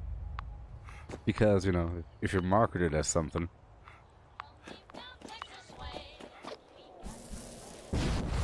You know, what if you go to meet him at a book signing and he's like 2 inches shorter than you? You think, what? What? You look in the mirror and everything, start to question yourself. He's like right the heck there, shaking your hand. So hold on a second, I thought you were like knee height.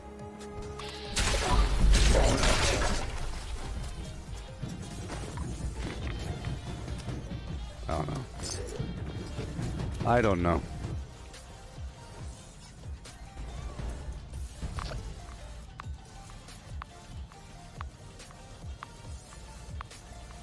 Hey, Cortana. How tall is Robert Downey Jr.? Robert Downey Jr. is 5 feet 9 inches tall.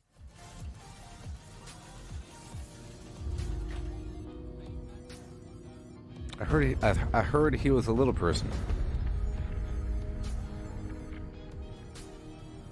I heard that he's shorter than Peter Dinklage by an eyebrow. He has to look up into his eyes.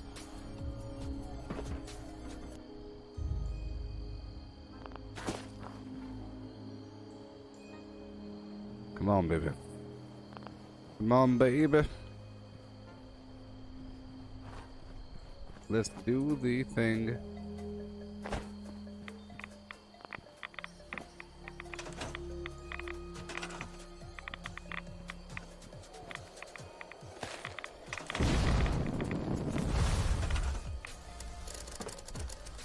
Come on, baby. Let's do the thing. Take me by my little thing.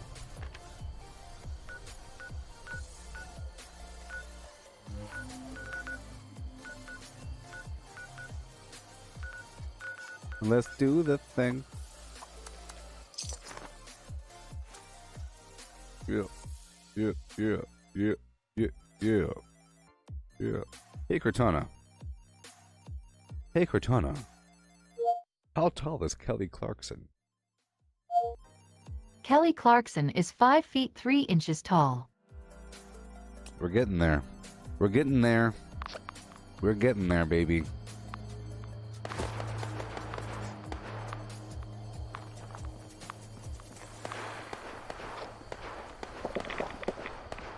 There should be a game where you have to, they give you a number and you have to get as close as possible, like a game show, you know? Where you have to either grab something from a big container that is the exact measurement, you know? Find something that is this volume, 1.2 deciliters. You go, this. Or they say, which one of these items is 21 feet long? A flim flam canoe, a gabba gabba hee hi. You know? Or which one of these actors? Name an actor that is exactly this height. You never know because of their stilts.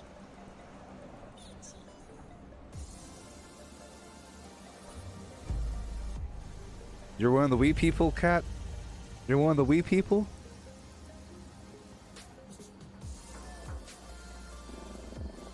You're one of the wee people of the world? The wee folk, I'm sorry. Do you prefer to be called folk or people? I heard folk is...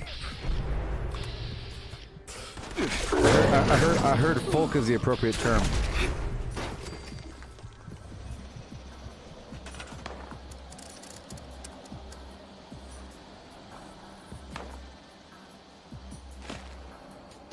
We folk. It's one word, we folk.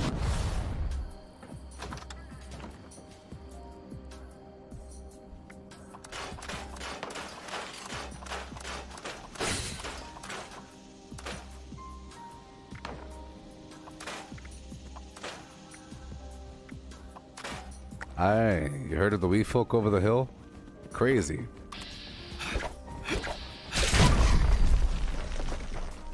A long time ago, there used to be a village of 9-foot tall people, of 2-foot people, you know?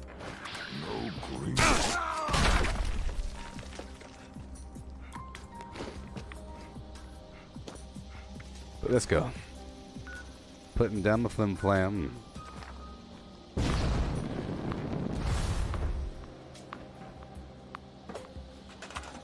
Hey, Cortana. What is the average human female biological human height? According to Healthline.com, the average American woman 20 years old and up weighs 170.6 pounds and stands at 63.7 inches, almost 5 feet 4 inches tall. And the average waist circumference? It's 38.6 inches. Now judge yourself, beasts.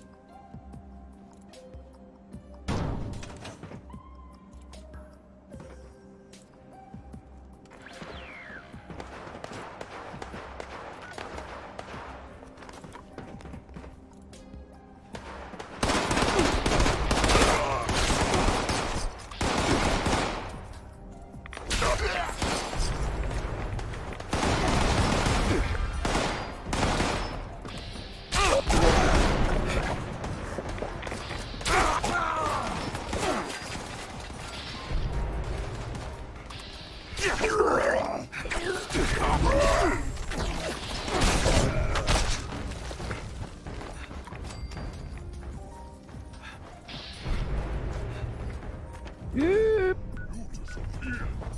Go there.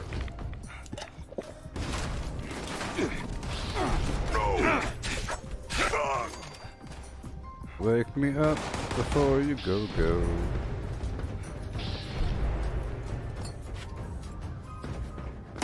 How you hurt me?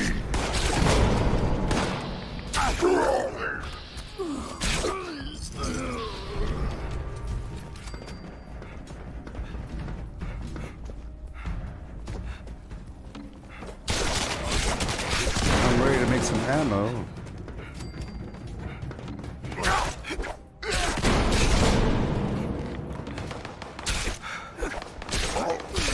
I think it just wore off. I think it just wore off.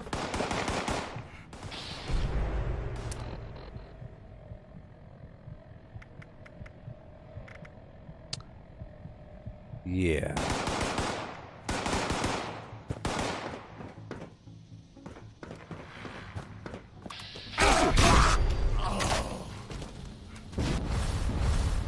Optical sensors calibrated for detection of sparkles. Yeah. Who the heck is that guy? Yeah.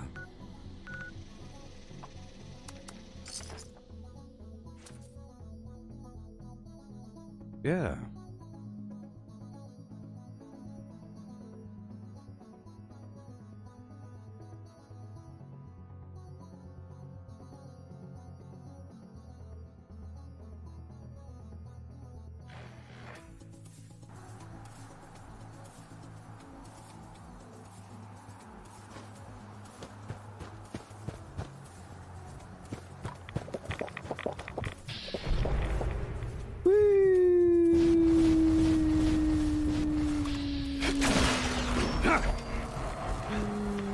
All employees.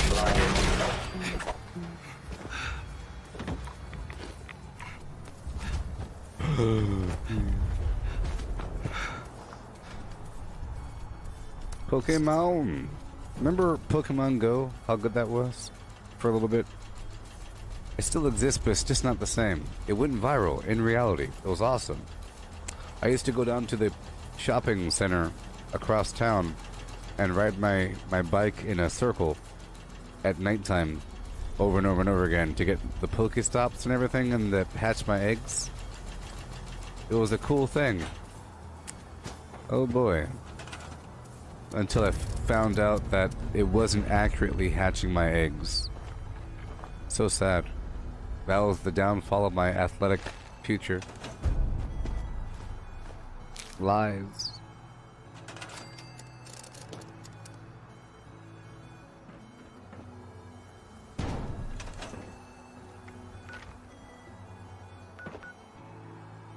Yeah, I thought, you know, Pokemon Go is pretty cool. You get to walk around, and there they are, and the augmented reality thing works. It's still there. It's still a thing, but it's not the same.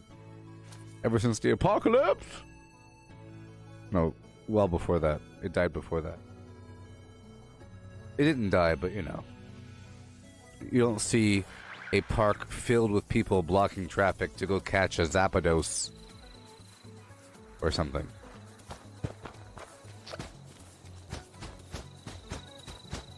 People used to hang out everywhere with their phone until the dead of night, you know?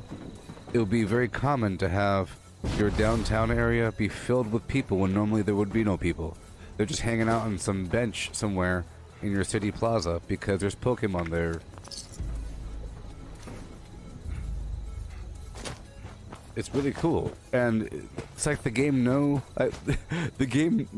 knows what the relative ecosystem is. So, for example, in my town, there's city, and then they're out there's a big old crazy park up in the boonies. That's where all the rock Pokemon are, up in the hills. It's cool, the concept of that, you know. Or you would know when I'm in a park. I would specifically go to parks for specific Pokemon. Man, oh man. Such a cool, like, reality infusion. Works with the Pokemon concept because the whole idea of Pokemon is to walk around, find random stuff. It's more than like a Mario game. You're not really smashing bricks and killing things every 3 steps. You're killing things indirectly with Pokemon. You're having your pet animal do it for you.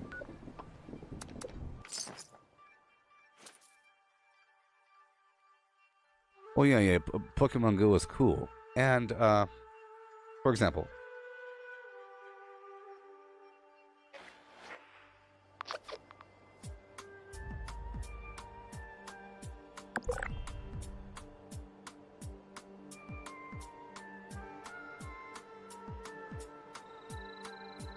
Boom, boom, boom, boom, boom, boom. Boom, boom, boom, boom, boom, boom, boom, boom, boom, boom, boom, boom, boom, boom, boom, boom, boom. For example, here I am riding a bike to the zoo. You see? Look, I just caught a Pokemon. You have this thing where you could just ride around town, and at gas stations and stuff like that, gas stations and stores and Starbucks and restaurants and everything, they would give you things if you showed up, if you have your phone up. But then they sold this thing that syncs with Bluetooth with your, with your flim flam. Riding. Watch how often I'm gonna catch a darn Pokemon. It buzzes on my wrist, and then I die because I want to catch a darn Pokemon. Catch the darn Pokemon. Catch it. Catch it. Yeah. With a one time I'm gonna catch the Pokemon. I had little mirrors on my bike. I was the cool guy with the mirrors on the bike. Mirrors. Hoo ha hoo ha. Where's your beard, pal? Where's your beard, pal? Catch the darn Pokemon. Shut up. Hoo. Let's go faster. Let's go faster. Hoo ha hoo with the ha. Am I too afraid to catch the Pokemon? It's because I'm on this bumpy, horrible road next to traffic. Is that why? Probably. Oh no, decisions. Oh god. All kinds of decisions. Hoo. Skirt. Oh my god, I'm in traffic. Oh no, there's things. Oh god, we're turning. Oh no, the traffic. Pokemon. Get it. Yeah. Go faster. Ooh, Pokemon. Alright, we're done.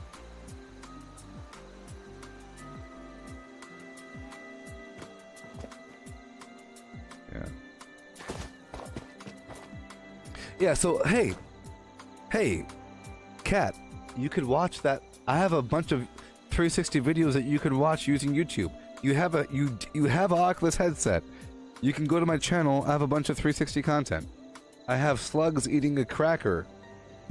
Oh, slugs eating a cracker in 360. Time lapse.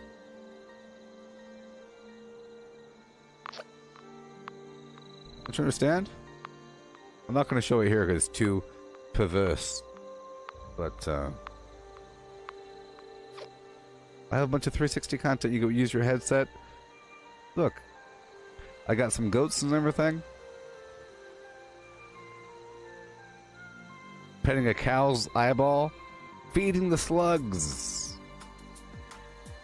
Feeding the slugs. Huh?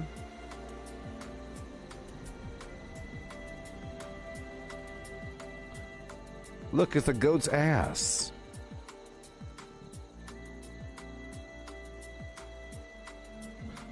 Look, it's a goat's ass.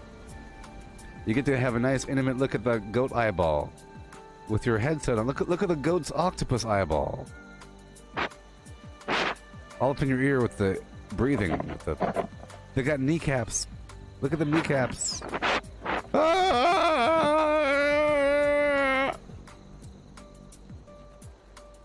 I got the slug eating. I got the intimate goat sniffing.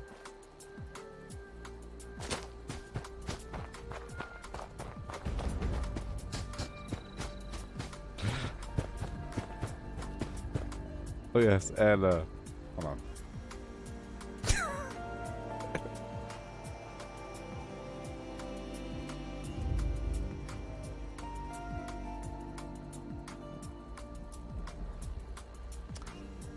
I have ads on my video. I have intimate goat licking. Look, I have goat sniffing, and I have. Look at this. Look at this. Look at this. 360 goat licking. Get up in there. Don't look at me, beast. Lick it. See?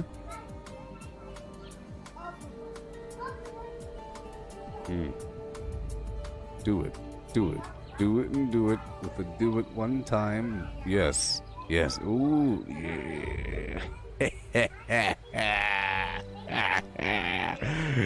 Yes.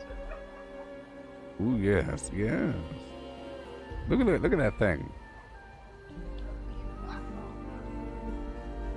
Yeah.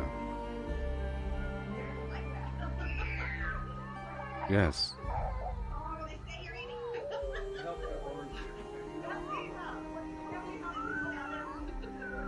Yes. Look how happy he is. Look at the smile. You can watch that in 360. Look, I'm back there. I'm back there in the shadows. In the shadows. Alright, anyways.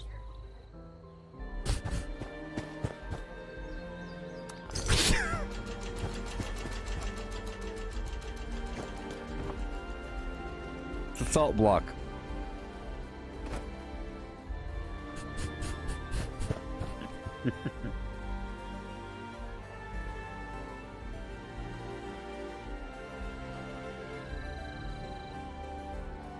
It helps their hooves and horns. Or something like that.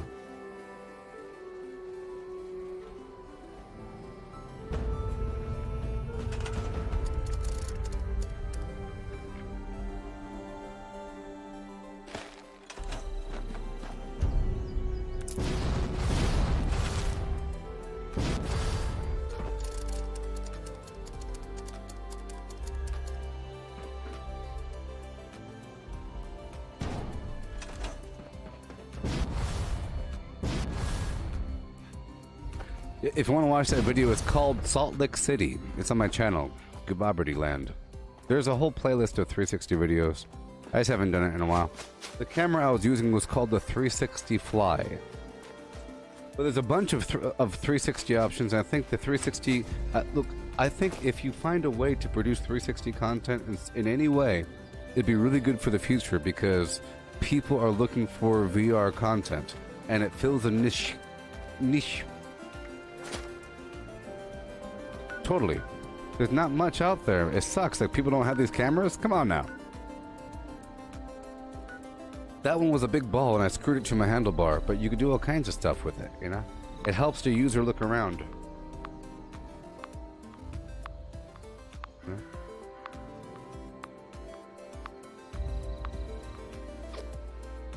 Yes, goats have these horrible octopus eyes. Nobody likes them.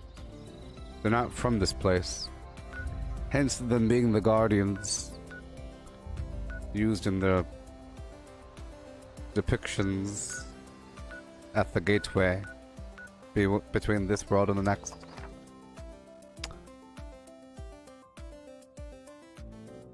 Darn rectangular octopus eyes.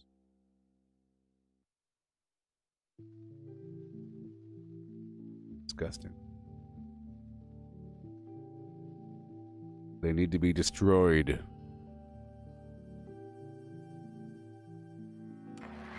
Hey, they have goat eye pupils. Oh, sorry, goat eye contact lenses.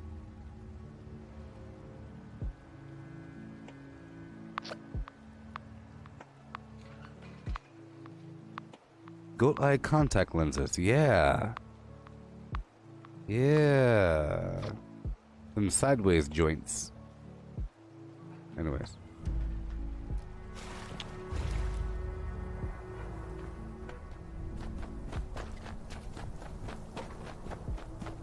Does that mean that the beast receives more polarized light or something? I'm sure we can figure out why.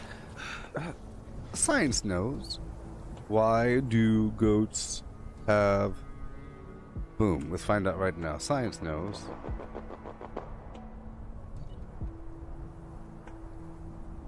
Oh, okay, I get it. I get it. I get it. Yeah, of course. Whatever.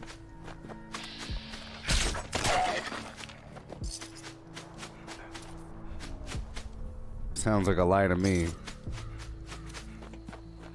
It's because, you know, they're prey, so they have their eyeballs on the side because they're herbivore things, and it helps them. But what about all the other ones?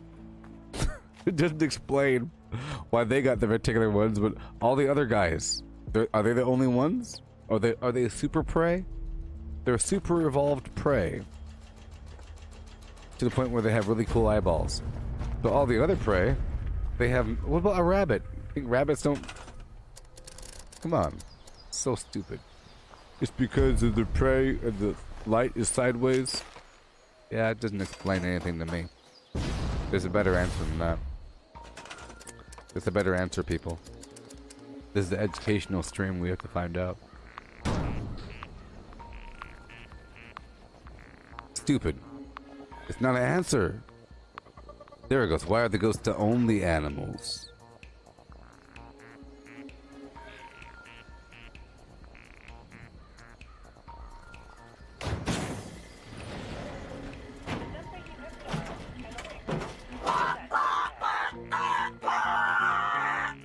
So nice to see you. Okay, so cats have vertical slits, let's just say. But they're hyper, super duper duper duper duper evolved. Super evolved to the point where they're a little right? Goats are like blah. But still, one's vertical, one's horizontal. Why? Why? See, it makes sense to have the eyeballs in the middle because of binocular vision for predator stuff. But that doesn't mean polarized light up and down. Sideways. Okay. Yeah. Something to do with... I don't know. About how the brain is shaped or something. I'm sure the internet knows. I could find out in 3 seconds using the internet. Who needs school? You just have to have a bunch of questions. And the internet. Let's find out.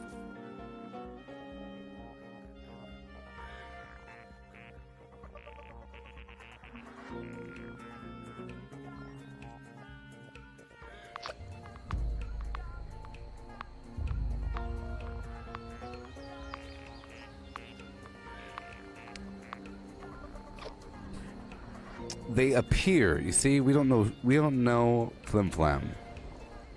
It's because you're able to judge distance better. You can judge distance better.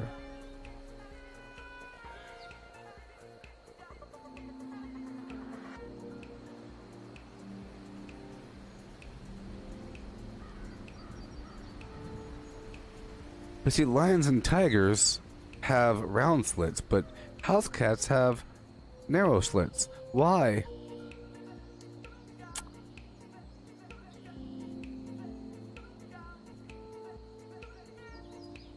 So why would, how about this? Why would a fox not have vertical slits in their eyeballs?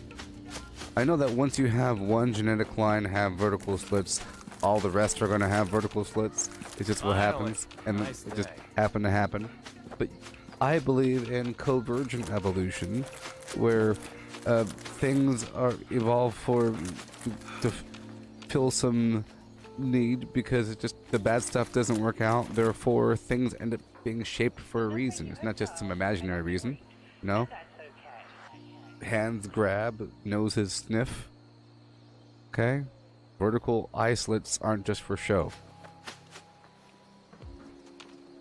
And you'd expect other creatures to have. How come eagles don't have vertical eye slits if it's about judging distance? Doesn't make sense. You'd see the pattern over and over and over again in nature, but you don't. So I think it's something to do with polarized light and demons. My theory is demons,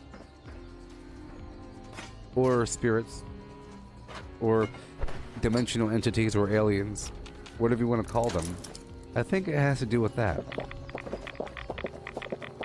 We should do a lot of research about how the brain processes the data from the optic nerve in the cat. And they'll probably find that there's a bunch of fluffy information that we don't understand, that we've been throwing away. There's extra data in there from the other place. I think they can see the stuff that we can't see. Same thing with the goats. The goats can see the stuff, and the cats can. That's why goats always headbutting you. They know something.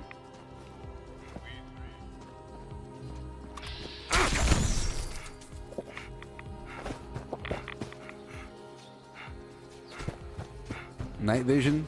Well, all you have to do is look at other nocturnal, carnivorous, hunting predators of the domestic cat size and see, do any of those suckers have vertical eye slits? I don't know. How about that lemur thing that goes all weird and meh? That thing has big old gizmo eyeballs. Do bats have vertical eye slits? No, they don't even have eyeballs. Oh, maybe cats are on their way to... Oh, it all makes sense now. It all makes sense now. It makes sense to me. I understand. I understand the answer, people. Today, on this day, we found the answer of why cats are effed up. I know the answer. Are you ready? Are you ready?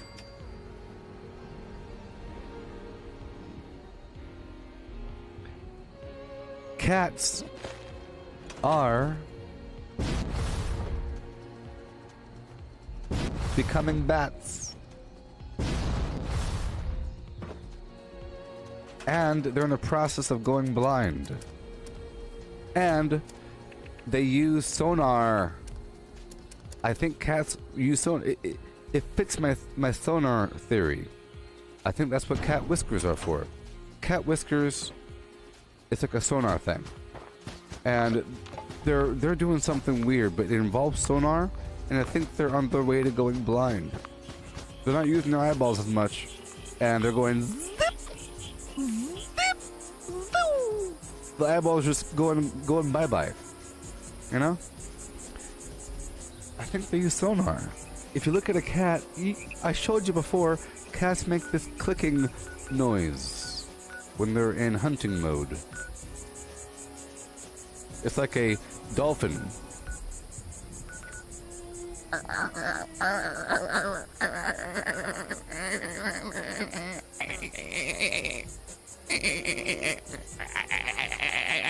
Their eyeballs space out. They're not using their eyeballs. I think the eyeballs are just sort of like a confirmation. It might be infrared vision, maybe. I think they're something special. Infrared vision, dimensional vision, they can see sound, maybe. Maybe they can see sound. Huh? They can see sound waves? Something weird? Same thing with the goats. My point is, the same thing applies to the goats and to the cats. And there's a reason why they're special amongst the animals. And that reason has to do with the Egyptians. Clean up this. That's true. That. Or once you discover the reason why they're special, then you'll understand why the Egyptians favored the house cat beyond killing rats. You think history wants to go down to say, cats have been favored because they kill rats? Oh boy. Not the answer.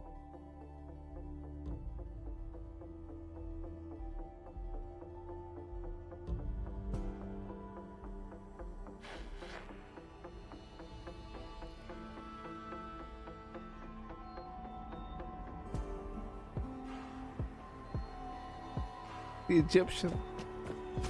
You see? It's something special. The spirit guardian, they can see the spirits. You know, you can see the sound waves, dimensional infrared energy. You know, weirdo cats doing weirdo things, clicking in the darkness. You know, looking like bat beasts. Big old fluffy ears. Stupid cat face. I'm telling you. Hairless weirdo bats. Cats. Horrible cats.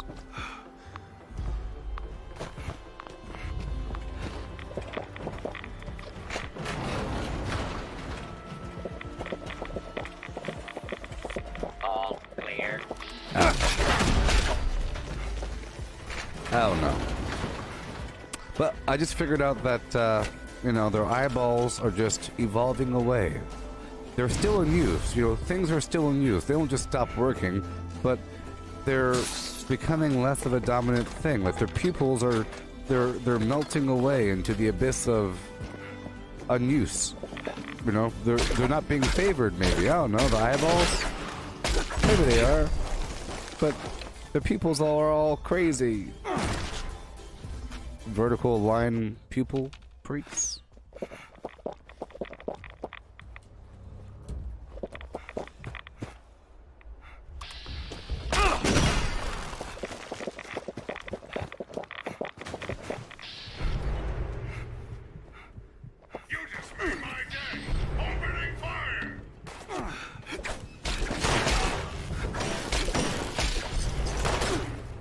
I'm about to make some ammo.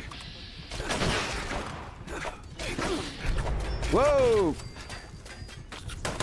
Oh my god. I almost died.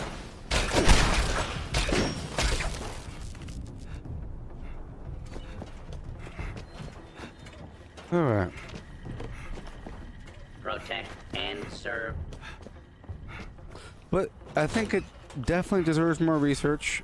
We can't just dismiss the eyeball thing of the cats and the goats because they're like the only animals or something. Well, my quick Google searches say, why are goats the only animals that have rectangular eyeballs? Besides octopus. Freaks.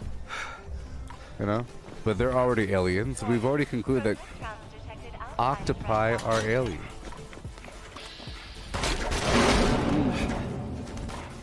Perhaps the goat is one of the only animals that survived the fall. Maybe the goat was like one of the only animals that... The pre-flood animals, when everybody had rectangular eyeballs and was 21 feet tall. You had 21 foot tall humans and rectangular eyeballed animals. They all died off.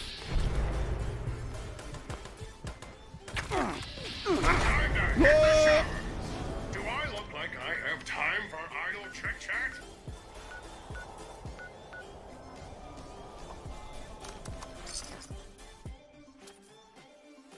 Nugget Professor, you're saying that dogs don't use their tails for balance? Well, I think they do. I'm visualizing a bunch of greyhound dogs running and jumping in slow motion. So many pumpkins to carve. And I'm seeing that tail do this. You know? It spins. They don't use it like a velociraptor, you know what I mean? They use it for communication and some other weird stuff. It's a communication tool. It's a body language communication tool, and then the more you're able to communicate, the better your species survives. That's all. It's sort of like them talking. It's a body language thing. Cats as well.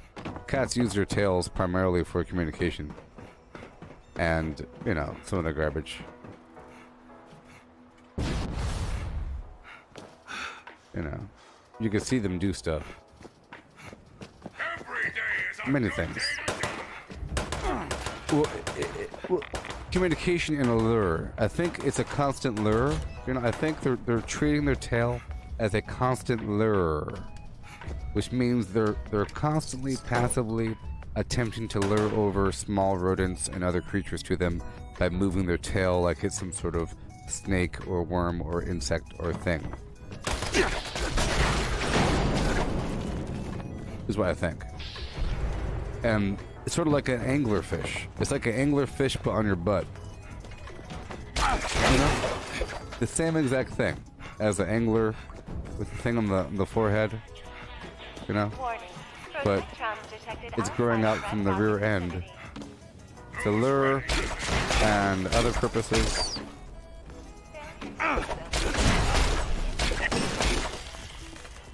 But at a certain point, you know, a wolf has a tail, and wolves are pretty natural things. They might not be entirely natural, who knows? Cavemen probably made wolves. There was some proto-wolf a long time ago, before cavemen, you know?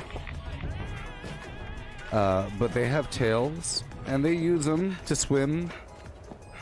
You know, you don't tip over in the water, maybe. You got, like, you're jumping. You can kind of, if you're sliding downhill, you can control your motion left and right. It's like a rudder. You know, when you're fighting, it's a vulnerable point, very vulnerable, but you can still use it for that purpose as a distraction. It's like a useless body part that you can get rid of, like a iguana, to distract and lure, and you know, but not necessarily to help you run better, like a darn velociraptor. I mean, does a jaguar really use its tail when it runs? A little flimsy tail thing. Is it really doing it? I would say it's using it as much as the dog does. Just to visualize any animal that has a tail. Name one. Does a horse have a tail? Ask why. Well, a horse's tail is to ward off flies from digging in the butt. Okay? It's not for balance. Dog tails aren't really for that purpose because they don't really swing around like that method, you know? But tails are just a thing that occurs. I think they're also tails are also used to block the genitals. It's a guard against genital damage. You know? You can curve the tail forward, which is what dogs do. You know how the default position for a dog when they're scared is to cower with their leg between the tail between their legs? What do you think they're doing that? It's a big armor. It's a genital guard to protect against rape and damage to the genitals. Protect and it makes sense serve. to me. It's for communication, luring, genital protection, and other purposes.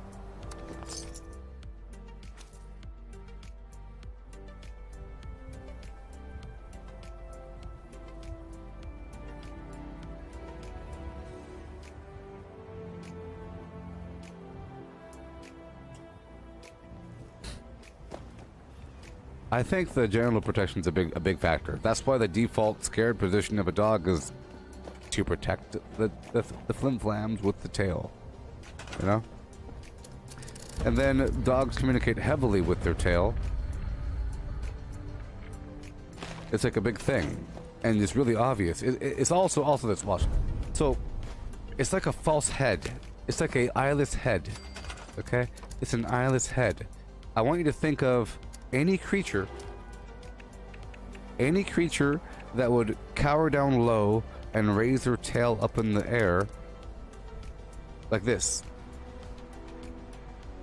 It's to make them look taller and to give signal to others if they so chose to say, hi, I'm over here. It's like you're waving your arm to your friends. That's why a dog's tail wags, you know? Is here I am over here, because what you see when you see a dog coming towards you see a black or brown or whatever color the dog is blob, because all you see is like their head is in line with their shoulders.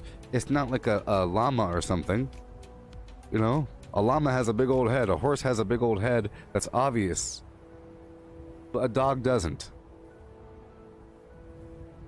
Neither do cats. They're kind of in line with their body. In fact,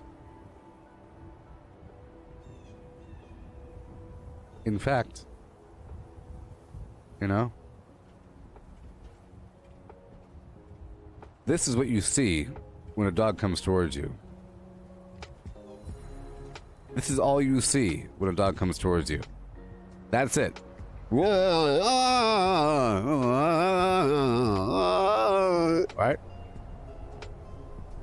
Because their head is sort of right here. I'm a dog man. You know? You got a dog head just hanging out with the nose and the eyeballs and a chin thing and the ears. Sometimes the ears are that's why ears are expressive, because the ears break the profile, you know? The ears will break the profile of this big sack of garbage. This is a dog. To any other animal, you have this black specter coming towards you. If you look closer, you'll break up the legs a bit. Unless they're a corgi. But then you have some ears poking out the top. Then you have this crazy tail. You see? This crazy tail. You understand what tails are for now? Crazy tail. That's the tail. See? Boom, boom, bam. That's how you draw a dog or a cat. Okay, ready? Boop. Boop. Dog. This is my hieroglyphics for dog or cat.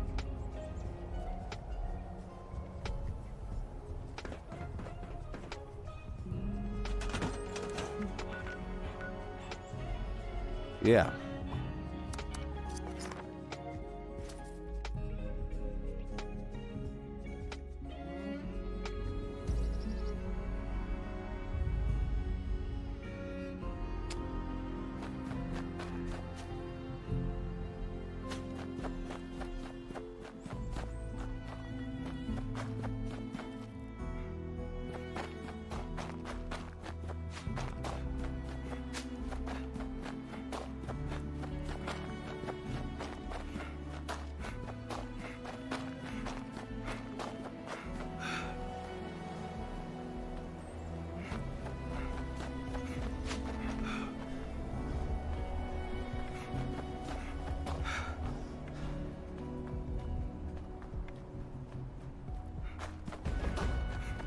I think the instinct is to get really, really tall.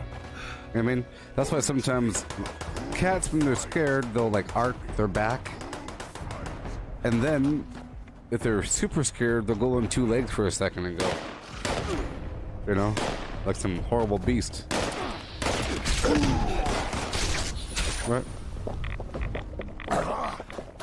If a cat is horrified, they will immediately go onto two legs really quick. Get all Nosferatu'd up. Hey, you disappear! It's because they're trying to get taller.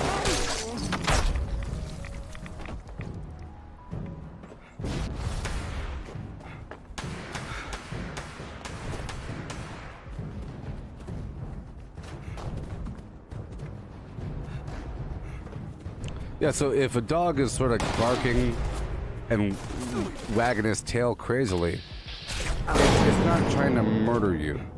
But if a dog is sort of like keeping his tail steady, it's trying to murder you. Because it's in cat mode or something. It's trying to conceal its profile and get right up next to you and then kill you. It's actually trying. So if you look at a German Shepherd, it's not raising its tail up when it's in hunt mode. It's like a bullet. Zing! You know? At that point, the tail might even be considered a form of balance, because the tail is straight behind it. It's really like body control. I don't care how they do their studies to say it's not balance.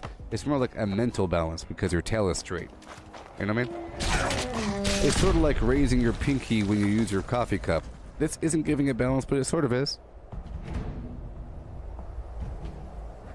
You know, it's not giving it counterbalance, but it sort of is. Like, this doesn't feel as tight as this. It's almost the same exact reason why you would raise your pinky. Counterbalance to the coffee weight.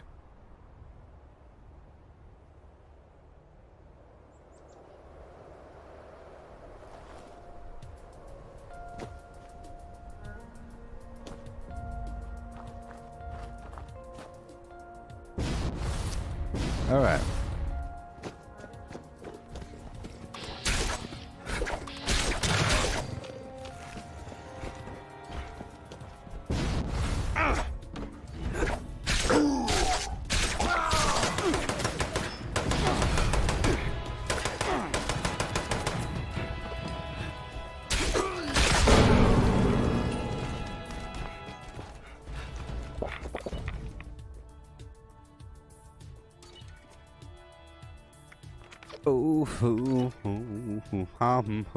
I gotta use the bathroom.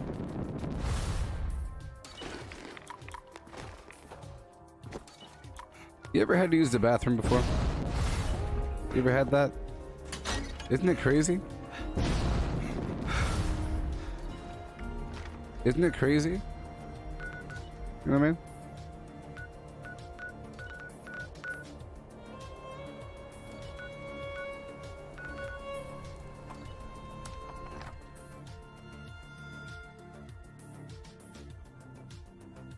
Right? Right, Cat?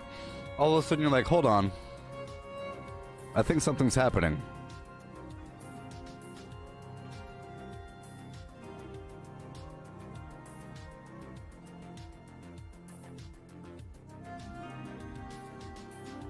And then you use your subconscious mind to say, hey, stop doing that thing.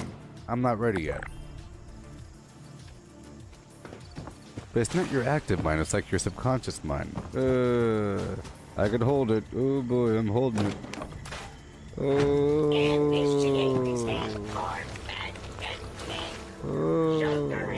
Look, it's like a hippo. Greetings, members. We've decided it's about time we went for another walk. Any available men and women should proceed to the designated bot stop to initiate the process. That is all. That is all. Any new food, Pilsner? Prepare my weapons.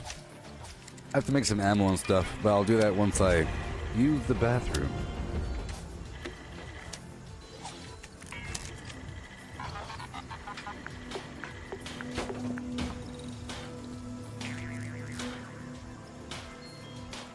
Cat. Dog. This is more of a dog than a cat. No, this is dog. And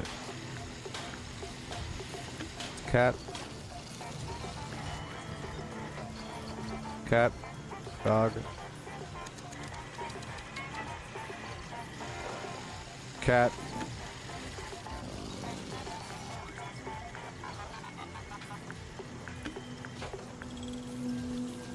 Time to make a fresh pot of sweet potato stew.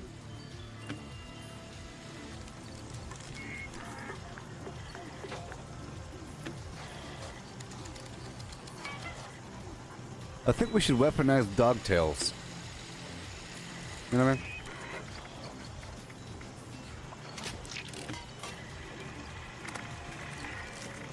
mean? Get yourself a nice greyhound tail. Cover that thing in spikes. A metal tip at the end. I just love songs. Hey, Cortana. Armored dog tail. Sorry, I don't know the answer.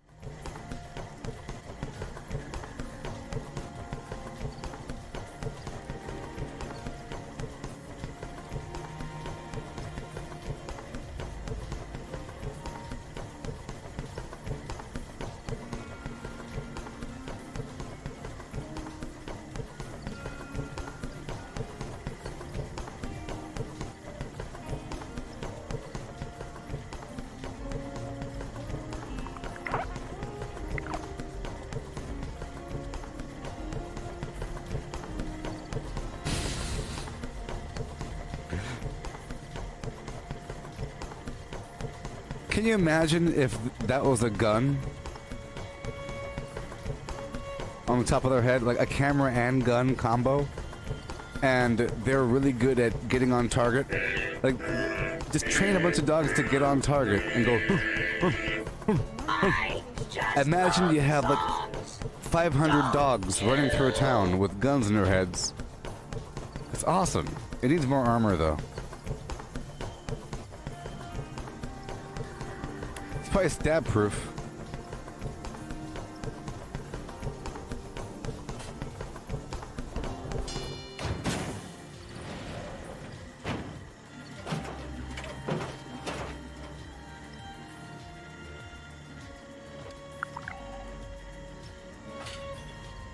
Exactly, you see? Yeah, exactly. The hieroglyphic is a natural thing. A natural thing. Initiating scan for fattening. Sugary treat of delight. It's got a thing with the profile of certain animals. You know? Most things are big old lumps of garbage, but some things aren't. I guess you would evolve for height. For just, give me that height, baby. Giraffes did a good job. Other creatures just get really big. But height is better. Maybe there's something up there that we don't know about. There's something up there that we don't know about. What's up there? You see, I think in this context, if you're standing on the ground and you're 6 foot tall versus being 6 foot tall off the ground and being 0 feet tall, Initiate the scan for fattening. Sugary I think treat it's of delight. relative to how high you are above your own shoes. You know?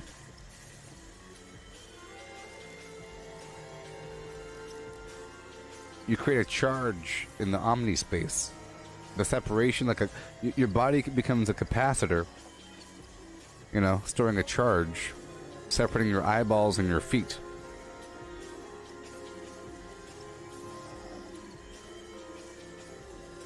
Exactly. These things really want to be tall by any means necessary, even if it's just the head.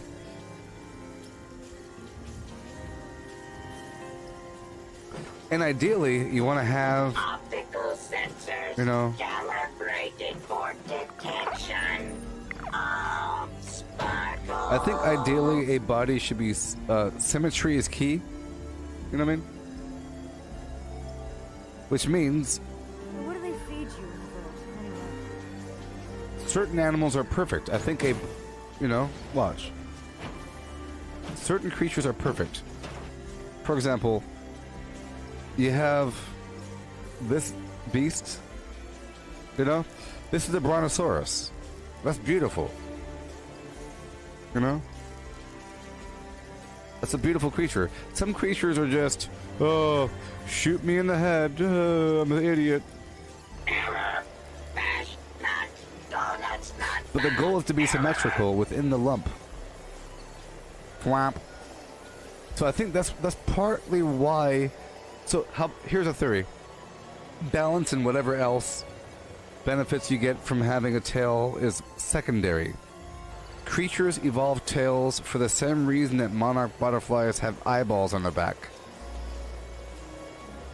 And why creatures have false heads, you know? It's a false head. It's supposed to be a big false head that looks more obvious and more alluring in any context for any creature. That's what the tail's for. Balance is secondary.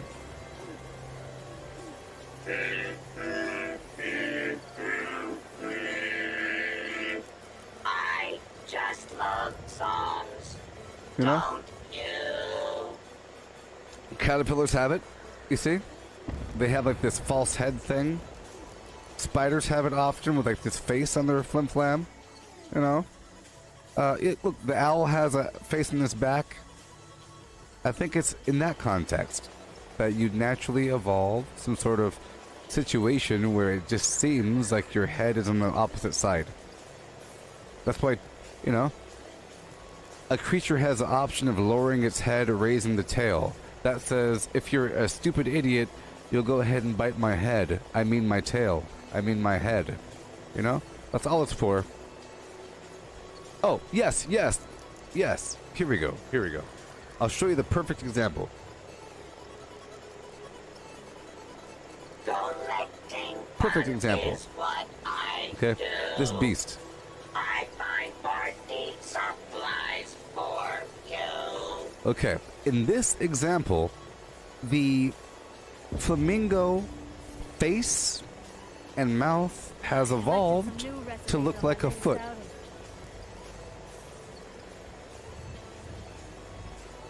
It's terrible. And they quite often will raise their head up and lower it down, and they especially have evolved a very long neck. Super long relative to their body, you know? But they'll quite often raise their foot up, or they'll stand on one foot.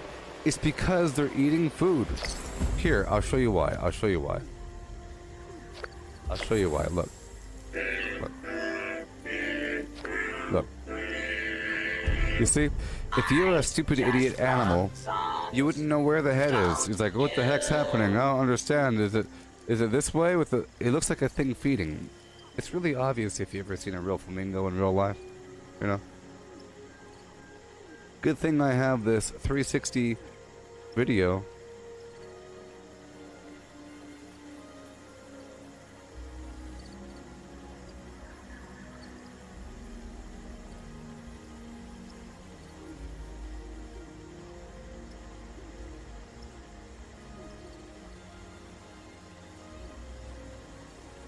Good thing I have this video Digital here. communication. Shut up.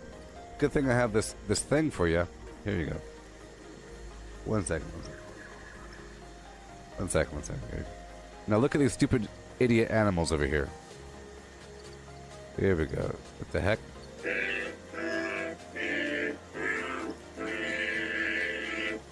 I just love songs. Don't you? Okay. Now look at these idiot animals.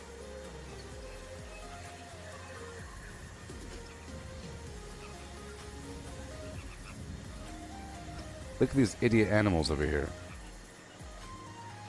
Now watch what they do. They get their heads really tall, okay? But then they bring them down. They bring them down, put it back up. Bring it down, put it back up, okay? And they alternate, and then when they get real close, they'll start to get all flim-flammy. Look how tall they're bringing those stupid heads. Stupid old heads looking like shoes. Their heads look like stupid feet. Look at that right angle garbage. Me. Stupid flamingo doing stupid things. You stupid bird. Look at him. Look, it's me. Look at him. Stupid birds. You're stupid. Alright.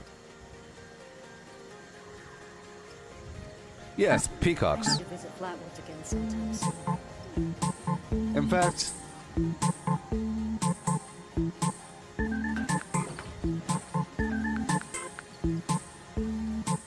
I would expect to see more tails in nature to have eyeballs on them. And even actual eyeballs. But back to the game. Just love songs. Don't you? Craft legendaries with modules. Sell to NPC vendors. Daily quests. Workshop conquest. Lucky hole mine. Power plants. Farm fusion cores. Public events. XP run. Toxic goo harvest. Rebuild camp. Move camp. Repair armor. Repair weapons. Craft ammo. Lift weights. Sleep. Play music. Stock refrigerators. Stock vendors. Transfer items between characters. Bury Mentat run. Dump caps at vendor if over 20,000. U.S. requisition holotape. Garahan building farm. Reputation root farm. Iron or South Ash heap. Multiply crops at workshop. Purified water at workshop. Tanagra Town crickets. Faction dailies. Spend gold. Razor grain flower farm. Scorch beast farm. Grafton monster farm. Sheep squatch farm. Convert ammo at the ammo converter. Deathclaw farm. Snellagaster farm. Tarberry farm. Flatwood silt beam. Check keyword status. Nuke Findingo Colossus for a cursed weapon. Sugar Run. Nuka-Cola Farm. Concrete. Laid at Monorail. Abandoned Bog Town Secret Floor. Farm Mole Miners for Aluminum. Top of the World Aluminum Farm. Ski Poles. Enclave Code Piece. Keycard Search. Somerville Bookhouse. Watoga High School Plastic Farm. Chem Farm. Enclave Events. Wood Farm. Dogwood Farm. Smelt ore. Smelt spoiled vegetables and fruit. Cook food close to spoiling. Mirelurk Egg Farm. Mothman Egg Farm. Nuka-Cola Factory Farm. Sunshine Well Farm. Daily Ops. Get a high bounty by picking marks. Lure player to camp with a high bounty to force vendor transactions. Hunt down wanted players. Honey Farm. Convert perks into coins. Purchase lunchboxes with gold. Harvest flux from a legitimate nuke. Purchase gold with treasury notes. Purchase gold with caps from Smiley. Stock Nuka-Cola vending machine. Candy bowl and punch bowl. Refine camp and workshop blueprints. Craft legendaries with modules. Sell to NPC vendors. Daily quests. Workshop conquest. Lucky hole mine. Power plants. Farm fusion cores. Public events. XP run. Toxic goo harvest. Rebuild camp. Move camp. Repair armor. Repair weapons. Craft ammo. Lift weights. Sleep. Play music. Stock refrigerators. Stock vendors. Transfer items between characters. Bury Mentat run. Dump caps at vendor if over 20,000. U.S. requisition holotape. Garahan building farm. Reputation root farm. Iron or South Ash heap. Multiply crops at workshop. Purified water at workshop. Tanagra Town crickets. Faction dailies. Spend gold. Razor grain flower farm. Scorch beast farm. Grafton monster farm. Sheep squatch farm. Convert ammo at the ammo converter. Deathclaw farm. Snalligaster Farm, Tarberry Farm, Flatwood Siltbeam, check keyword status, Nuke Findingo Colossus for a cursed weapon, Sugar Run, Nuka-Cola Farm, Concrete, Late at Monorail, Abandoned Bog Town Secret Floor, Farm Mole Miners for Aluminum, Top of the World Aluminum Farm, Ski Poles, Enclave Code Piece, Keycard Search, Somerville Bookhouse, Watoga High School Plastic Farm, Chem Farm, Enclave Events, Wood Farm, Dogwood Farm, Smelt Ore, Smelt Spoiled Vegetables and Fruit, Cook Food Close to Spoiling, Mirelurk Egg Farm, Mothman Egg Farm, Nuka-Cola Factory Farm, Sunshine Well Farm, Daily Ops. Get a high bounty by picking locks. Lure player to camp with a high bounty to force vendor transactions. Hunt down wanted players. Honey Farm. Convert perks into coins. Purchase lunchboxes with gold. Harvest flux from a legitimate nuke. Purchase gold with treasury notes. Purchase gold with caps from Smiley. Stock Nuka-Cola vending machine. Candy bowl and punch bowl. Refine camp and workshop blueprints. Craft legendaries with modules. Sell to NPC vendors. Daily quests. Workshop conquest. Lucky hole mine. Power plants. Farm fusion cores. Public events. XP run. Toxic goo harvest. Rebuild camp. Move camp. Repair armor. Repair weapons. Craft ammo. Lift weights. Sleep. Play music. Stock refrigerators. Stock vendors. Transfer items between characters. Bury Mentat run. Dump caps at vendor if over 20,000. U.S. requisition holotape. Garahan Building Farm. Reputation.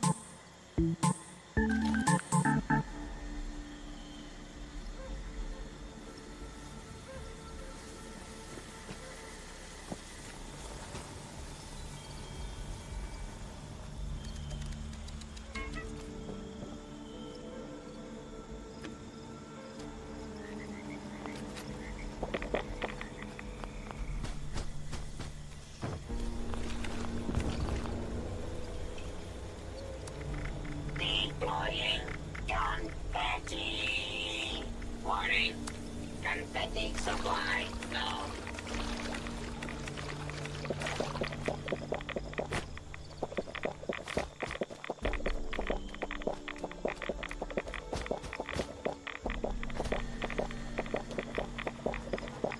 Project Cheesesteak is officially on hold until I have a way to make cheese.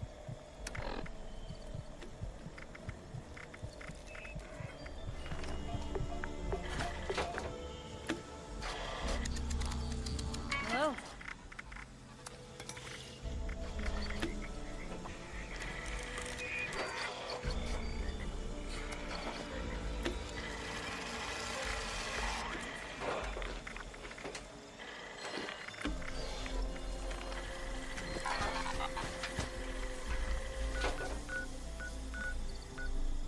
Collecting fun is what I do. I find party supplies for you.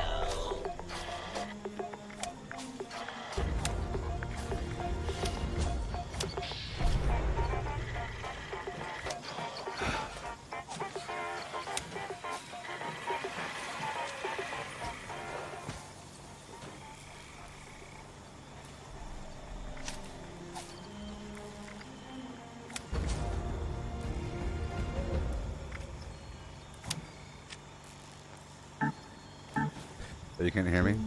Okay, thank you. I was saying...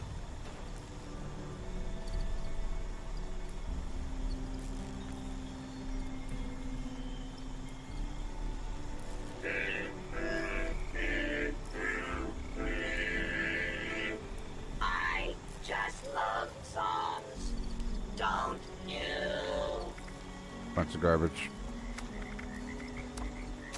I was saying I don't have Ammo Smith anymore. Got rid of it because I stopped using range weapons, which is unfortunate. I should visit that giant But you know, I was making a few drops of this. I have the legendary perk, but I don't think it's worth it right now to use that perk. I think if I was making prime ammo, then I would definitely want to use Ammo Smith and the legendary ammo creation perk. Right. I have 5 points here, so I think I can do something right now. I'm gonna do it right now. First thing I'm doing is I'm gonna give myself Adrenaline 5, and then I'll deal with it I'll deal with it.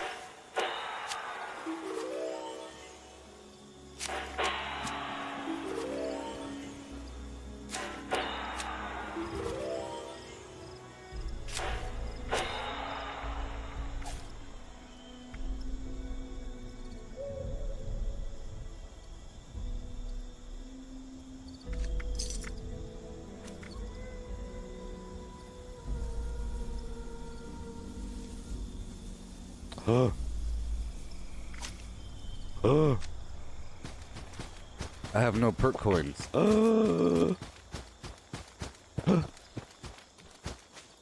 you hate when that happens?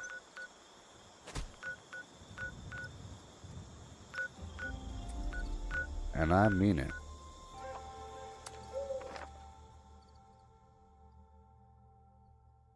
I'm not muted. What are you talking about?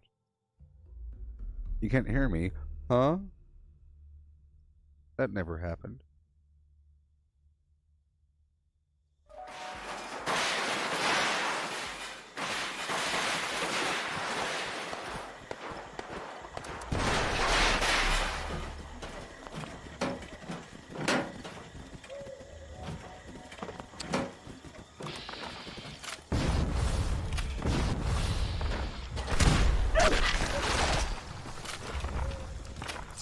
We'll see. Yep.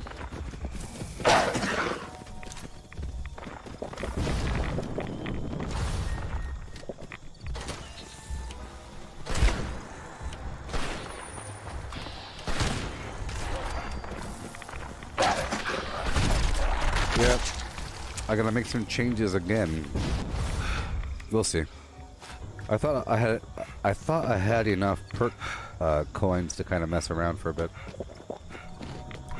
Can you hear me now?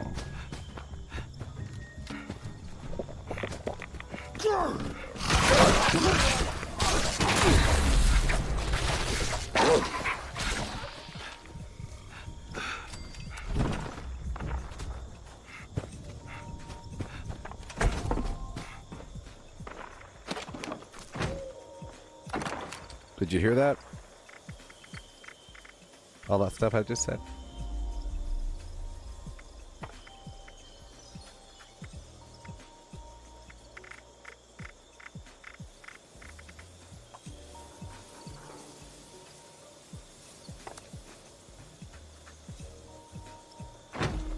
So like I said, I don't like using lunch boxes around other people because you start to give them ideas that they should be farming XP. And there's only so many locations to farm XP. And if it happens, it happens.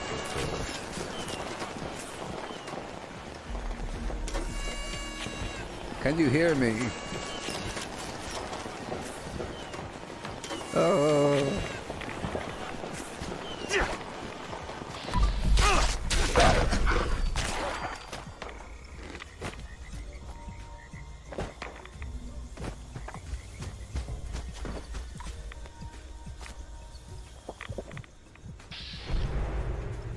There's something in my right eyeball. Oh.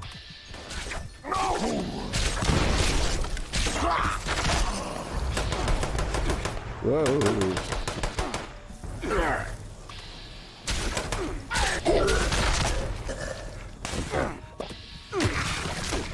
Come on, man. That was some garbage there. Bunch of garbage. I think it has to do with my eyeball. It's linked with my eyeball. Eyeball irritation and then death, you see? Gotta watch out.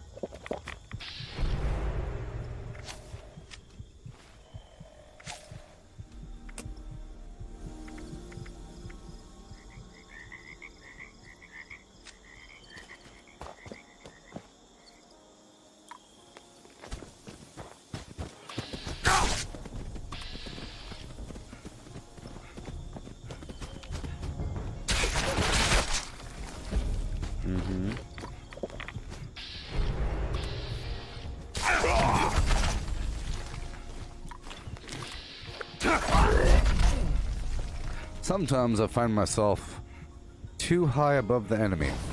too far in the sky there. Okay? And I have to get a bit lower to zip on down to them with my bats. Is what I normally do. I like to jump up and above the enemy, and then I zip on down. But sometimes I go too high. So. And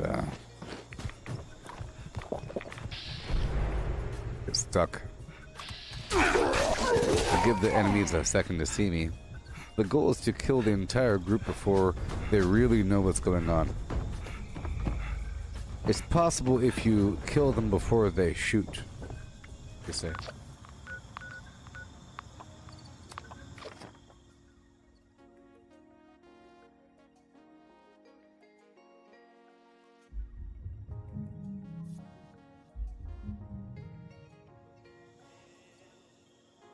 Did you know that a giraffe and a human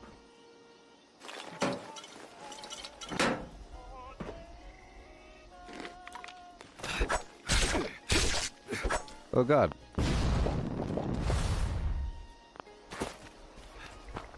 Oh my god. That was a human. That was a human.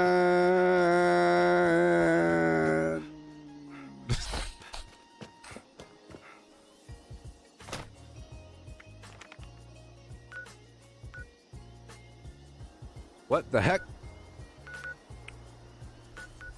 Anyways. I saw some blob.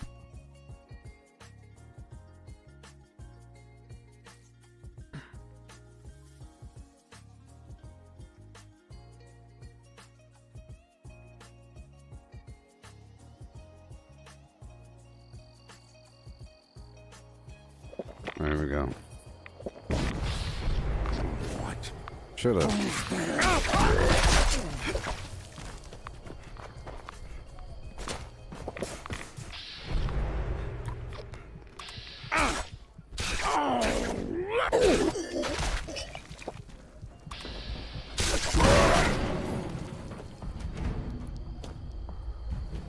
There we go.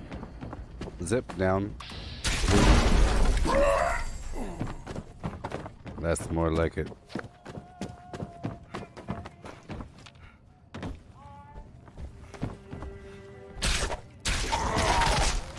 Yeah. Where your guts Shut up, around Beast. my neck. Let's play. Zoom, zoom, zoom.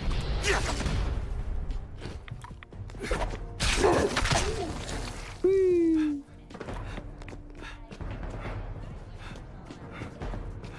Yoink.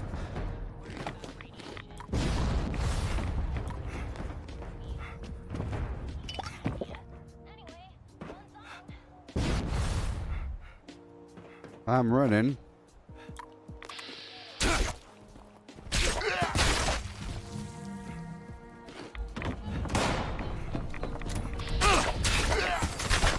Yeah.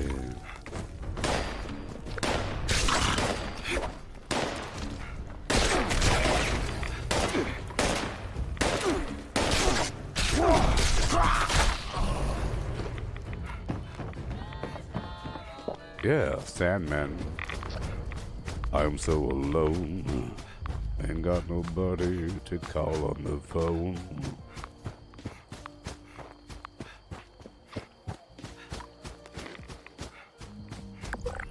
Whee!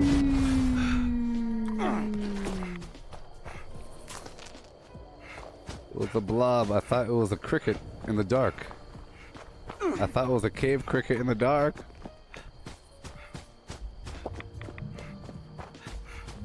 Sad man. I'm so alone. Help me.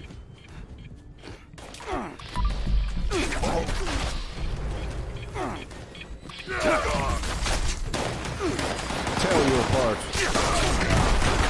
Whee!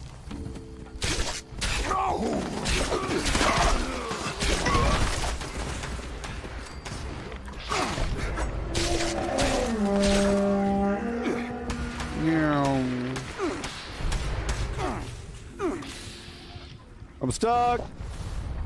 If I'm ever stuck, that means I'm dead. Very soon. Slide tackle. Slide tackle. Slide tackle. Slide tackle.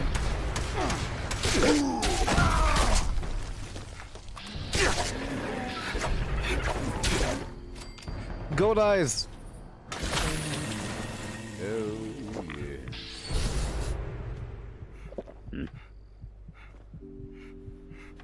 Hilarious. You come to find me in the game. We heard you talking about us.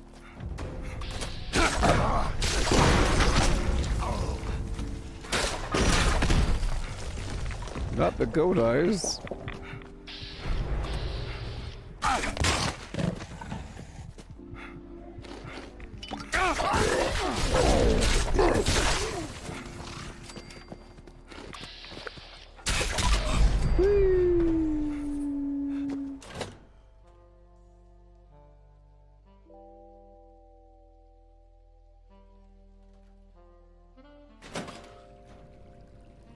Yeah.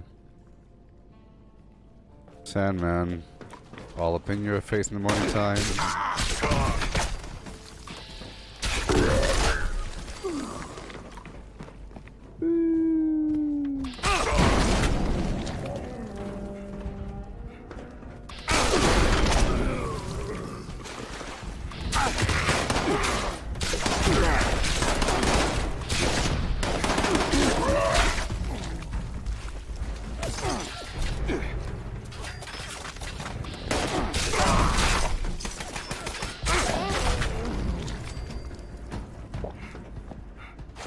Yeah.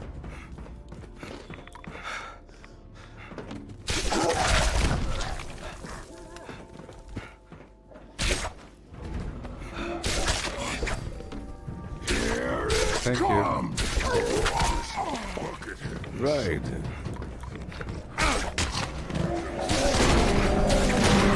Let's clean off.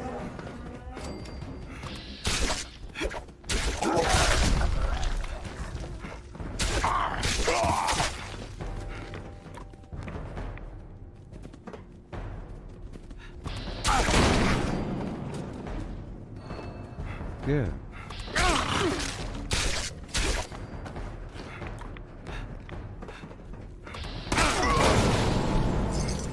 Zoom, zoom, zoom.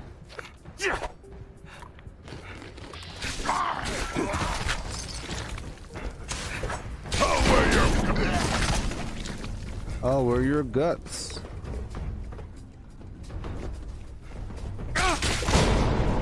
Thank you.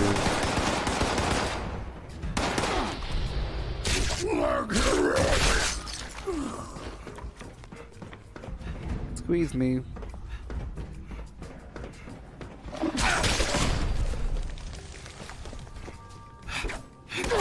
Out of my way, beast.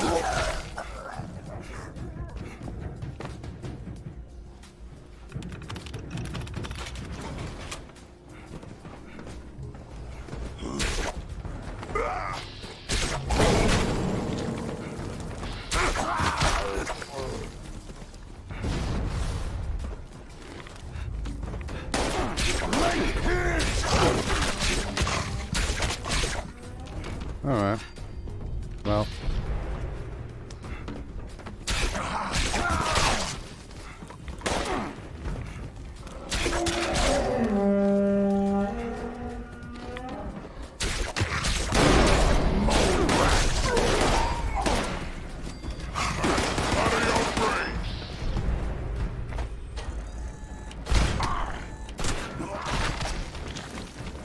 Alright.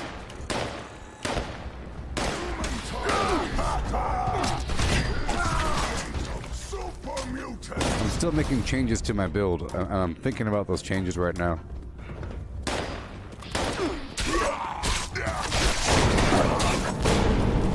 Hey. So I would like to have concentrated fire again so I could target their legs quickly. And I would like to have Grim Reaper sprint again. I kind of got rid of it. And I would like to have both stabilized and one good army.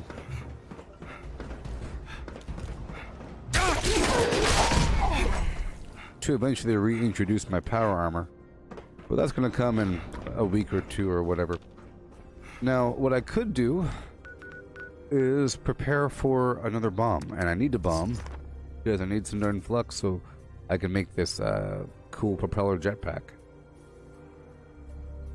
Can you hear me?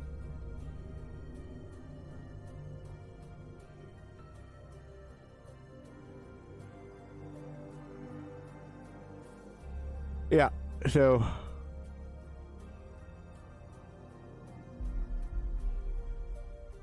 that's what's happening.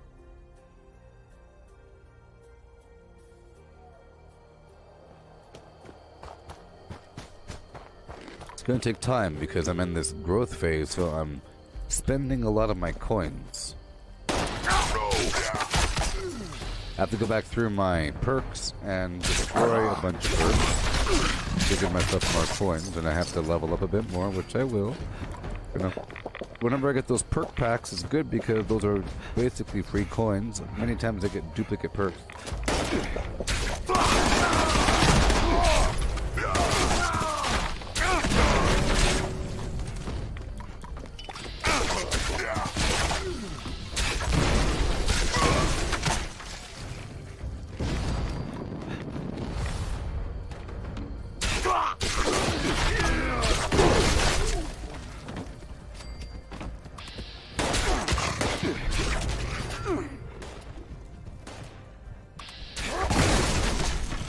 Is there a magazine? No, no, no, no. I'll check for the bobblehead.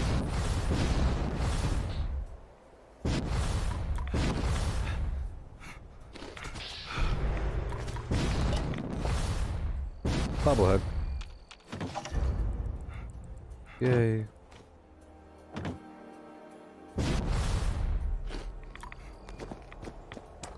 Yeah, I have to nuke, you know. So, I have to look at how many code pieces I have, and go through the enclave, and go around the map to get those code pieces.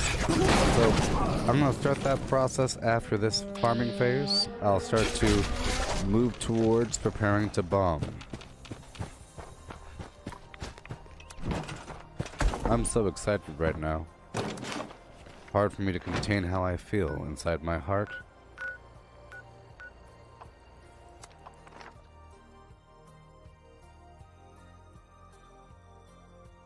Boom, boom, with a boom, boom, and a boom, bam, boom, beep, boom, boom, boom, oh, oh, boom, boom, boom. Getting the leaves, getting all them leaves.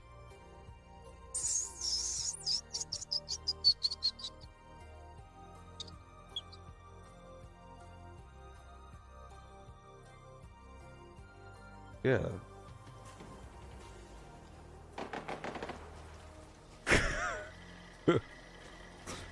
I'm so excited. Hooray! Hoorah! You're here now, and I'm happier.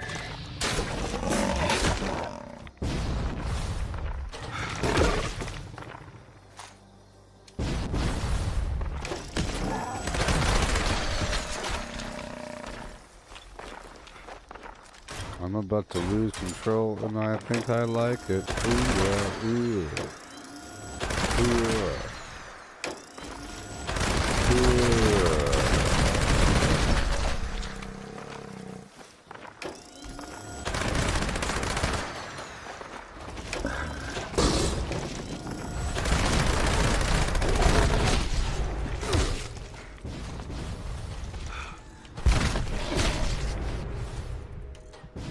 You darn slag beast, get out of my face, slag beast.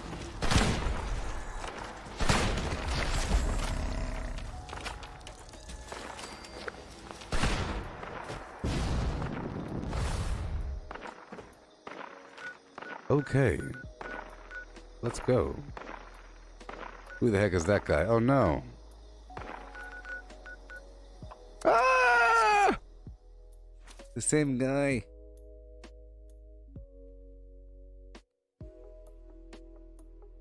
Yeah. Do you know the way to my workshop today? I need my sugar bones.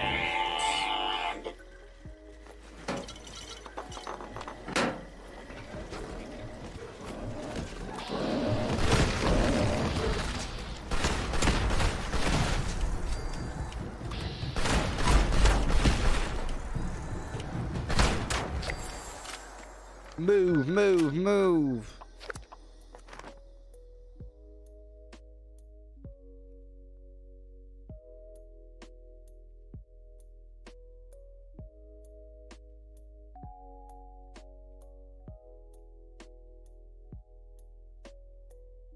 Eyeballs.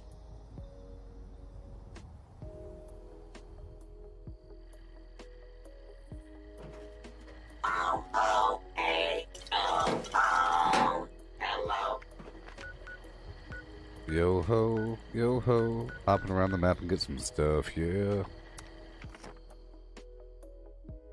I have to keep moving because that person's out there, that llama person named Tina.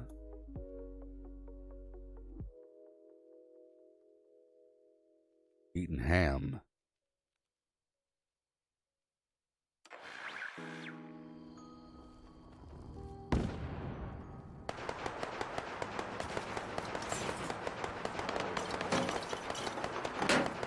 Follow me, beasts.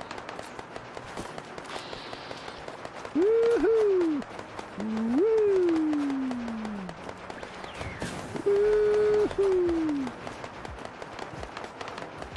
Woohoo! What's wrong with these stupid...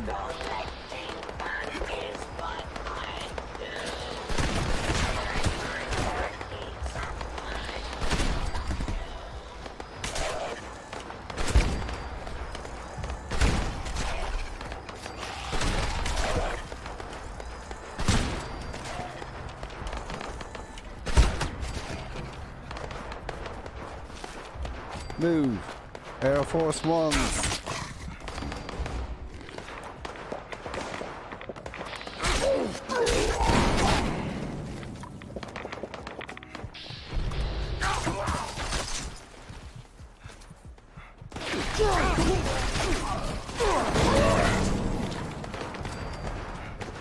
Yeah. Whoa.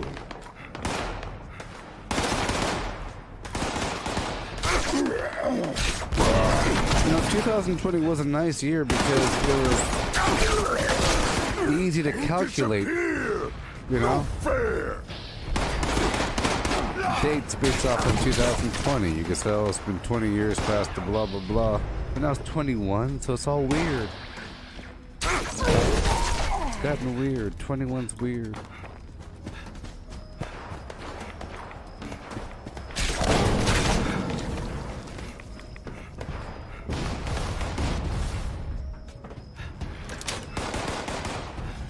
Yeah.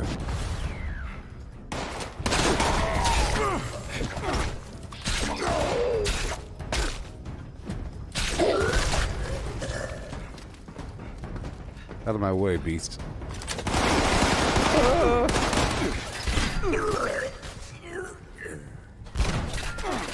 No! The stupid weapon was bugged and I couldn't heal.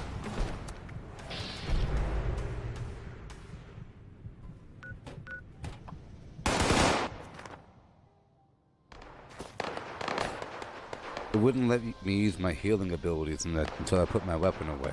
It happens sometimes with Gauss shotguns in particular because they charge. If you have like a partial charge, you have to shoot, you know? You have to shoot or put the weapon away. Happened at the wrong time. I didn't expect them, those people.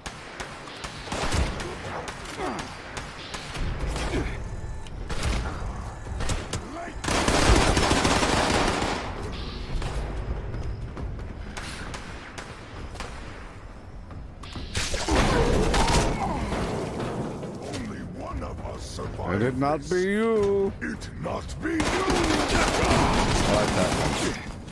He also goes, and it not be you. It not be you. I like that. You hit like You hit like you ape beasts.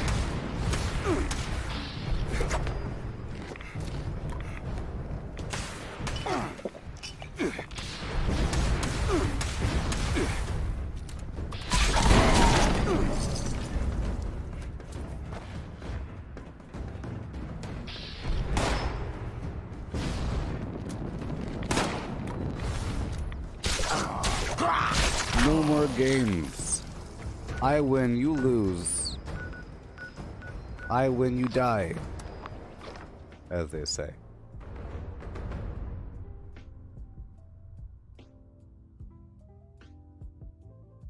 Oh, I can't wait for my popcorn seasoning. I'll put it right in my eyelid.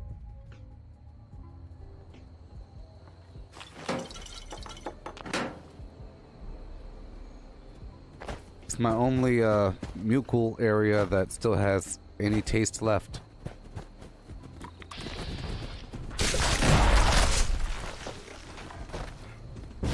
All the rest of my regions are all dry and parched and cracked. All nasty. I'm down to my left eyelid.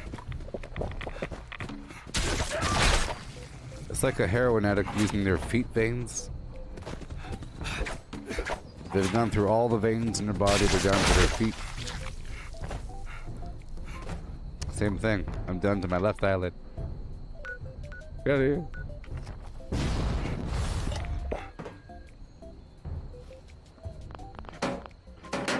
Alright, enough of them. Moving on. Oh yeah.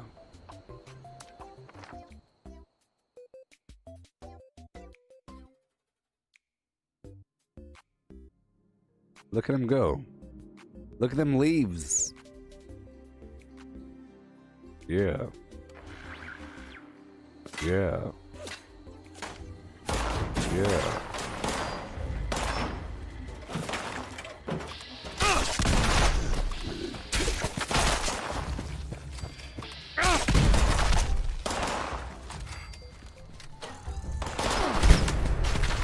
They call me Peter Dink.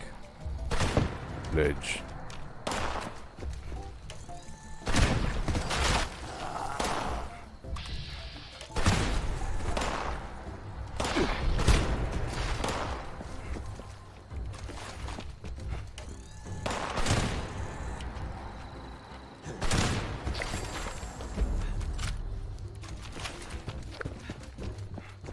It's nice using weapons again, you know? Even if it's a little bit weaker at the moment, it's okay. It's satisfying after, you know, not doing it for a while. I'm trapped! Okay. Alright. We're doing what we have to do.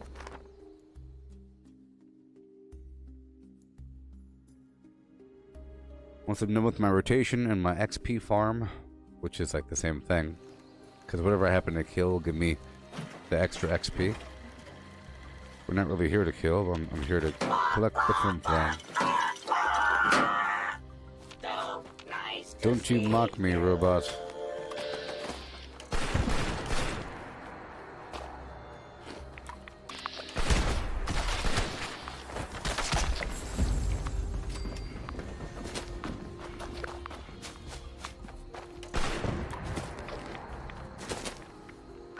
Okay. Moving on down. Way over there here. To that big ass apartment in the sky.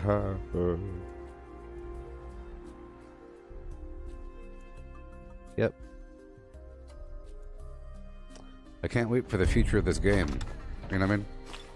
I think this is going to be like one of those timeless games. It's going to last for a long time with them constantly making the improvements. There's a bunch of games like that, you know? Like World of Warcraft. It's been out for a while. Well, not forever, but a while. for a game. Other games end up dying, but the parent company is still around.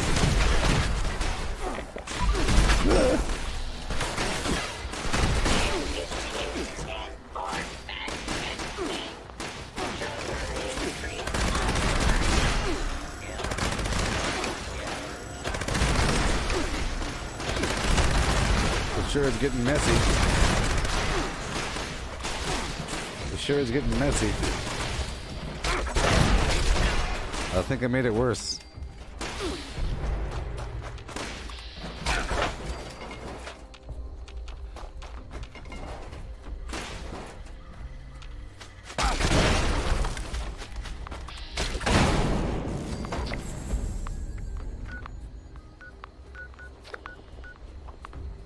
Moving on.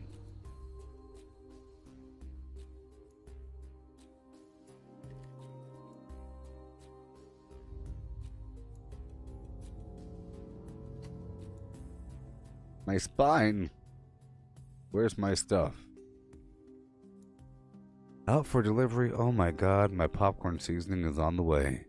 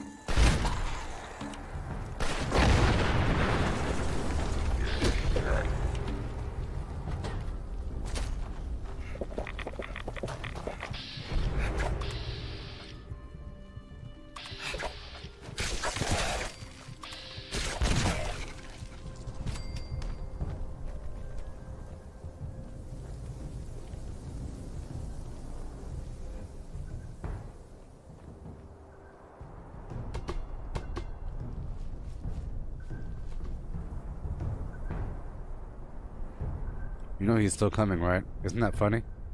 Isn't that funny how that works? I think he's looking for me. He lost me.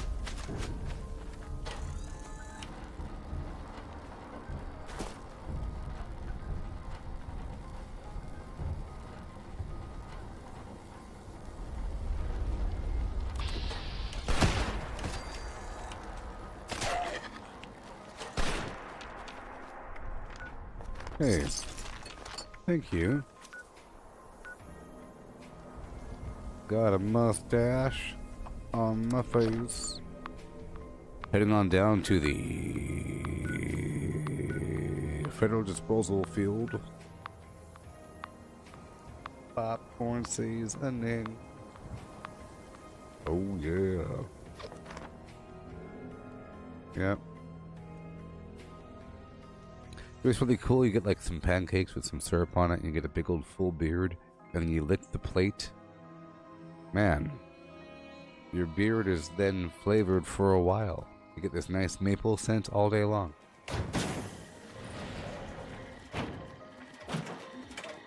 Not really. Hooray! Hoorah! You're here now, and I'm good. I realize I can't really lick plates anymore because of the cross-contamination.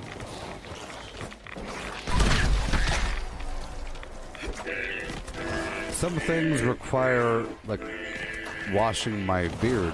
I don't want to have to wash my beard because I got some sauce in it. You can't just wipe off certain things. Imagine someone squirts ketchup in your hair. You're gonna wipe it off with a paper towel? What in the world? Oh, great. There it goes again. I got some sauce in my beard. Be right back.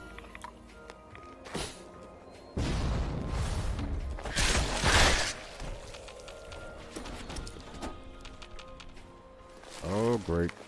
There goes my beard. Sauce.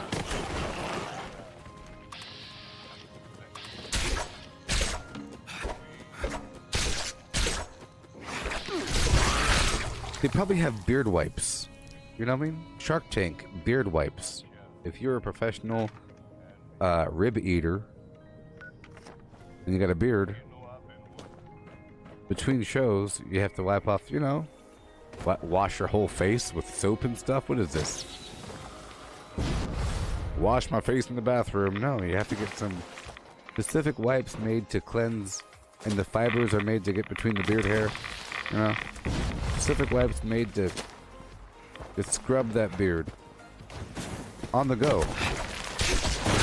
When things get messy. You know what I mean? You don't need to be carrying some funk with you with your beard. Some deep laden funk.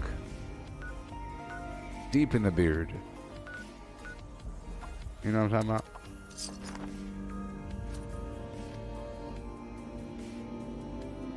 Sure, like the the wipes for pets or shampoo that don't require rinsing. Yes, sure, yes.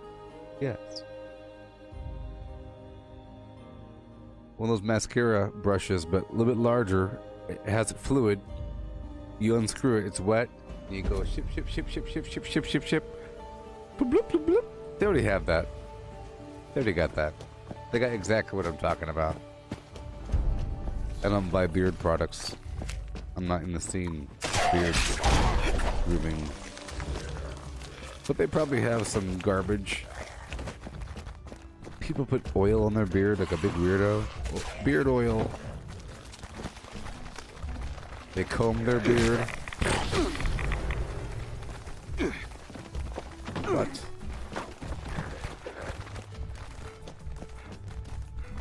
Crazy.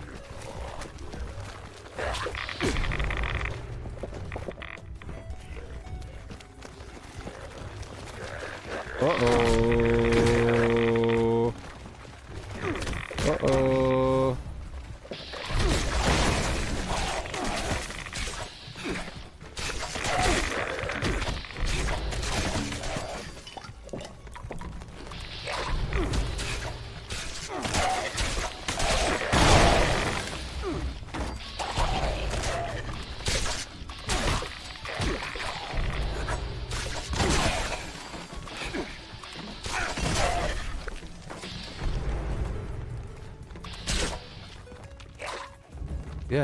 Yeah.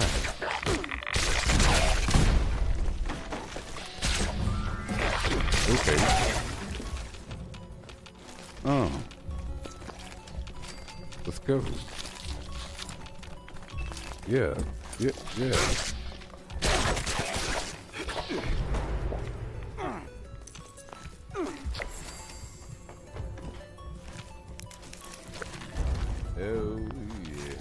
Say what?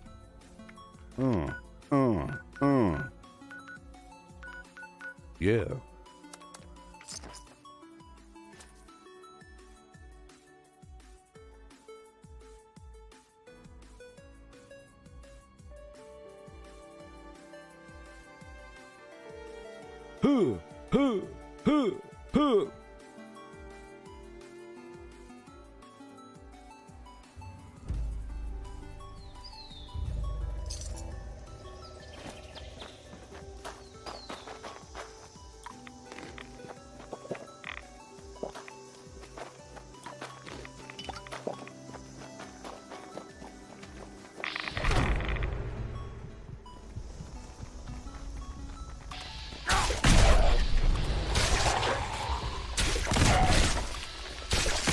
Oh yeah.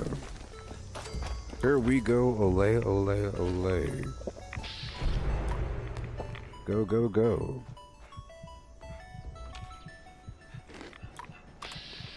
Because I'm living La Vida Loca.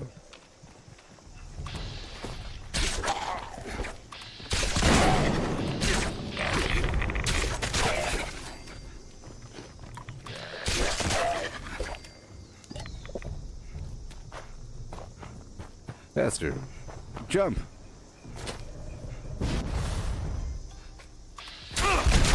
Yay.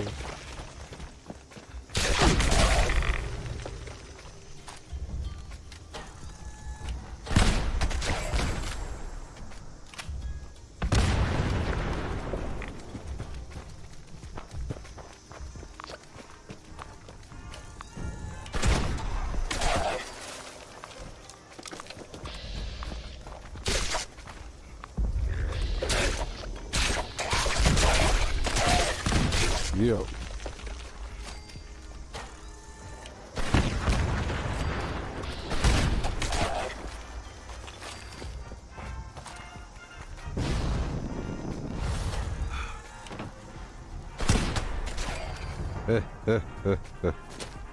Oh yes.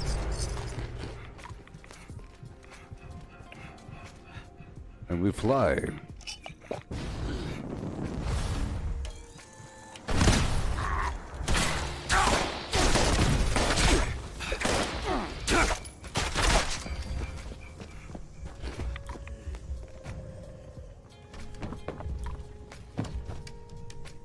I like this route much better.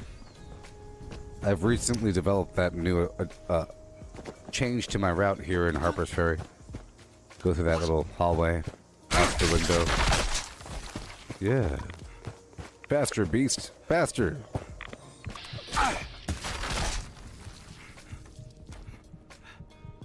If you won't run for me, you won't run for anyone. I'll break your leg. Now run.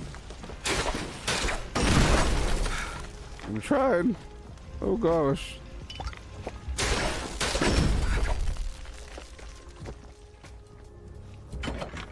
Oh no. Faster. Good job. Good job. Hey.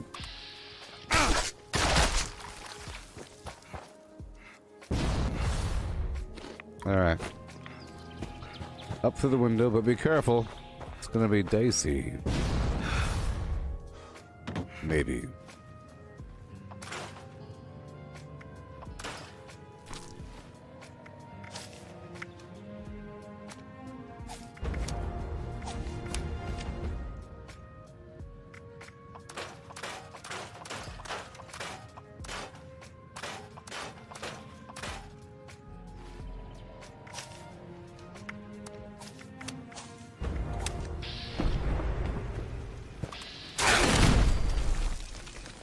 Boring.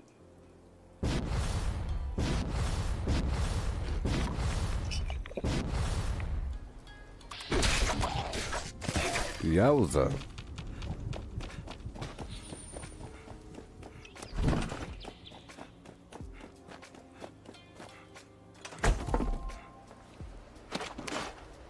Right on in. Yeah.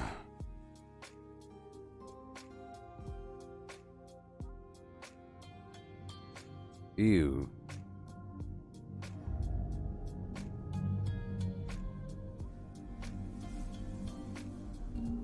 You won't believe. You really just won't believe.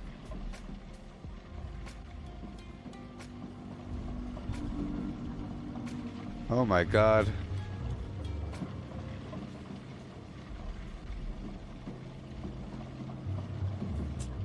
Hey Cat.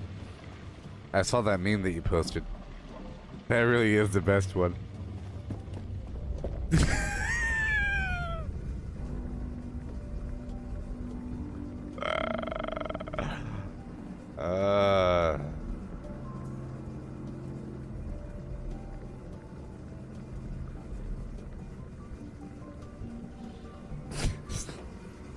I'll show it just for a second. Maybe. It's too obvious. I can't show it. The other thing I could show because you didn't know what the heck I was showing. I was showing a Where's Waldo thing. That was pretty good though. It's pretty good. Pretty good.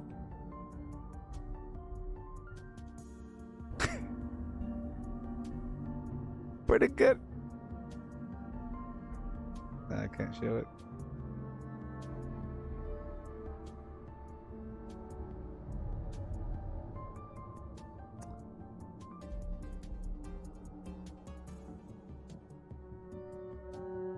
I can't show it.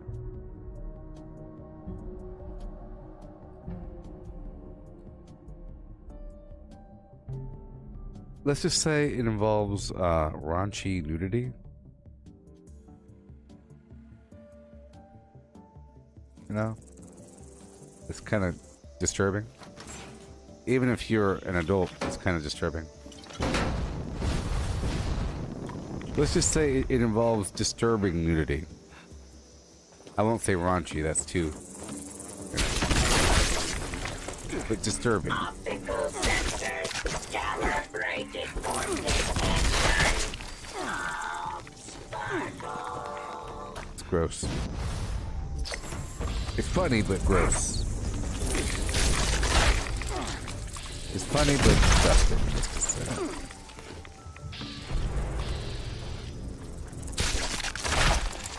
I think the fact that it's so out there and so daring is what makes it so funny. You know?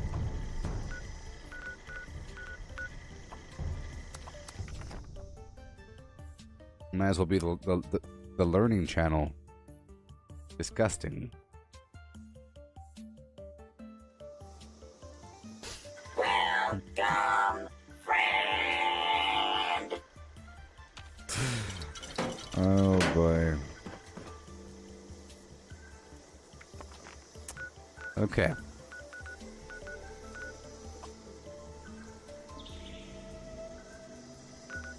It's time.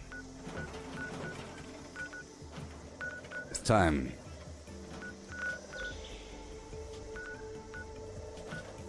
It's time.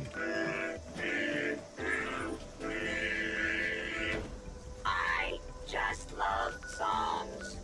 Don't you?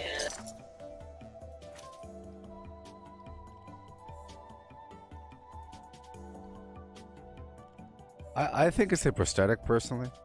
I don't think how they could actually fit that up in there.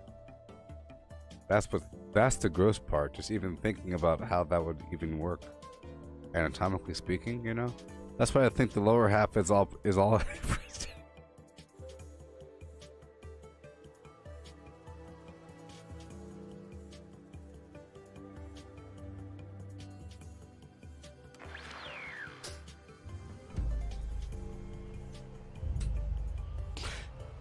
You know?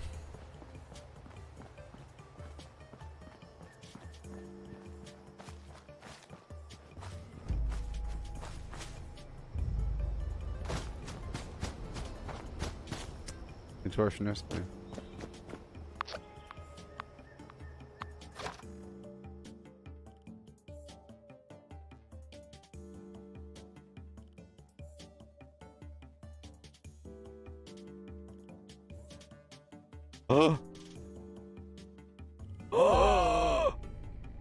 Oh my god. Look at what I found. Buy now.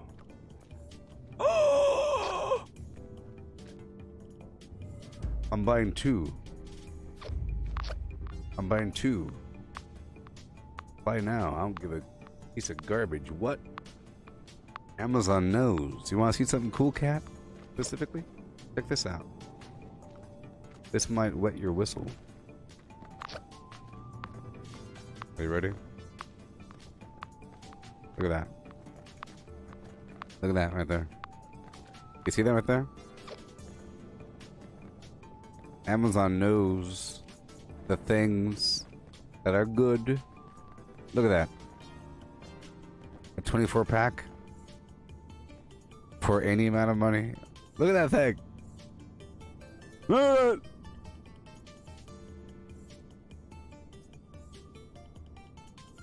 Look at it.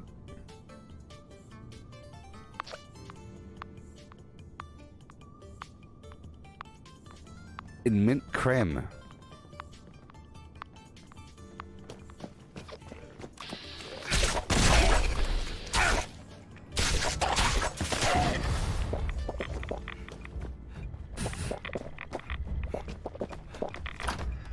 One-day delivery. I ordered 2 boxes.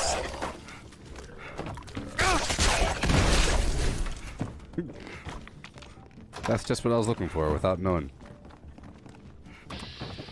It also fits my cookie category because it has the wafer in the middle. It's not just a big old block of chocolate.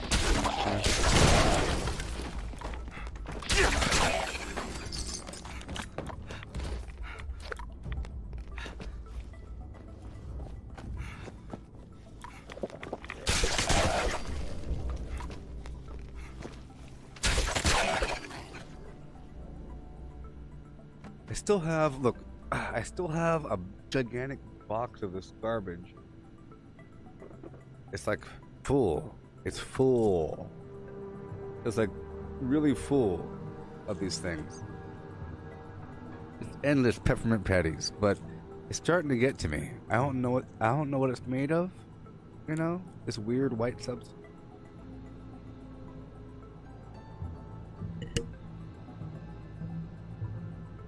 Starts to get really mentholy. I'm starting to think chemicals. You know? I'm starting to think if I went to their chocolate lab and I saw how they made it and I saw them pour in the mint liquid, if I drank just that mint liquid, would I die? Oh, yes. Maybe. You know what I mean? If you drank just the mint liquid from the factory, I think you'd die. And it makes me concerned after a while, after I start eating a big old handful of these things.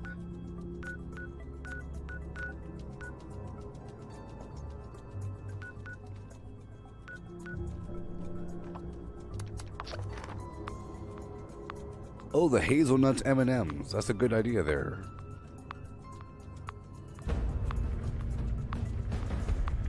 Hazel snooze? Hazel snooze? Is it how you spell it? Hazel snooze? M&M? Marshall Mathers?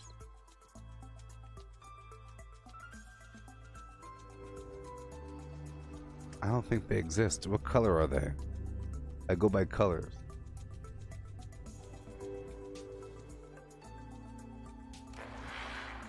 White chocolate. Gross. Peanut butter.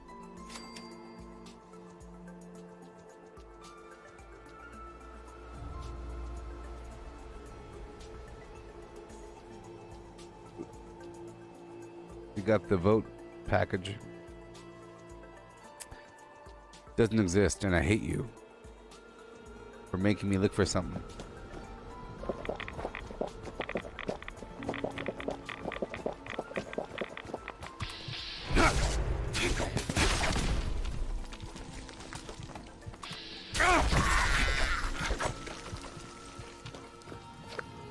I'll tell you one thing. The mint flavor ain't too much with mint and chip ice cream. You know, you can eat a whole tub of mint and chip ice cream without getting sick to your stomach. Right? How much mint and chip ice cream can you eat before dying? I don't think there's a limit. I think you just get larger. I don't think you die. You know? I'm concerned about the death factor.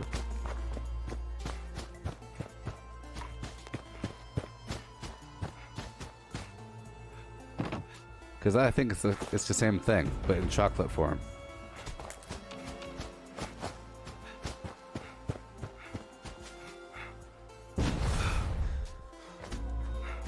Maybe I shouldn't order 2 boxes. Maybe 2 boxes is too much. But don't you want to have too much of something? I think having too much of something is really cool sometimes. Okay, well, at least I have that. You know? It's cool.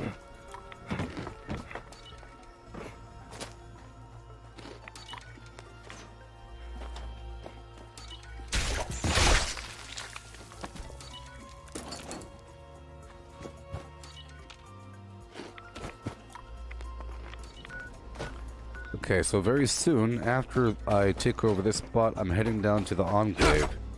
Okay? Okay, once I take this over, I'm heading straight to the Enclave. Alright? Please don't let me forget. I will beat you. Put you out in the rain. Yes. Cat.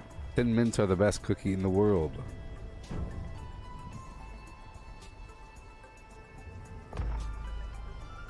Does Amazon sell Girl Scout cookies?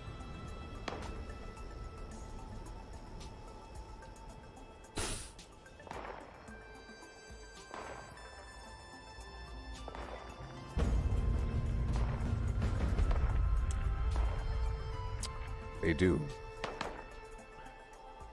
Well, I was gonna say this one right here, the caramel diabetes. Sorry, the caramel delights are pretty good. They have coconut in them because normally I hate coconut.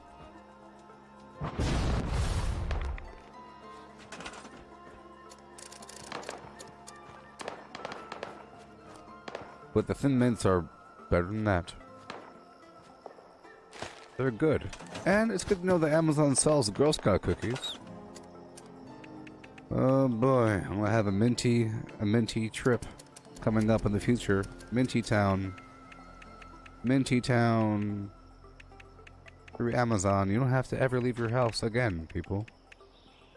Once they start selling Girl Scout cookies, before you had to go to random Walmarts to find Girl Scout cookies. You know, they sell them in front. Alright, we're going down to the Enclave now. Right now.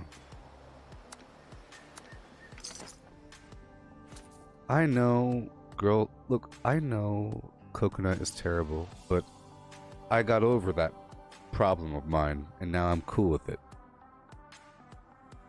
For example, you have yourself a nice cake, and it's covered in vanilla frosting, and then some fool sprinkles it with coconut.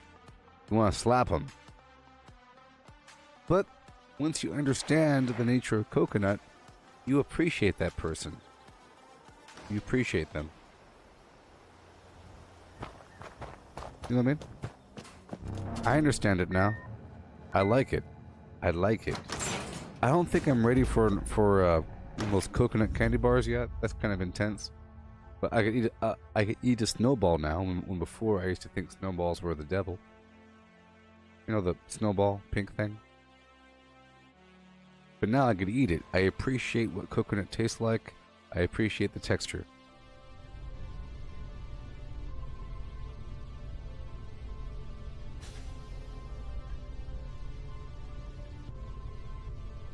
Oh yeah. Give me that Thin Mount hole. Waterproof. I like my cookies to be waterproof.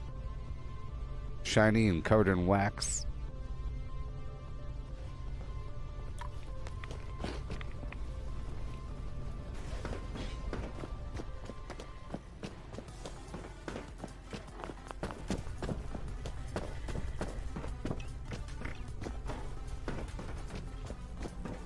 There's a couple Keebler cookies that are close to Thin Mints, but I don't think they're mint flavored. But they probably have something that's very exactly similar, perhaps even better than a Thin Mint, because they're trying to market for exactly that cookie category, and they're trying to duplicate the perfection of a Thin Mint.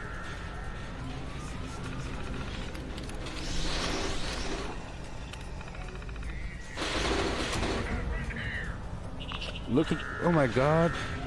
Look, people, there's no keywords available. There's nothing. We're nowhere near bombing. We're nowhere close to bombing. And if you see people bombing, they're dirty liars. Alright. You're not supposed to bomb right now. You hear me? Me.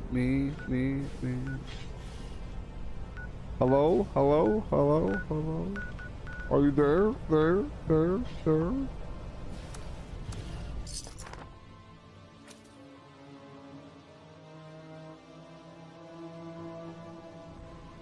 Don't you look at me. I will throttle you and dash you against the rocks.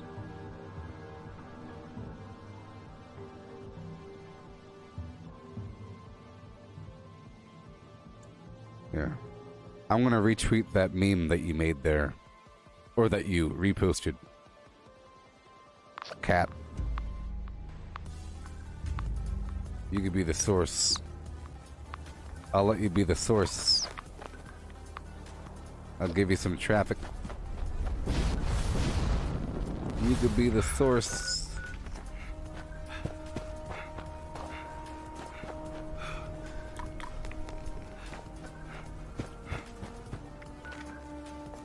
Where are you, beast?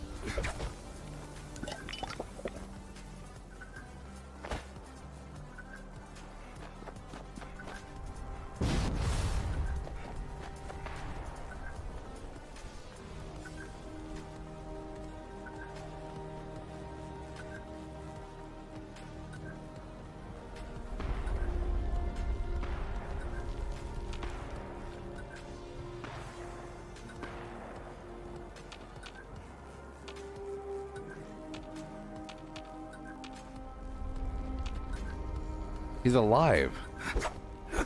That's even worse.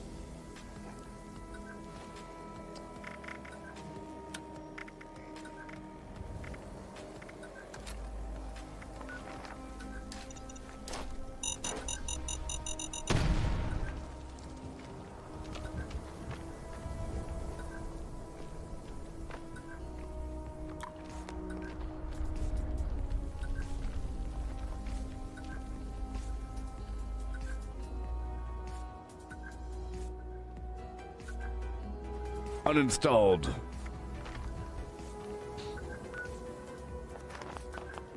What a crock.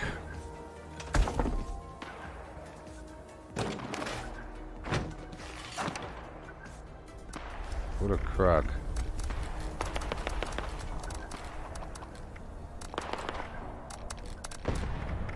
There goes my plans. The keyword is nowhere near to being complete, and it's bugged out. Whatever are we gonna do? I mean,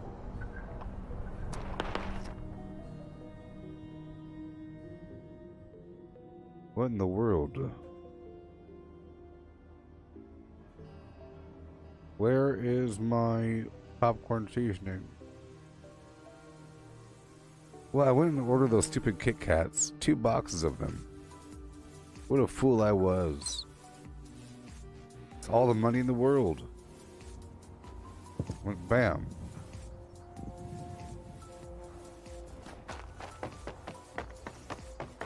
You know that they're selling deep fried chicken skin as like some healthy thing? Isn't that ridiculous? Next week it'll be my turn on guard duty. It's because it's keto. It's keto. There's people that are really weird and don't like grain. And they think that... Whoa. They think that, you know... Or, you know, the carnivore diet. Eating a big old bag of chicken skin is cool. Probably good, you know. It's... Raiders are good just stuff. out there, waiting for a chance. I see you have our missing property. Look, Flock Keto. You see the branding? It's so healthy. Look at it. Healthy, made from chickens. And seasoned, made from chickens. Keto. High protein, sugar free, low carb chicken skin. You know? Like, that looks like a bag of chicken skin to me. They're not trying to hide it. They're not trying to hide the fact that it's a big old pile of garbage. What? Delicious keto, low carb, high protein, gluten free, no MSG. It's not healthy. It's chicken skin. Maybe it's healthy. I'm sorry to hear that. I wish there'd been another way. You know, we have a few dozen extra. Maybe it's healthy. You know, chicken skin isn't necessarily chicken fat.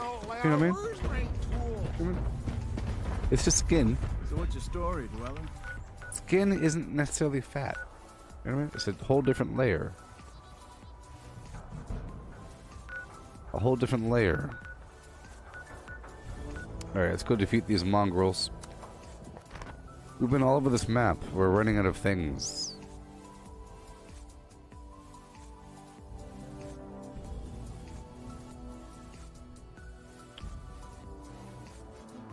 You worked at Captain D's? Yes. They're called Crumblies or Cracklins or whatever. Yes. At Long John Silver's, I think the best part of it was the fact that they would purposely give you extra Cracklins. Crumblies. Whatever you want to call them. I think it's great. I'm one of those people. I'm one of the people that would want just a whole container of the crumbly Cracklins. Soaked in malt vinegar. Soaked in brown malt vinegar. Greased up. You don't like him? It's not like it's chicken skin or anything. Okay, my life is full and I have to lower my life.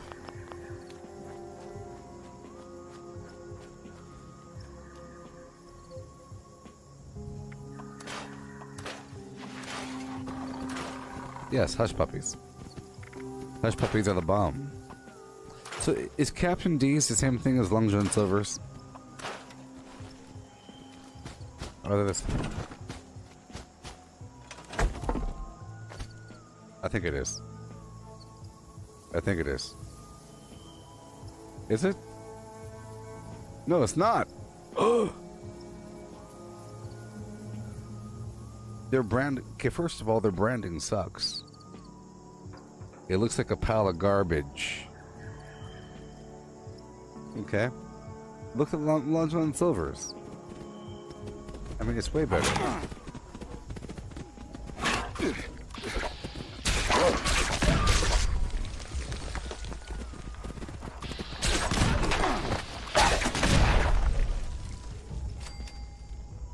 I mean, look at that branding.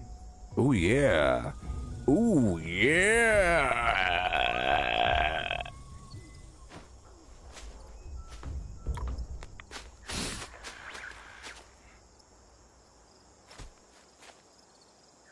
Same thing. Probably the same thing. Well, it's good that there needs to be more fish restaurants that are like a nautical themed with fish and chips and malt vinegar and, you know, hush puppies. As long as you have hush puppies, some chips, and some fish and some chicken. In fact, I prefer the chicken from Long John Silver's over the fish. You know?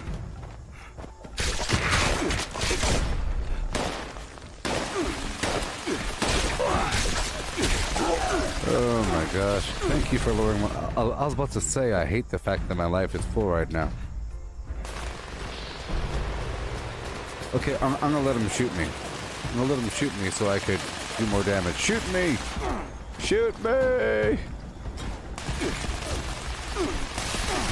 Whoa! How you hurt? I live. I live.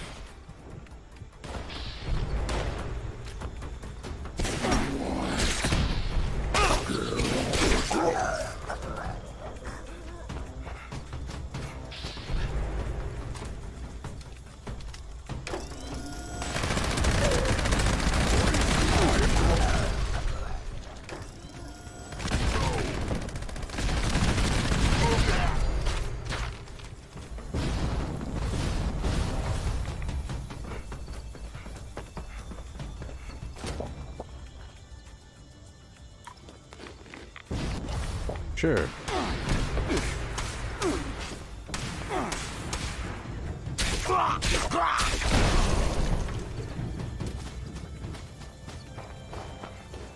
And sure.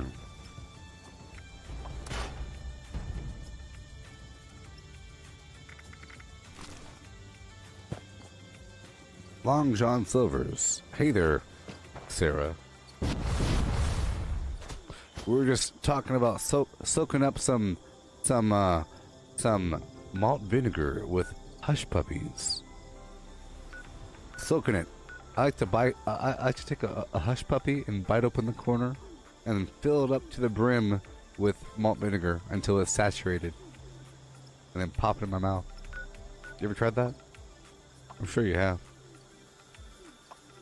Same thing with a straw. It's a little harder, but bite the tip off the bite the tip off of a fry. Fill it up like a straw. Eat the thing.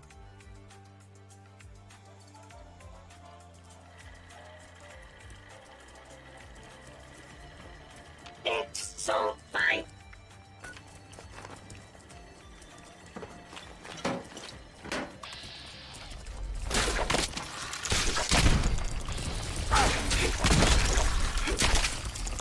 Back before the apocalypse. Oh. My darn life is full, man.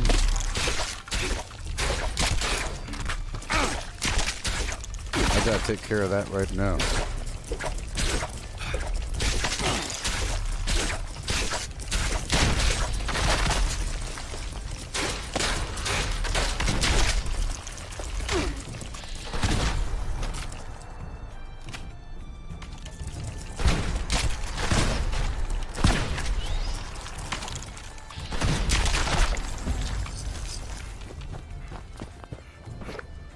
Alright, let's go down to the water.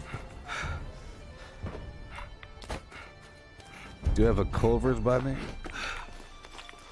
What's a hush puppy? It's not made of potato, it's made of breading. It's like a cornmeal and doughy thing, deep fried with some seasoning. It's like a spherical, perfectly spherical, cornbreadish and doughy ball. Deep fried with some seasoning that you have with fish and chips at a seafood restaurant with malt vinegar.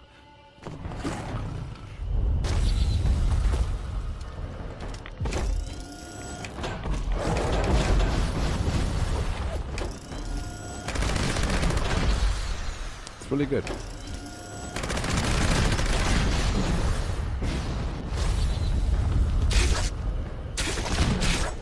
For that seafood lover in you, head on down to Long John Silver's and get yourself a big old pile of flim flam. But hurry, hurry, hurry. There are only so many fish in the sea. I'm just gonna sit here for a little bit. What's that? Huh? What's that? What's that weird pattern on my screen? Moving around. You see that? You see it? It's kind of moving around. What is that? I don't know. Weird stuff. What's that noise? Huh? What's that? Anyway. Shoot. What's happening? Stop it. What? Why am I...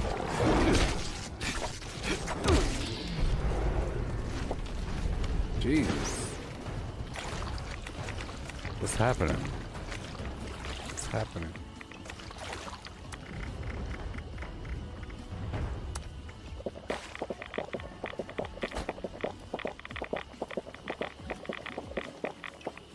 Do I have a Culver's? I don't know what that is.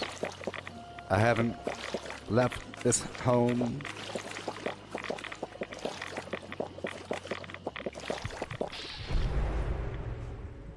All I know is I'm getting popcorn seasoning today. It's gonna be a good day. A good day. Filled with leaves. Yeah. Let's go back around over here. Go back around over here. Mm-hmm. Hello! Hello! Hope you're having a merry day. Darn right. I'm doing a big coin grind today. I recommend that game. If you have a PC, go check it out. It's relaxing. You can have it. I think they're stealing my data. I think they're stealing my data. I think you should get it. I think they're stealing my data. I think they're using the processing power of my computer to run some sort of zombie bot farm to hack foreign servers. under the guise of leaves harvesting. I don't know what to do, but I have to keep playing. And you must too.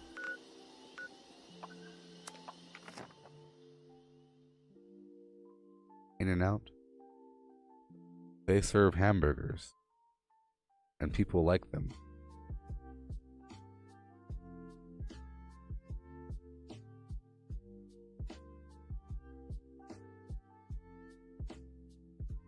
People like them.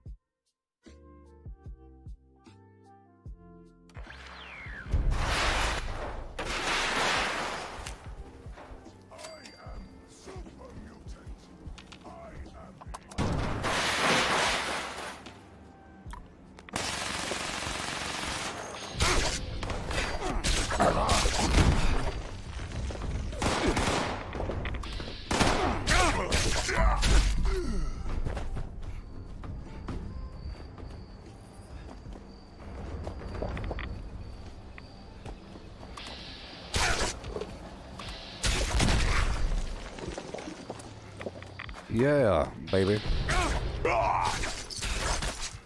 For Odin.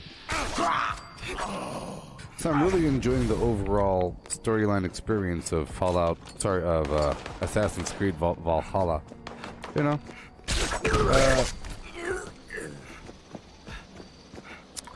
It's nice. Whenever we do these quest things, there's all kinds of character development and personalities. Good voice acting and motion capture overall. And there's a lot of them.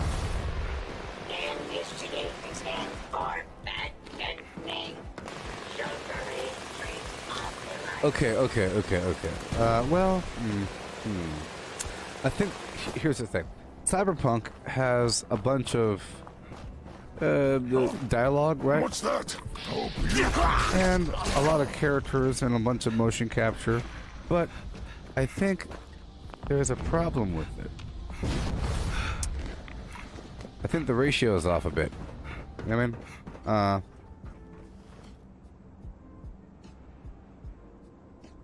I don't know. There's something off about it.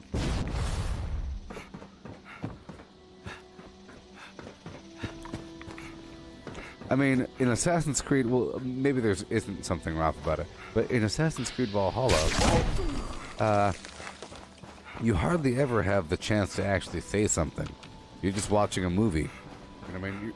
It's just every so often is the time when you get to confront the bad guy, and then the character starts saying stuff, and then once in a while, you have the option to say something, you know, or make a decision. It's really about the decision, but beyond that, you're not asking questions.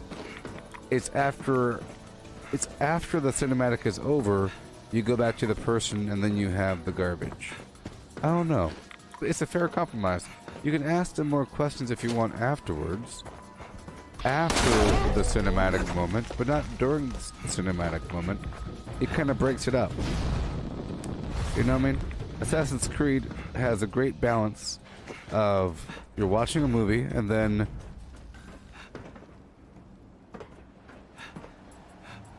you have to do something for 3 seconds. For 3 seconds.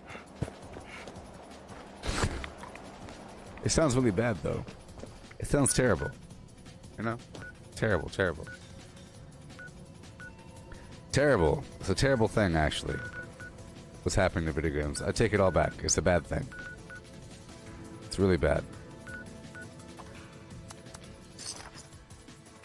You want a codfish with cheese sandwich? I see.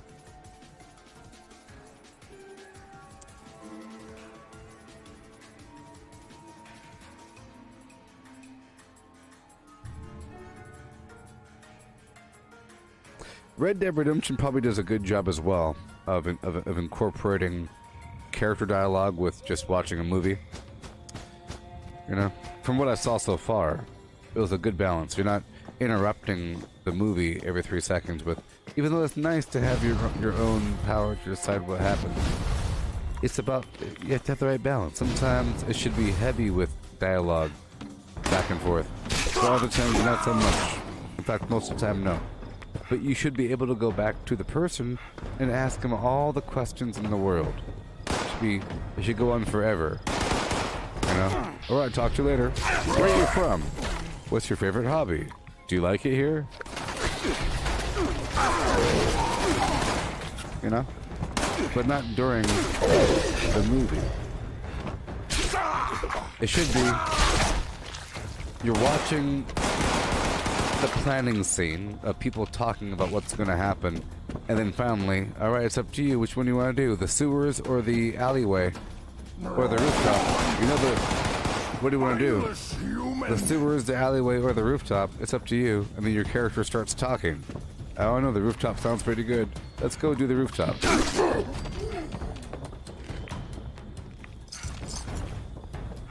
Can you go over the plan one more time? I told you the roof is the vantage point you get to access. So what do you want to do? Let's do that. There's times when clearly it's time to make a decision. Other times it's just exposition. Well, fine. Let me take it back. I take it all back. Cyberpunk did a great job. Great job of, you know, telling the story through the cinematics and everything. You know what I mean?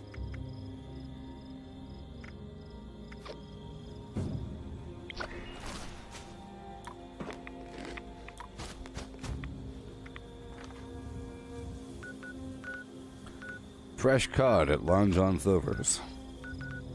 Come on down and get your fresh cod.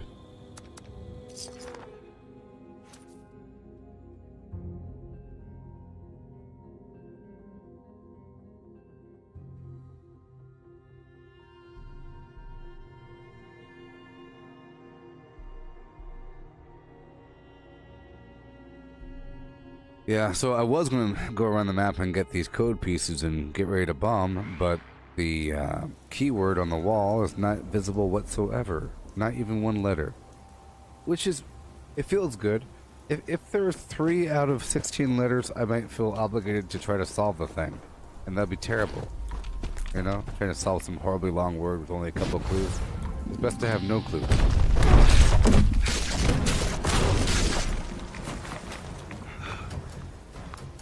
So how are we looking? Alright, so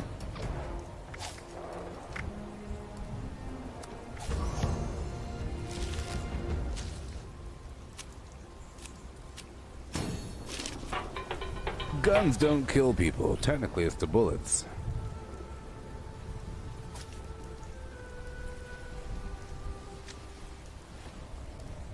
Let the sunshine in, oh, the stinky old, ooh, sunshine in your face, doing stuff in the morning time.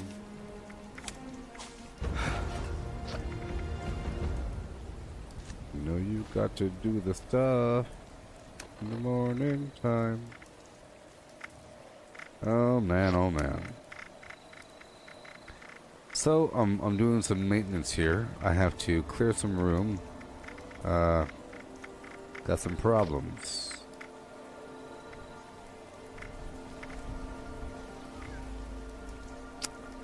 Razor green flour actually weighs a lot. It's actually a problem. It weighs a lot. 0.2 pounds each. Or more, because I currently have armor to reduce the weight of food and drink.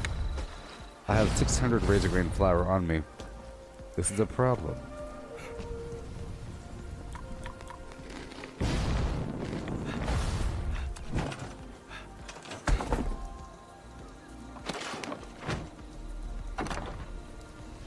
Alright, so I'm about to pull some items out from my stash.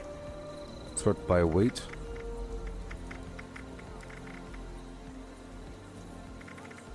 Pull out all the grenades.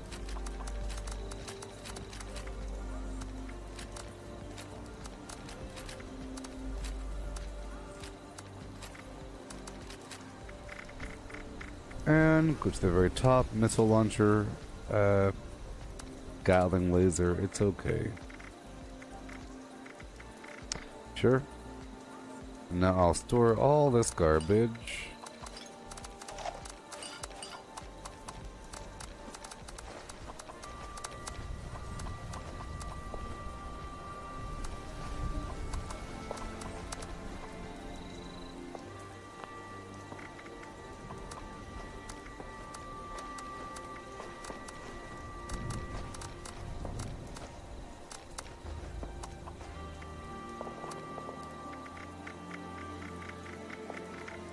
Alright. I have all this ammo. I was saving to convert it all, but I think I'll just take it. I think I'll just dump it all out. I was selling it all, but it's okay. For the time being, this is what we have to do. In the future, whenever I have 1,200 pounds capacity, this won't be a problem whatsoever. That'd be a fun time. But this ammo is sort of serving as a ballast, you know? Nice ballast.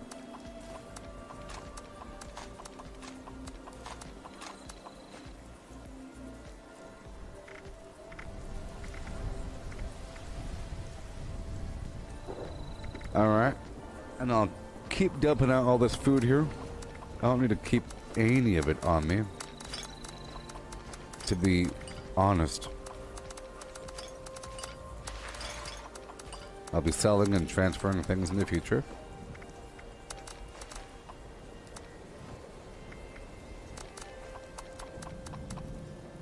Oh boy, all that meat's gonna rot. All those terrible spoiled vegetables. It's really a problem. I guess that's what we're doing now. That's what we're doing these days.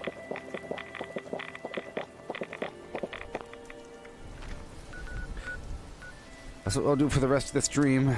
Some minor maintenance and preparation and whatnot. I'm sort of done farming XP around the map over and over and over again. I don't like doing that forever.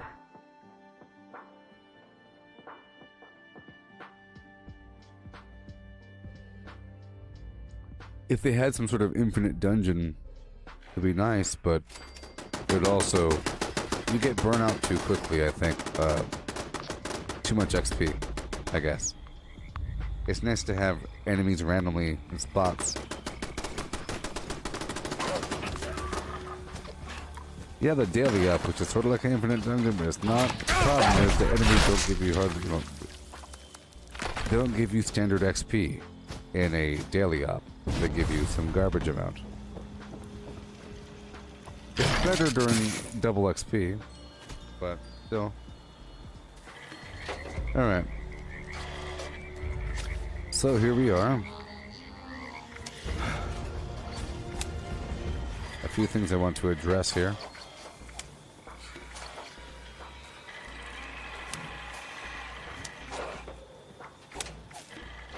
I'll do the maintenance as I can. Chemistry. Do some smelting. Hello? I'll give away a bunch of garbage. Right now. I'll give away a bunch of garbage. Right here in this box. This box is an infinite storage. So I'll store all of these legendaries and a few of these extra non-floater grenades.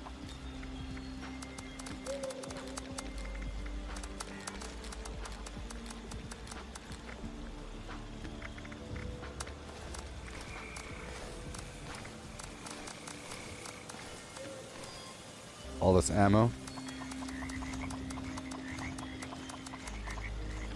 Besides the 2mm.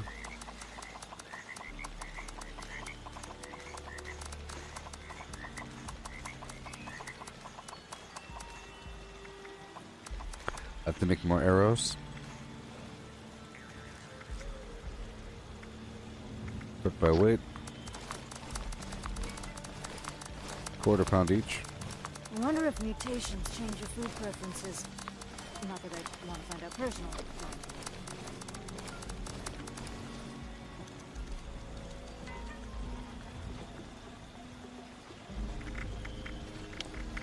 And I'll dump all of my right-of-way in this box. And a few other things.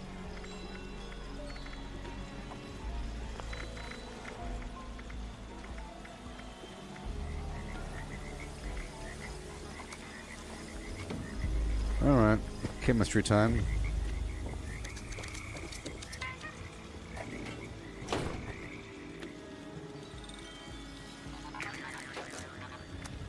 Melting.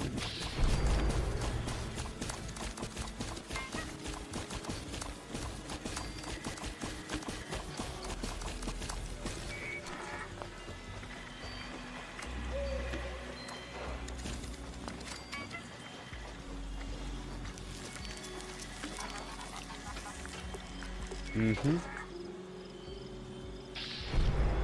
Repair my weapons. If I could. If I need to. I'm gonna do. All I do. My armor.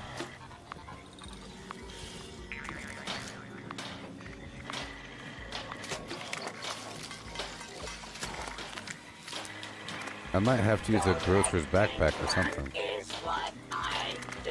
Or whatever. Eventually, it won't be a problem, you know. Eventually.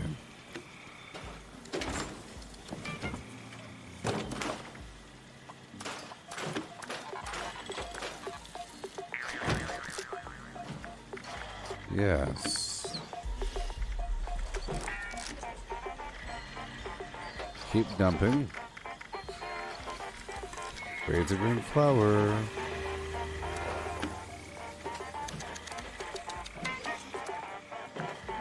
It's so heavy. Okay, let's just get rid of all my legendaries for now. It'll be for a lucky individual that happens to show up at my camp. You know? In the future, whenever we have 400 additional pounds, I could, you know, store these things, but I'll give them all away. Making some minor changes to my build, you know? And I have to.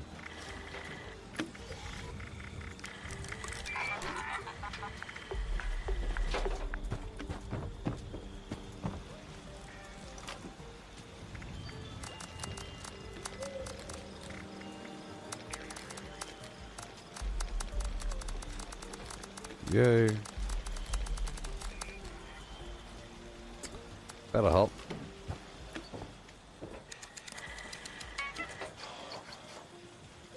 Okay. Put all the grenades back. Lots of sugar bombs. Pour on the milk and I'll be ready to go. Don't you dare tell anyone about my guilty pleasure.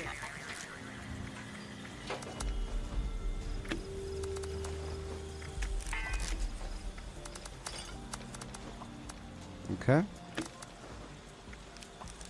Put away most of these stim packs.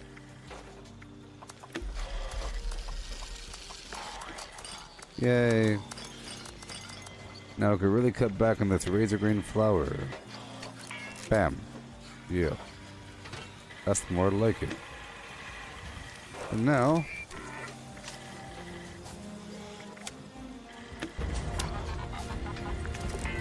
you're gone.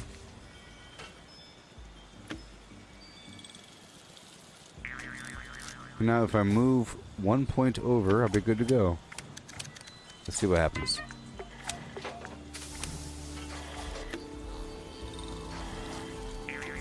One point over.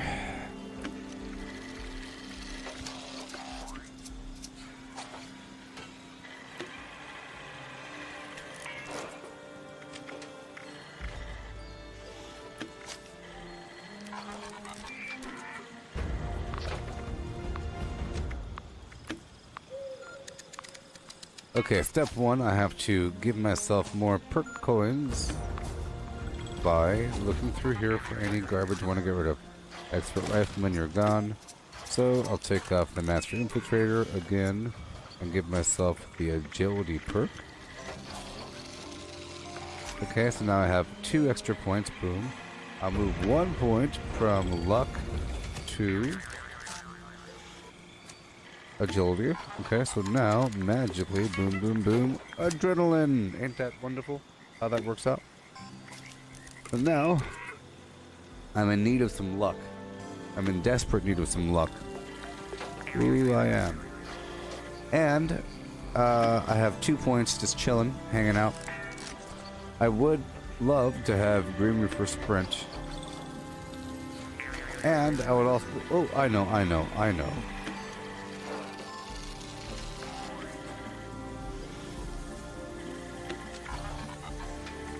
Okay, I'm gonna get rid of one of these things here. I'll get rid of this guy. And give myself the perception perk.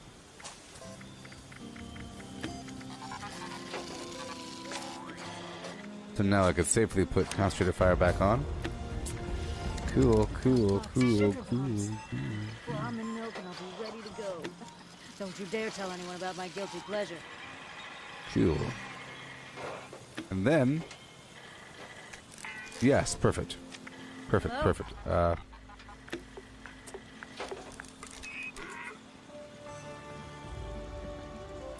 And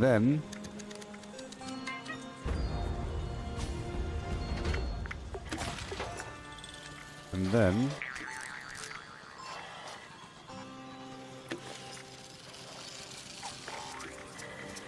Give myself the luck. I have 4 points, so I could then move 1 point from luck back over to intelligence. Yeah.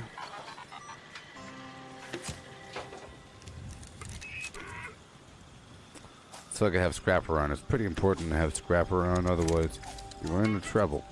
Give myself some of that. Boom. Good to go. Done. We're done. For now. Concentrated fire is back on so I can target their legs. I get Green Reaper Sprint effect. That's good. I still have collateral damage, hack and slash, and exploding palm. I got rid of the other fluff. Lap flim. Wouldn't it be interesting if there was an Easter egg where if you spelled certain words you get an extra bonus?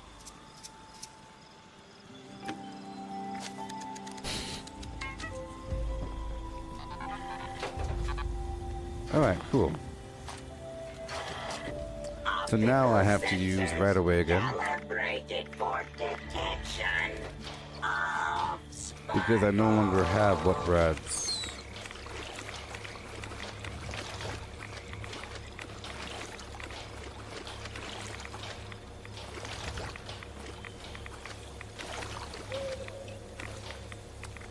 Dirty water.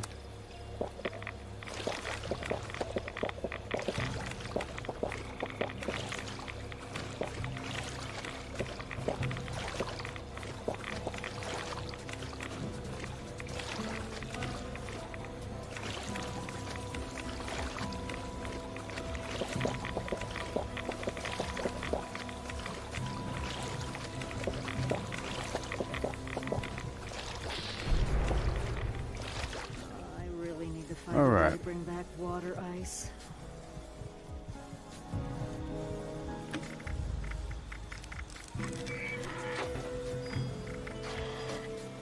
Okay, I'll be right back. Let me go make some right away. I'll harvest some glowing fungus from the road right over here. No big deal.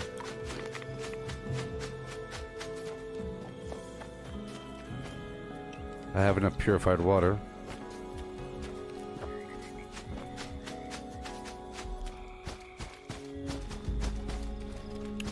Was actually kind of far away, ain't it?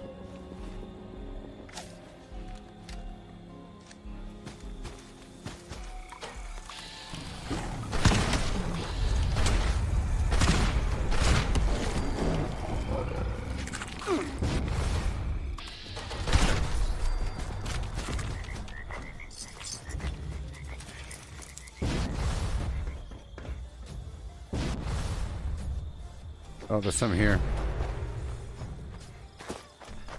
Maybe. There we go.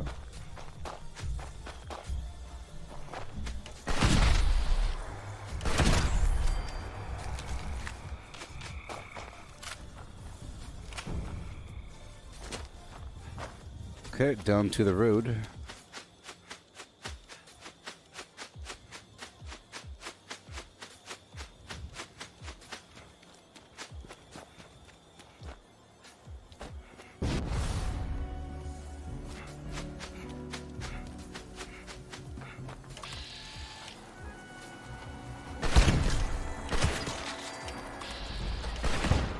Oh, let's not forget that I'm currently using adrenaline.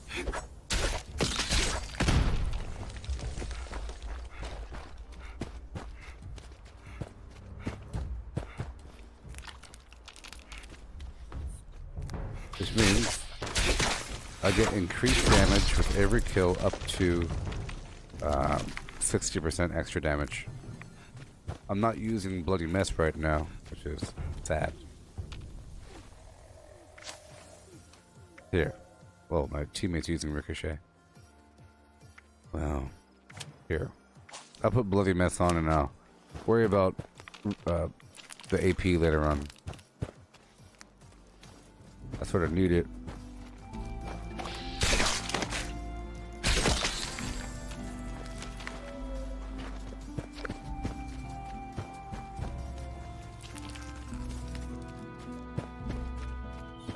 Also, you know, Radical's pretty important as well.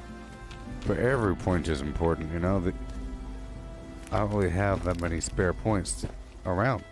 Whenever I level up those legendary perks, they'll be a lot better, of course, you know. Because those legendary perks give me extra attributes here and there. I believe that's enough. Head back to my camp. Hey there, Ethan. How's it going? I'm just doing some final maintenance before ending this stream. You know. I leveled up a certain amount today. Certain amount.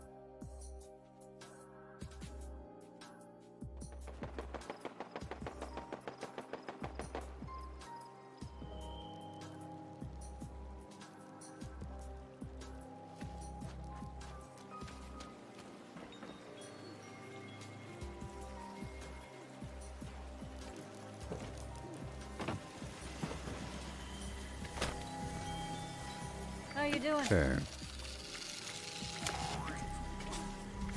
Chemist and super duper.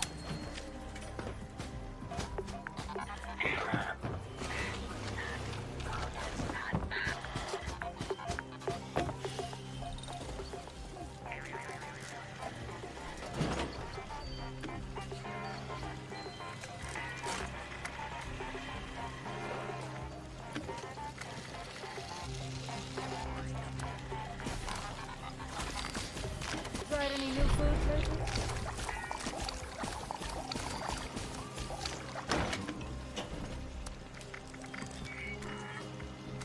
There we go. Okay, well, that's about it, I think. Let's go do another partial rotation around the workshops, and I'll be done with the day. Or with this stream, at least. Okay? I'll be back in like an hour and a half after eating something. And we'll continue on with our Assassin's Creed journey. A lot more to go. I'll do this final rotation around, collecting the flim flam. All these goodies.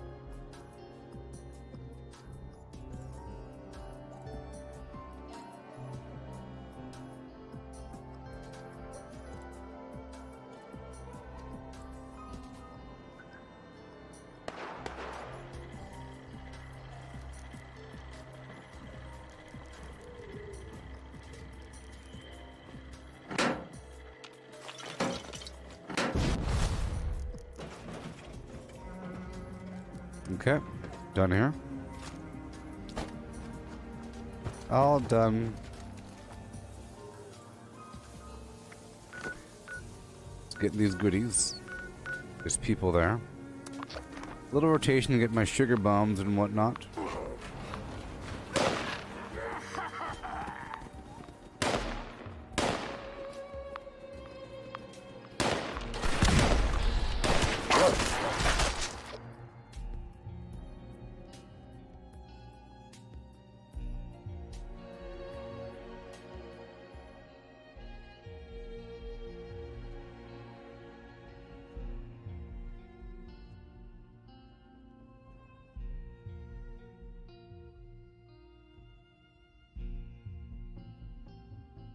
Yeah, we learned a lot. We learned about, you know, eyeballs and stuff.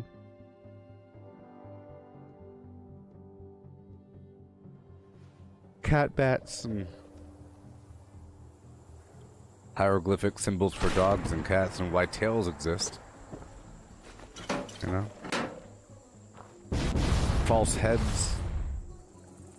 Pretty cool. And leveled up a bit. I gave myself the capability of using weapons again, which is cool.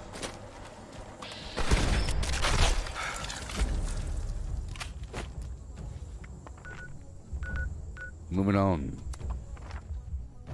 A little rotation around.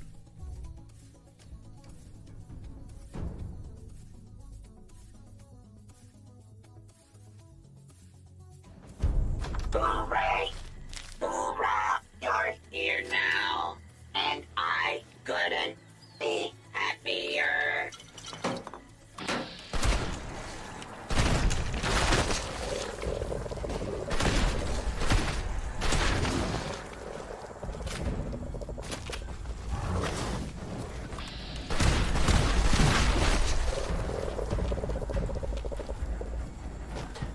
Alright.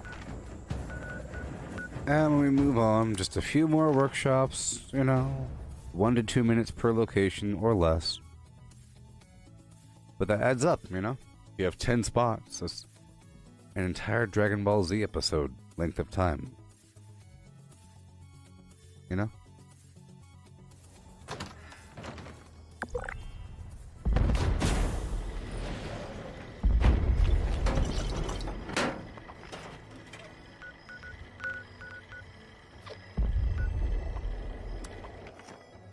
One, two, three, 4, maybe 5, 6, 7. More workshops. Maybe 8. Yep. Somewhere around there. Just a few more.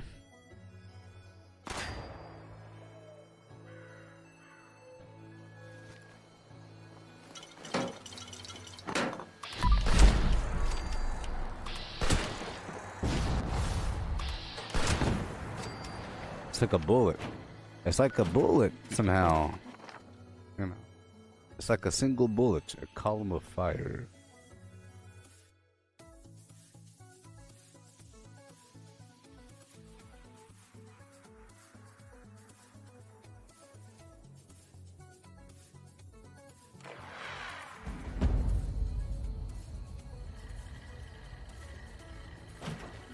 Welcome, friend.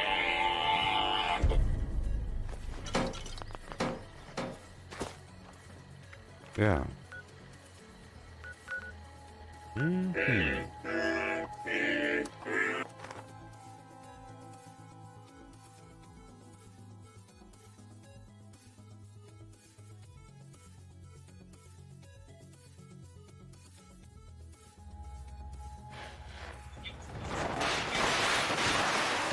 Oh boy. Oh, oh, hey. Yay. Hello.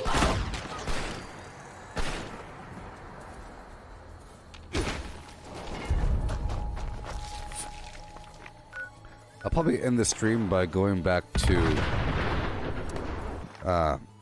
my camp and picking up all that garbage from that stash box and then signing out. And the next stream, whenever I start next Fallout stream, I'll go back to the box and dump everything again. I'll keep doing that every day.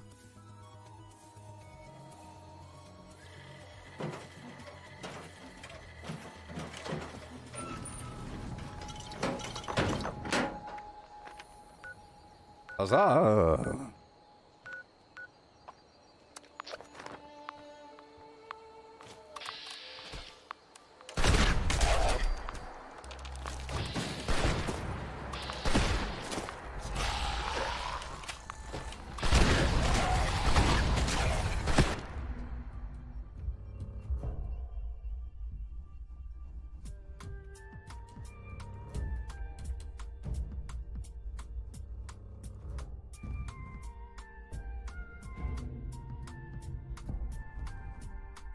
Yeah.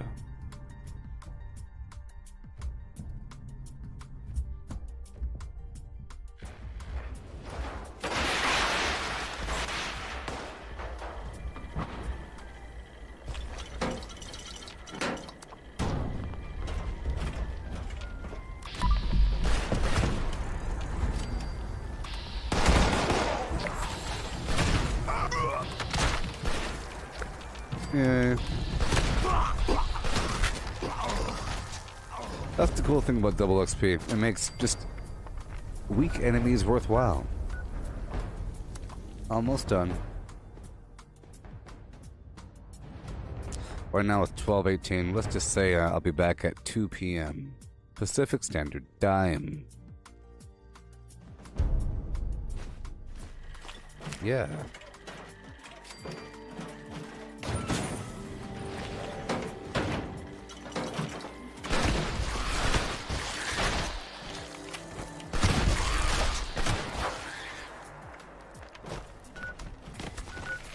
Optical sensors calibrated.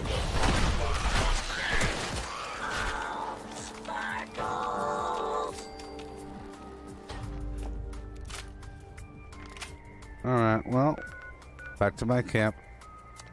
And that's a wrap. Thank y'all for hanging out for these last 7 hours and 20 minutes. You know?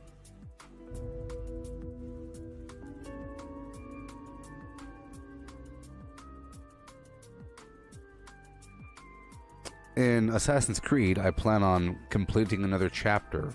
You have these chapters, or these story arcs is what they're called. They're self-contained stories where you have to go to a place to go find out about something, and then you conclude the story and you think, yay, party time, it's all over. Another problem. Sort of like in Star Trek when you have an issue that gets resolved.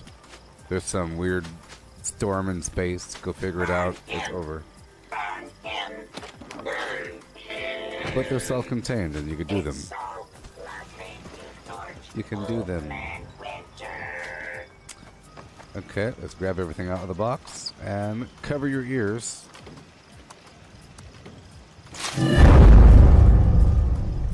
I'm sorry, I should have warned you more.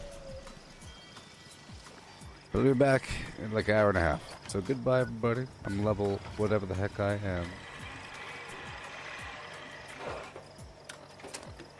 1286. Hello? Goodbye. Vortex, vortex, vortex. Yeah.